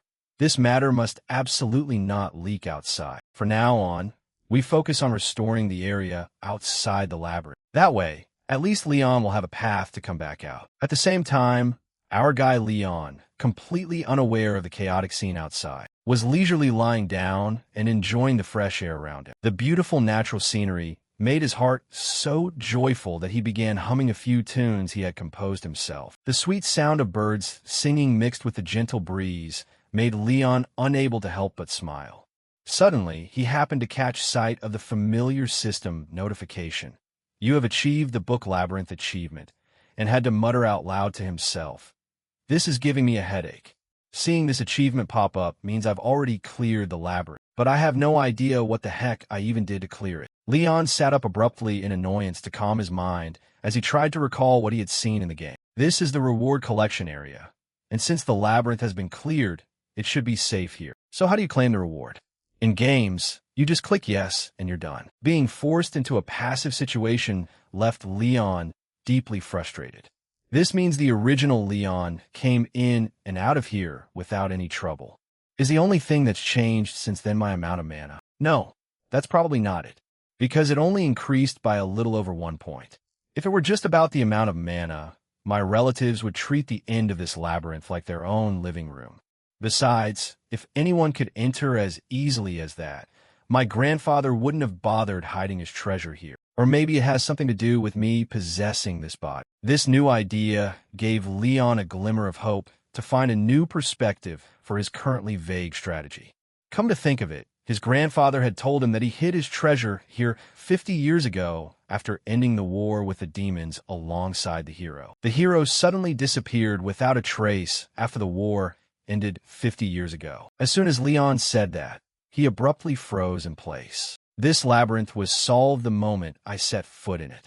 Unlike the original Leon who frequently visited the library, this is my first time here since I transmigrated into this body. What if this labyrinth recognizes me not as Leon Astery, but someone else entirely? It sounds a bit illogical, but the Demon War is literally the setting of the game. The player takes on the role of the hero, fights the demons, and saves the world. If the treasure my grandfather hid happens to belong to the hero, wait, doesn't that mean this is my character's item? Sitting on the grass, Leon brought a hand to his chin in thought while casting his gaze around. If the hero's hidden treasure here was an item he once owned, the system probably would have flagged it as retrieving an old item. Then he slowly got up to his feet and said with a firm, serious tone, Anyway, I can't stay here forever. With just 1 cycle of magical power, I can't even touch spells of 4 cycles or higher. So the only way is to use brute force to break through this place. Next, Leon took step after step forward.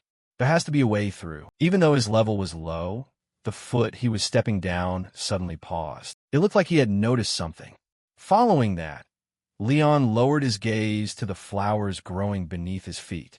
Come to think of it, these white flowers. Information on the rare, pure white flowers appeared.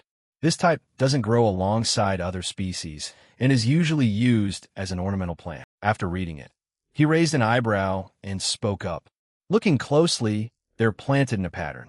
It looks like this whole map follows a certain order. Beside the pure white flowers was a patch of ordinary purple grass, and it also grew separately rather than mixing with the other types. Leon observed the field of flowers for a moment and analyzed it thoughtfully. Each area only has one type of plant, but if they're all mixed up like this, it means... And then he crossed his arms while confidently putting forward his deduction. This area is broken down into small sections, and these plants are artificially arranged. There's definitely an area planted against the rules, which holds the key to getting out. And the most unusual spot is... The moment he saw the thing ahead, Leon's jaw dropped in astonishment. Then he triumphantly wore a smirk. Could this be the place where plants that shouldn't be close to each other are growing mixed together? Next, Leon gently closed his eyes. A powerful flow of blue energy radiated around him, and he stood there thoughtfully, muttering to himself. I closed my eyes, focused on listening to my heartbeat, let my consciousness sink in my body, and harmonized with that beat as a magic circle appeared in front of my chest. Once Leon felt it, he chuckled with amusement. This is a magic circle. How interesting. Right at that moment, the system notified him that the localization of the magic circle was successful, and he could now view its data. Leon closed his eyes again while whispering to himself in his head. All right, Leon, concentrate. Try to channel the flow of mana into your eyes. A powerful surge of energy welled up, and he suddenly opened his eyes wide. The supporting skill Witch's Eye has been activated, with a duration of over 10 minutes. The moment Leon saw the red dots appearing across the flower field, he couldn't help but be startled. That was a close call. Places with all three types of plants were practically traps. Then he shifted his gaze to another flower area, either lacking any mana threads entirely or designed to trigger new magic if touched the wrong way. Not this place. After casting his eyes around for a moment, Leon wore a cheerful smirk. I'll have to go a bit further. The scene of him walking across the flower field appeared, with faint streams of blue power lingering around the space. As Leon was moving forward, he suddenly came to a stop. Right at that moment, the system announced that the Witch's Eye skill had been enhanced, and the hidden name of the area was revealed. Seeing the exact location where the source of the illusory magic thread was emanating from, he showed a look of joy. Found it. Kneeling before the origin of the energy, Leon hesitated and wondered if he needed to dig down to check. Next, he happily opened the system to access the shop. If that's the case, I need something to remove this mana thread. Let's check out the shilling shop. Because Leon's assets had exceeded 100,000 shillings, all items have been unlocked. Leon's current membership rank was bronze. At this point, Leon exclaimed in surprise. Once it's all open, a new page appears. Running his hand across the system screen, he raised an eyebrow and spoke. Survival. Since this is what I need most right now, let's check this out first. Looking at the product in front of him, Leon let out a startled exclamation. No, wait. Wear and tear makes the success rate low. 20% success rate. Remaining uses, 1. After reading through it once, he stared blankly in anger. What kind of items are these anyway? Is this a scam? I mean, leaving aside the price, I can't even use most of these. Isn't this a bit too much? At the same time, the system offered to apply a filter. Seeing this, Leon couldn't hide his joy. Awesome. Does that feature actually exist? And then he excitedly suggested. Then show me items under 120,000 shillings from cheapest to most expensive, including discounted ones. Hearing that, the system immediately loaded the information. A sound rang out. Seeing that the system delivered, Leon looked satisfied. Great. Filtering is way easier now. But when Leon saw the results on the screen, a fleeting look of disappointment appeared. Still, most of these won't help right now. Then he looked at two products, the magic detection device and the sharp shears, and analyzed them hesitantly. These two seemed like the best choices. The magic detector was tempting, but way too expensive. Shears were definitely a more practical choice right now. Besides, with his current skill level, he wouldn't be able to break through the illusion magic anyway, even with a detector. And then Leon steeled his resolve to make a decision while reaching out to click buy. I'll take this one. Right at that moment, the system notified him that the sharp shears had been permanently bound to him. Looking at the item before him, he gave a faint raised eyebrow and a chuckle. I've been trying so hard to save shillings ever since I got here, only for them to vanish in the blink of an eye. At least I like this permanent binding feature. Hopefully it solves the problem. Next, Leon enthusiastically spoke up. Now let's dig up that source of mana thread. Pulling out a shovel, he triumphantly declared, all those grueling daily crafting and gathering chores are finally paying off. Digging is going to be a piece of cake now. As soon as Leon finished speaking, he immediately got to work, only to see his hands repeatedly slamming the shovel down into the ground. At the same time, the system notified him that the witches I had 1 minute of duration left. Hearing that, he let out a startled exclamation. Has it been that long already?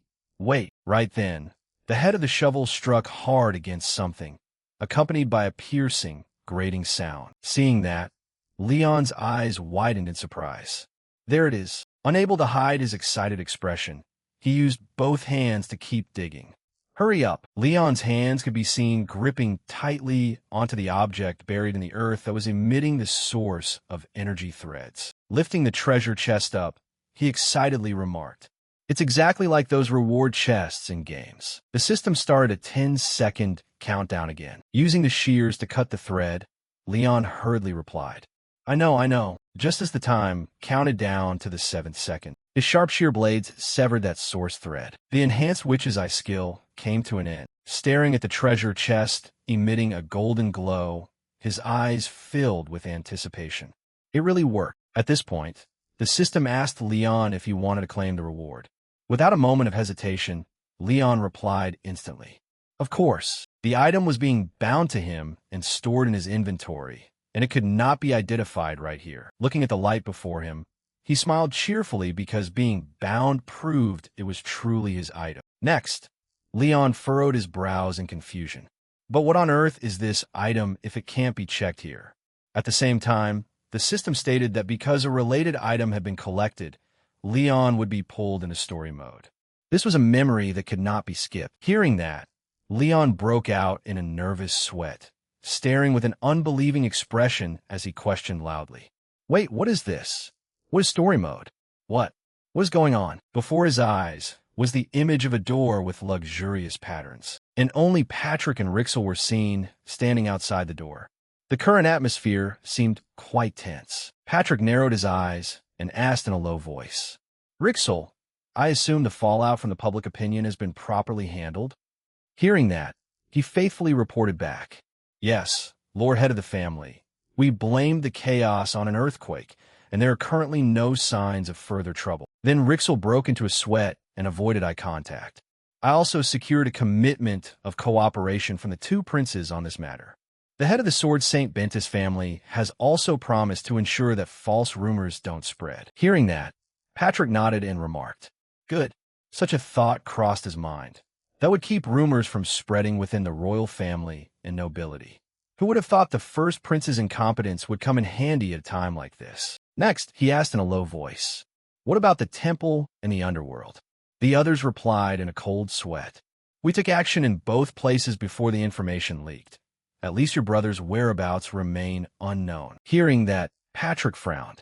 All right, well done. At the same time, Patrick affirmed internally.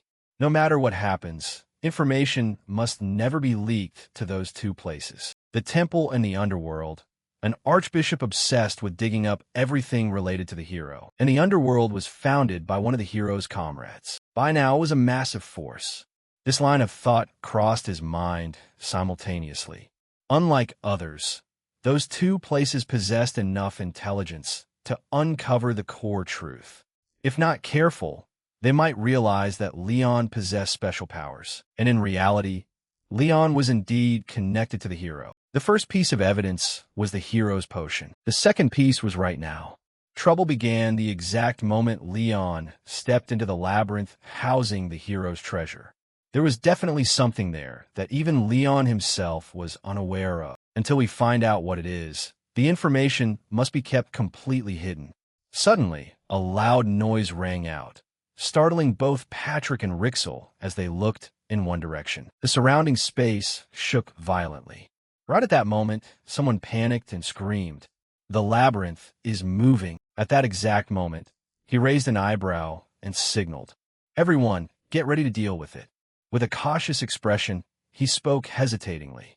I could sense a massive power erupting from within. Looking at the light appearing on the door, Rixel spoke up in bewilderment. Something is crawling out. Suddenly, something flew out and smashed straight into his forehead to the astonishment of the others. After taking the hit, Patrick tried to suppress his anger to the point where his whole body trembled, while Rixel doubtfully held the object in his hand. The moment he looked closely at what had just been shot out, he spoke in surprise. A letter, with a curious expression and a cold sweat. Rixel stammered. Then he reached out to unfold the neatly folded piece of paper in his hands. Rixel, after glancing at the handwriting on the paper, firmly and decisively affirmed. Though at a glance it looked very rushed, this was definitely his older brother's handwriting, with no bloodstains or signs of damage whatsoever. Patrick looked slightly curious and broke into a cold sweat as he wondered, "What does it write?" Only to see his face turn pale as he raised his gaze upward. Yes. Right at this moment, the system announces that Leon has successfully accessed the storyline. After fainting for a little while, he gradually regained consciousness. Next, as Leon lifted himself up, he brought a hand to his head. "My head hurts so much. Have I entered the storyline mode already?" Before his eyes was a short clip of the character's storyline. Seeing that, Leon offered his own speculation. Looking at the title, it seemed to be someone's memory. A man whose face was unclear held out a small chest while wearing a smirk and offering. "I don't need it anymore, so Patrick, you handle this." As soon as he heard the familiar name, he started in realization.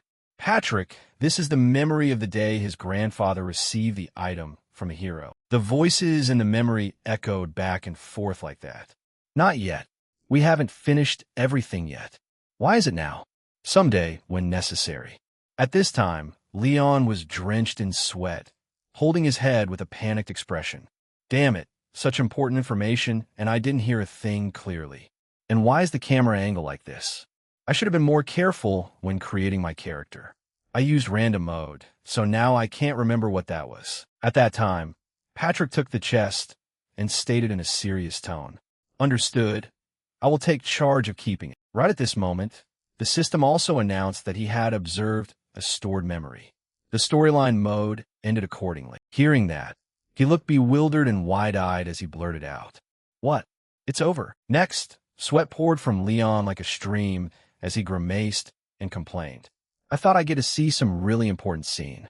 Who would have thought I wouldn't gather any information in the end?" Looking at the small treasure chest in his hands, he muttered in a low voice, "Roughly speaking, this timing is during the war against evil, and it seems that person left it for my grandfather to use on a day when it was needed." Inside the chest were sparkling pieces of jewelry. Leon looked at the item with a hint of doubt. This skill-hiding accessory set. Next, Leon put the ring on his wrist while raising an eyebrow and speaking up. "Actually, in the game, this item isn't too hard to get. Only people who want to hide their strength use it, but in reality, it's a supporting item to farm extra experience.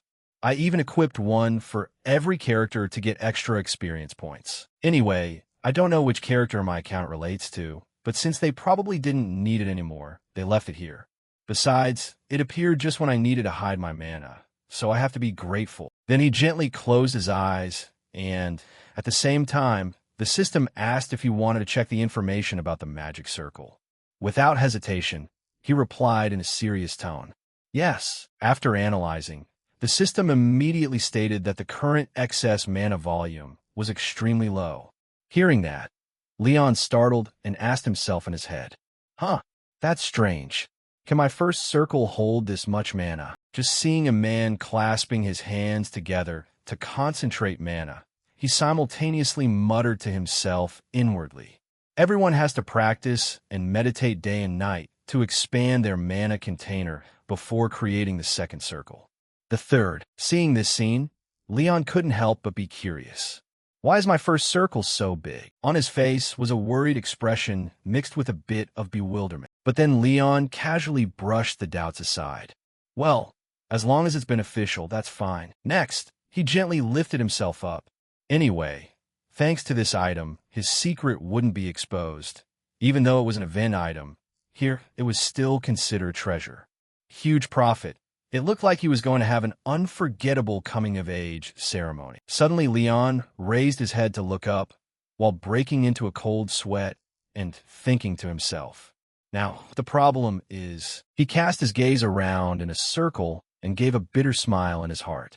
I'm still stuck in a labyrinth. Leon's voice echoed in the quiet space. First of all, I have to move and find a way out. At the same time, Leon's foot accidentally stepped on a book on the ground. Right at this moment, the system warned that access was denied. He couldn't access it without the library owner's permission, but then it told him he was the owner here. Seeing that, Leon blurted out in a daze. I became the owner. With a slightly worried expression, Leon frowned and muttered, "It must be because I cleared the labyrinth. This wasn't my plan." Just seeing the text appear on the screen, the labyrinth entrance was damaged, so automatic repairs were underway. The system then asked if he wanted to teleport to the end. After reading it, he couldn't help but be startled. What? The interior is wrecked, and now even the entrance is broken? If I leave it like this... And then Leon broke out in a cold sweat and turned pale as he spoke. Grandpa will definitely scold me. I don't want to get scolded. What should I do? Patrick's angry face appeared, accompanied by an enraged voice.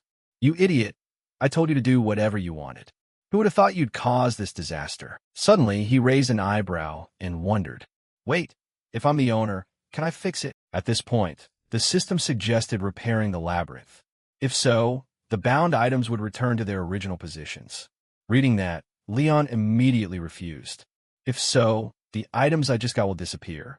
The stack of books accumulated since building the labyrinth will also be gone, so no. Next, he curiously inquired if there was any other way. The system quickly offered another suggestion, which was to manually adjust the labyrinth to carry out repairs. Resources for repairing the entrance would be delivered, and time would be required to complete it. Seeing this, Leon nodded and muttered, "Sounds a bit like editing a save file. The last time books were added to the labyrinth was a week ago. Except for the treasures I'm holding, I'll restore it to the state of a week ago." Next, he excitedly wondered, how long will it take?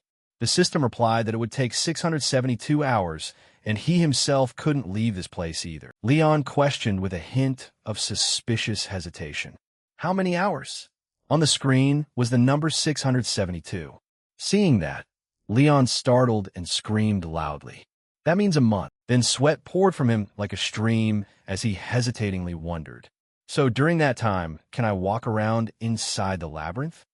The system said he could move freely inside the library. Not stopping there, Leon continued to ask, is there any way to send a message outside while repairs are ongoing? The system said there was a book delivery tube that was currently in use. Hearing that, Leon spoke up cheerfully. Perfect. First I should send a note to Grandpa and Rixel, so they won't worry. Next, he broke into a cold sweat and gave a nod. Got it. And then Leon gave a serious signal to proceed with the repairs. Hearing that, the system immediately began the repair work, just seeing the books made to float in mid-air by the energy source. Even the ladder and wooden chairs that had been knocked over carelessly, they were moving. The space inside the library seemed to be in motion. At the same time, the system announced there were 671 to 59 left to complete the labyrinth restoration. Witnessing this scene, Leon stared blankly with satisfaction. All right. So can you take me to the end of the labyrinth? A spatial gateway immediately appeared before his eyes, and seeing that, he remarked in amazement. Such a convenient feature. Then Leon calmly spoke up. From now on, I just need to try and survive for a month. To do that, Leon suddenly looked surprised as if seeing something. Looking toward the clear blue lake, he blurted out in astonishment. Could that be a lake? Just seeing Leon's reflection rippling softly on the water surface. He walked step by step right to the edge of the lake and muttered in a low voice. I didn't expect there to be such a large lake in the labyrinth. Luckily, it doesn't seem dangerous. Just as Leon was still relaxing, the system immediately flashed a warning message. There were aquatic animals symmetrical on both sides and 10-legged crustaceans in the lake. Seeing that, Leon grimaced and suggested, "Can you explain in a simpler way?" The system wasn't picky either and began to explain. There are plenty of edible fish and garbage species. If you try fishing, you can catch anything from ordinary and high-grade to rare-tier fish. Without hesitation, he immediately inquired, "How many rare-tier fish are there?" The system replied there was only one. At the same time, the system announced that fishing in the lake had been unlocked thanks to the owner's privileges. Meanwhile, Leon startled and spoke up. "Even if I catch one, I don't have a fishing rod right now." There it is, just seeing the float of the fishing rod bobbing on the clear blue water, accompanied by his humming voice. Leon sat by the edge of the lake, holding the fishing rod while cheerfully talking to himself. Luckily, there was fishing gear in the shilling shop, even though it cost me quite a bit, thinking that if there was no other choice, I would just eat the bait. But I've caught a few fish. He whistled calmly tune by tune while laughing excitedly. Looks like I won't starve to death. Suddenly, the fishing float jerked, causing Leon to let out a startled cry. With a light sweat beading on his forehead, Leon firmly and decisively affirmed, "This one is completely different from the ones I've caught until now." Just seeing the fishing line on the rod stretching to its limit. Witnessing this scene, Leon exclaimed in amazement, "This one is really strong. Could be a big fish." But then, grasping the fishing rod tightly with both hands, he tried to calm himself and mentally reminded himself, "Take it easy, no need to rush." The head of a purple fish appeared on the water's surface. At this moment, Leon let out a strained grunt. "Pull!" And then he yanked the fishing rod hard while excitedly shouting out, "Got it!" At the same time, a notification popped up in the system. "You have caught a 2-star labyrinth carp." It immediately brought up an introductory panel about this species, stating it had no fine bones, no muddy fishy smell, and exceptional flavor. The labyrinth carp in front of him made him exclaim with delight, "It's really huge." Finishing his sentence, Leon looked at his own sturdy hands and sighed in a relaxed, tranquil state of mind. The feeling of reeling in a fish is really great, isn't it? That's why everyone loves fishing. His newly enlightened look caused the system to continuously chime with joy and report. You have awakened a new talent, fishing. At the same time, proficiency reached level 1. After that, Leon immediately put the labyrinth carp into his inventory.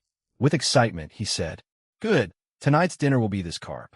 A nutritious carp is exactly what this weak body needs." Finishing his words, he stood up and carried it away amidst a field of flowers and lush green grass, saying, "Should I prepare a cooking spot first?" Then pieces of necessary equipment gradually appeared from tables, chairs, pans, and other household items. Leon nimbly placed the labyrinth carp on the table, while his hands and eyes looked at the system screen to make selections.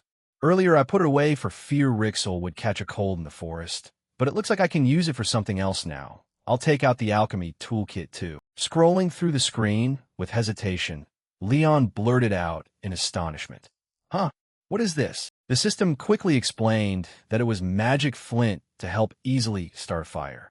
Seeing that, he let out a sigh of relief and recalled, saying, "Thanks to this bonus gift, I can start a fire easily." Saying that, Leon immediately clicked to select it, and when the flint appeared, it immediately emitted a small flame. Standing in front of the burning fire before him, he put his hands on his hips and bent over to sigh in appreciation. Having a fire makes the space feel so much better. It suddenly brings a strangely comforting feeling. Finishing his words, Leon turned back to the table. Adjusting his sleeves, he muttered to himself, "All right, time to prepare the carp." He carefully made smooth cuts along the fish's body while making a soothing sound. When eating outdoors, the best way is still primitive-style grilling. The internal organs of the labyrinth carp were gently removed by Leon at the same time, and the system description panel also popped up with a notification that internal organs could not be used as food and could be used in alchemy. Seeing that, he put on an excited and skeptical expression. "Can be used in alchemy?" Saying that, Leon decisively picked up the internal organs and muttered to himself, "Then I have to store this in the alchemy jar." Finished, he wiped his hands and looked radiant as he gazed at the bubbling stove next to him. "Is it because of the alchemy materials? As soon as I put them in, it automatically heated up. How convenient." While preparing, Leon imagined delicious dishes and praised them to himself.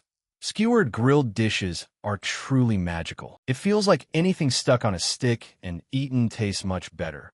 Or is it just me who thinks so? Looking at the fresh food skewers on the table, Leon felt a lingering thought in his heart.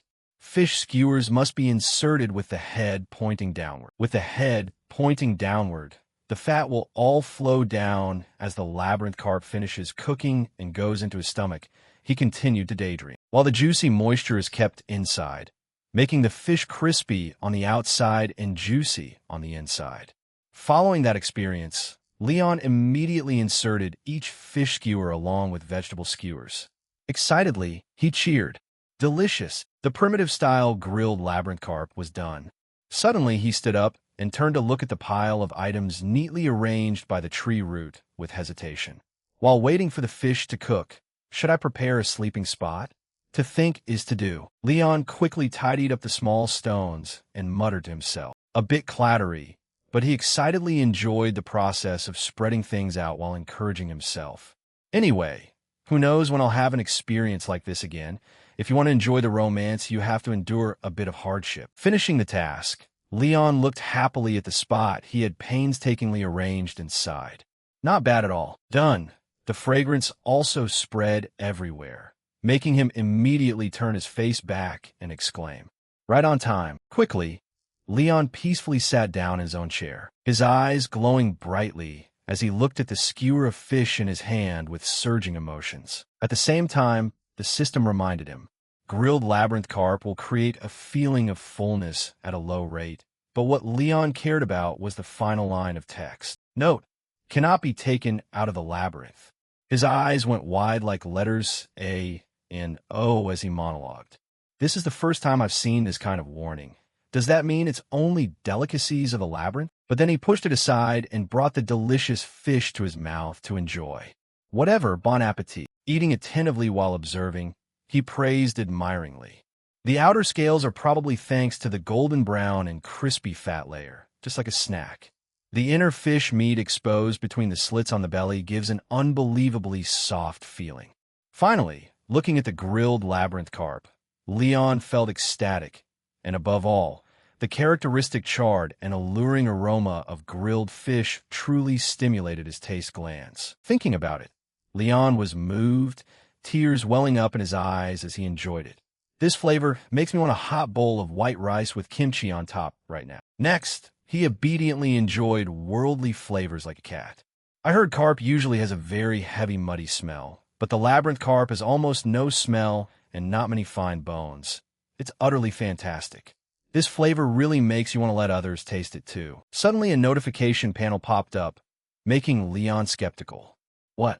My maximum mana increased. Looking at the magic circle in front of him growing larger and larger, he vaguely couldn't believe it. This is impossible. Yet on that magic circle, a stream of blue light gradually radiated an exquisite blue color, making him wonder. Has my mana reservoir really increased? Can my mana reservoir increase just by eating? Seeing that, he frowned and realized with astonishment. If mages knew about this, they'd probably wipe out all the fish in this lake. I wonder if it works on Rixel? I must definitely let him try it later. Suddenly, Leon cast a suspicious glance at the strange stove. He stood up gently, peeked his head in, and said, "Let's see." From inside, a ruby gemstone appeared, making Leon's eyes widen as he vaguely asked, "What is this?" The system reported that it was the labyrinth carp essence capable of restoring mana. Seeing that, he held the essence gemstone in his hand, observed it intently, and wondered vaguely. This is the first time something like this has appeared in my area. Could it have an insane effect? But suddenly Leon froze, calmed down, and quickly smiled a demonic smirk. Immediately reaching out, he tapped the system screen and said, "It makes me so curious. Furthermore, because of all the things that happened, I still haven't had the free time to pay attention to alchemy, right?" He sighed.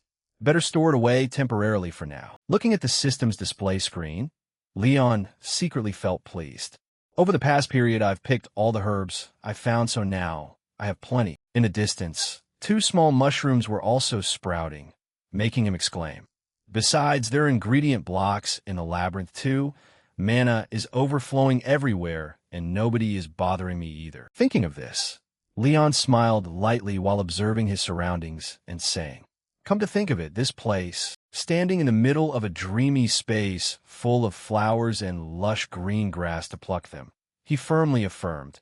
"Isn't this a high-speed, leveling hunting ground exclusively for me?" Thinking of this, Leon's face immediately licked his lips with craving, cunningly rubbing his hands in fascination.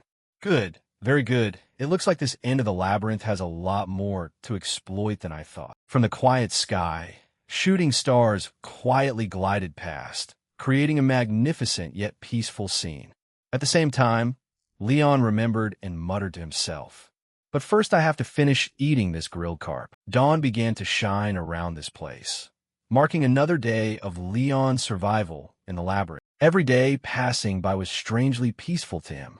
Today, Leon continued his leveling journey with labyrinth crayfish, which had an exquisitely sweet taste that delighted him. "Caught 3 of these today." Leon swiped up, his eyes sparkling with excitement. "Could it be that I'm getting lucky?" Then he brought it ashore for the system to store. Suddenly, Leon wondered vaguely. "Still have leftover flour from making cookies a while ago. Should I make sausage vegetable soup?" He was peacefully barefoot here, calmly walking on the cool green grass in harmony. "I'm gradually getting used to life in this labyrinth." Walking along, Leon sighed in appreciation. "Every morning when I wake up, I go collect the fish traps I set the day before, and then go check if the plants grown near the edge of the forest are growing well." Looking at the small tubers in the ground, Leon sighed. Banana sweet potatoes are growing very well too. Holding a shovel, he squatted down and said, "Good. Today I can have free time to go gather other things." Leon was captivated by harvesting those items, from labyrinth fruit trees to labyrinth young mushrooms and labyrinth chrysanthemum greens. Holding the chrysanthemum flower in his hand, he felt excited. "First time I've seen chrysanthemum flowers. They're really pretty." Leon immediately opened his eyes wide in appreciation. Bringing them back to place near the campsite should be very fitting. From a system screen, a selling price of 300 shillings appeared, leaving him astonished. "What? This?" Leon was surprised. "Can be sold." Leon looked vaguely at the system description in front of him with doubt. There had never been a message like this before. The shilling shop also doubles as a trading stall. Huh? Vaguely holding the chrysanthemum flower in his hand, he wondered if he could sell it right now. But on the screen, the price dropped, making Leon knit his brows in confusion. "What? At this moment, the selling price is 300 shillings, but why did it drop? Are you bargaining the price with me?" Noticing that expression, it immediately popped up a notification. The value had been calculated in real time, making Leon sneer with contempt. "So that's how it is?" Yet he gently raised a hand to his mouth, closed his eyes, and pondered. It seemed currently he could only sell 1-star items. Furthermore, the item description had to include pricing, meaning if he wanted a fair price, he had to actively negotiate. Suddenly, big question marks automatically appeared on the screen. Thinking about it, Leon cunningly, with a sly look in his eyes, brought the bouquet of chrysanthemums forward to persuade. "Look closely. If you dry this chrysanthemum flower and brew it into tea, it's very good for health. It's no exaggeration to say it's also an alchemy ingredient. Furthermore, anyone can brew it easily. Doesn't that make it more valuable? So I think it's worth more than the current level." Hearing that, the system considered it as if enlightened. Makes sense. Adjusting selling price, it quickly showed a value of 280, leaving Leon astonished. He narrowed his brows in pain. "I just provided new information to you, and you only raised the price a little bit and then added a commission fee on top of that. Isn't that a bit stingy?" The system calmly displayed the text. "Commission fees are mandatory according to shilling shop regulations." Seeing that, he sighed in disgust. "Well, since it's a regulation, I suppose it can't be debated." But then it gently announced, "But the shilling shop always listens to customer feedback." Done. It started proposing a new price of 300 while giving 2 options of yes and no, making Leon excitedly think to himself, "Turns out it's not completely rigid after all. Meaning if I can persuade it, can I sell at a higher price?" In his heart, dark and cunning, he muttered, "If you lack knowledge, you get ripped off, but from now on I can learn more. I will definitely sell everything at the highest possible price." At the same time, Outwardly, Leon smiled warmly and said, "Agreed, I accept." Finishing his words, the shilling shop immediately announced that the item had been sold for 300 shillings. And at the same time, it paid out a bag of money that he excitedly snatched up. Awesome. Saying that, Leon immediately looked at it and interrogated. "Can I sell processed items?" The shilling shop nimbly affirmed, "Yes. However, there are currently no sellable items in your inventory." It further warned that fake or defective opened items could not be sold. Hearing that, Leon cupped his chin in response and asked further, "So you mean if I want to sell, I have to prepare new ones and sell them properly, right?" "Got it." Gradually, the store faded away, and Leon also relaxed and sighed. Today has been a very productive day. Stretching comfortably, he said, "Gathered enough ingredients in the forest. Time to prepare something to eat." Finished speaking, Leon turned back to arrange all the ingredients he had gathered on the table. At that moment, the system also notified him of a spicy and aromatic cooking recipe. Leon ignored it, excitedly picking up a red ingredient and marveling at it. "So, this is pepper, and whole peppercorns at that. This is amazing." Finishing his thought, Leon tossed the collected ingredients into the pot and muttered an exclamation. "All right, first I'll put the meat and spicy peppercorns into boiling water, then add the cleaned mud crab heads and feet to make the broth." Meanwhile, he nimbly prepared the other ingredients, speaking as he worked. Once the flour and water had been kneaded into a dough of just the right consistency, he slammed it hard against the table to add elasticity and let it rest for a moment, during which he prepared the tender mushrooms and simmered them thoroughly. Leon enjoyed the entire process as he worked, slowly dropping the small crab and while talking to himself, then adding the mud crab body to turn it into an unimaginably delicious seafood soup. Leon stirred steadily with an expectant look and exclaimed, "It smells so good." Next, he pinched off pieces of the dough as instructed, and now that the broth had fully absorbed the flavors, he took the rested dough, tore it into thin pieces, and dropped them in, followed by gently tossing in small leaves with excitement, and finally adding a large handful of labyrinth chrysanthemum flowers before simmering a bit longer. A pot full of vibrant colors and rich aromas appeared before his eyes, prompting an excited cheer from Leon. "Done, dig in." The rich seafood broth blended together perfectly, so he scooped a spoonful with his ladle, brought it to his mouth, and said, "Let's taste the broth first." Afterwards, Leon couldn't stop praising it. "This broth is unbelievably good. The piping hot broth instantly washes away any feeling of greasiness." Suddenly, he thought of a special dish. What about the dough drop soup? Leon imagined the whole process blending together step by step like a symphony, where the unevenly thick pieces of dough provided a unique texture with every bite.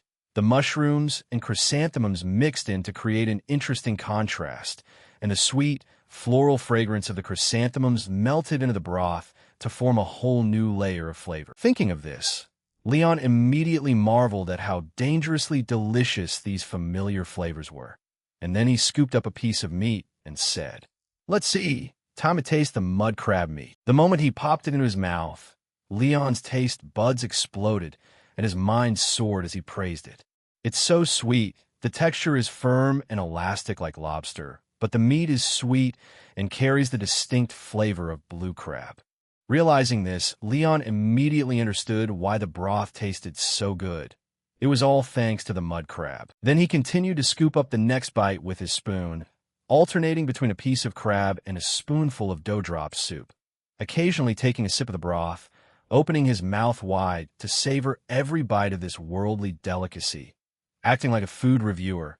And when things started to feel slightly greasy, he grabbed a piece of chrysanthemum to cleanse his palate. This combination made it impossible for him to stop eating until the pot was scraped completely empty at the bottom. Leon leaned back comfortably with a sigh of relief, unable to hold back his praise and admiration.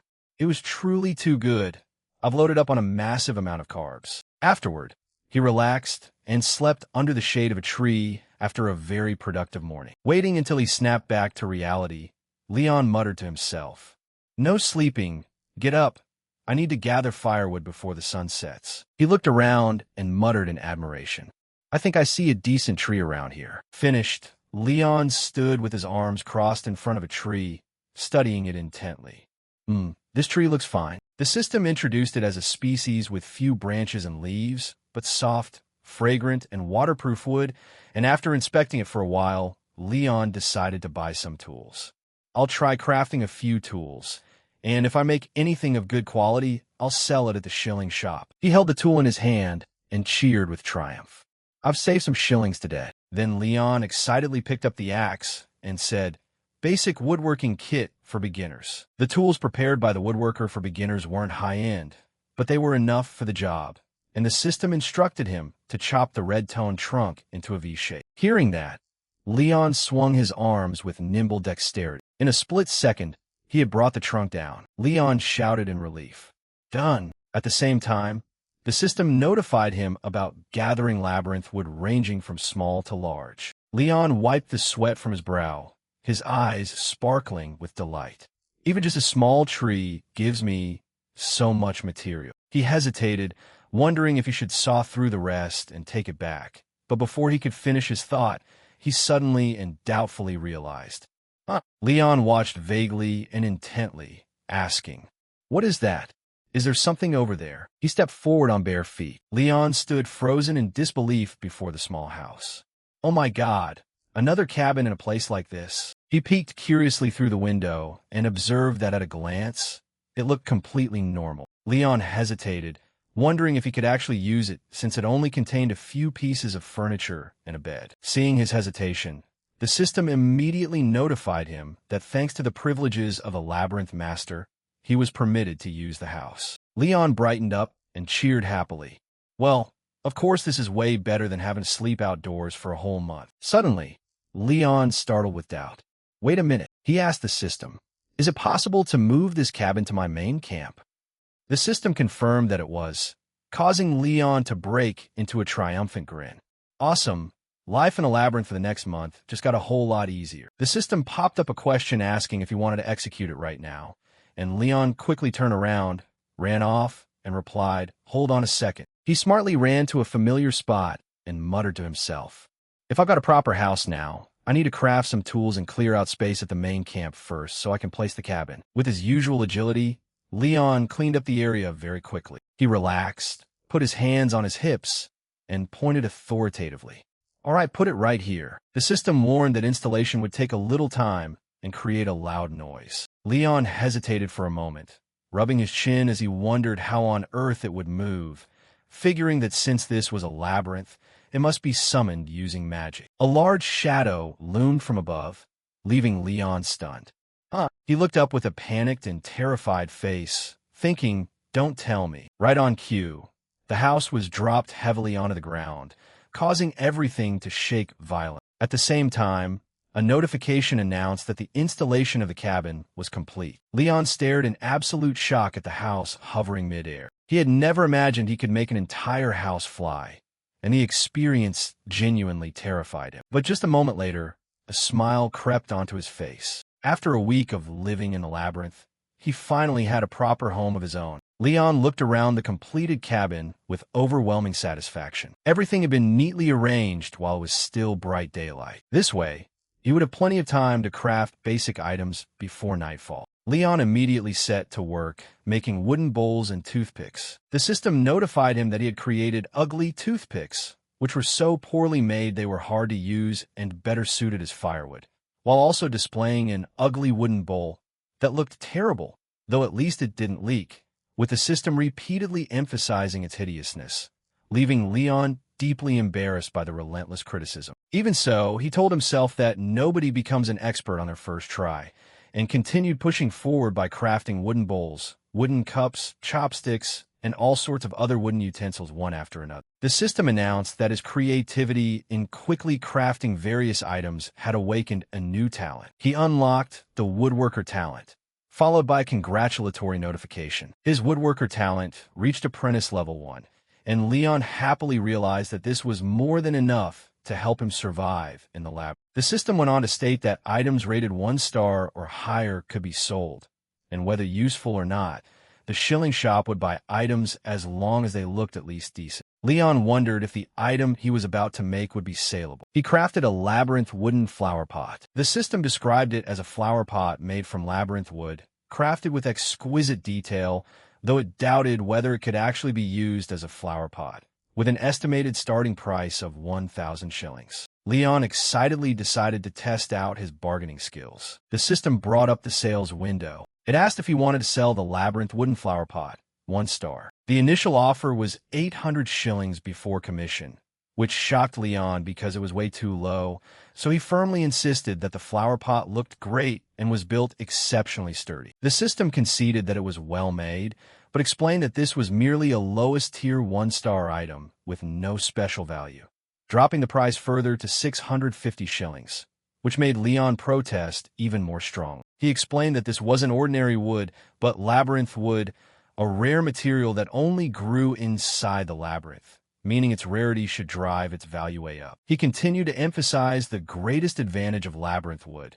It was completely waterproof and possessed extreme durability, thanks to its special power. He insisted that the flower pot was both beautiful and practical, representing a high-quality product that practically sold itself. The system began recalculating, announcing that the price had been adjusted based on the new information and raising the offer to 1,500 shillings, causing Leon to smile in satisfaction as the price far exceeded his expectations. He accepted immediately. The system confirmed the item had been sold for 1,500 shillings, making the flower pot vanish as Leon received the 1,500 shillings and asked if he could sell the exact same item multiple times. The system confirmed he could, but warned that if supply exceeded demand, the price would gradually drop. Leon concluded that crafting a variety of different items would be more beneficial since he needed practical utensils anyway, plus he would accumulate a lot of valuable experience, meaning reaching expert rank at this pace was just a matter of time. 3 weeks passed by, with Leon constantly improving his crafting skills. During a fishing trip, he caught a labyrinth white snow salmon. The system explained that this was a rare fish living exclusively in the labyrinth, with scales as white as freshly fallen snow and eyes sparkling like moonstones, holding a fairly high value, and notified Leon that he had completed the achievement of catching 10 different high-quality fish species, rewarding him with a master angler path and 3,000 shillings while bumping his fishing talent up to apprentice level 3. The system also warned that his fishing rod had worn down past 95% durability and needed repairs, causing Leon to breathe a sigh of relief that he had caught the fish when the rod was down to its last 5% durability, and he cheerfully declared that all preparations were finally complete. He knew that to advance from apprentice to expert, aside from his main talent, he needed at least 5 other talents to reach apprentice level 3. The system displayed his current talents: medicine making at apprentice level 9, fishing at apprentice level 3, gathering at apprentice level 7, cooking at apprentice level 6, sewing at apprentice level 4, and woodworking at apprentice level 3, leading Leon to realize that leveling up his fishing had fulfilled the final requirement, though he admitted that upgrading production talents required an immense amount of effort. While processing the salmon, a crystal bead suddenly rolled out, leaving Leon surprised at the discovery, as the system identified it as a labyrinth salmon eye, which, despite coming from a fish, was treated as a genuine gemstone whose greatest advantage was an extremely high mana conduction rate despite not being a magic stone. The recipe associated with it required expert level 1 to unlock, and its selling price was 10,000 shillings, leaving Leon astonished at its colossal value. He wanted to sell it immediately, but hesitated. Upon realizing that the recipe required the expert rank, just like the fish essence, Leon decided against selling it. He believed the recipe would unlock soon. Right at that moment, the system notified him that he had obtained the labyrinth salmon essence. His specialized medicine-making talent had hit its limit. Thanks to his exceptional innate talent and unremitting efforts, he had progressed at blinding speed in a short time, causing his medicine-making specialization to evolve into alchemy specialization. His alchemy level instantly jumped to expert level 1. The system announced that a massive number of new recipes had been unlocked. Leon was stunned by the sheer volume of recipes, realizing this level up was entirely different from before because instead of having to read, the knowledge poured directly into his brain. Many of the new recipes weren't related to regular medicine and even included anti-curse techniques. He grew even more excited about leveling up. Once the knowledge transfer finished, Leon immediately looked into what the fish essence could be used for. The system stated that the fish essence had to be swallowed whole, carried a strong fishy odor, and fell under the alchemy category. Leon realized he could use it right away without any processing. He checked if there were any recipes utilizing it, and the system confirmed there were, though some remained locked. The required ingredients included 5 special fish essences and 2 fish eyes, meaning he was currently missing 1 fish eye, while the system warned that the success rate was very low. Leon was glad he hadn't sold the fish eye earlier, but then he realized a more worrying problem. The recipe required 5 fish essences, and the fish eye he had just obtained was his only one, which meant he only had a single chance. Despite worrying about the lack of ingredients, a surge of excitement bubbled up inside him, because to Leon, alchemy was the most interesting profession. The joy of fishing and the satisfaction of hard labor were wonderful, but nothing compared to the explosive thrill of creating exceptional results. Leon smiled with confidence, knowing that anxiety over failure was only for beginners. The lower the success rate, the greater the joy when it succeeded. As the mixture boiled in the pan, the reaction suddenly turned extremely violent. Leon instantly knew something out of the ordinary was happening. The system notified him that he had gained heat resistance thanks to the blessing of the fire god. He clamped the lid down tightly, knowing he only had 1 chance and failure was not an option. After weathering the intense reaction,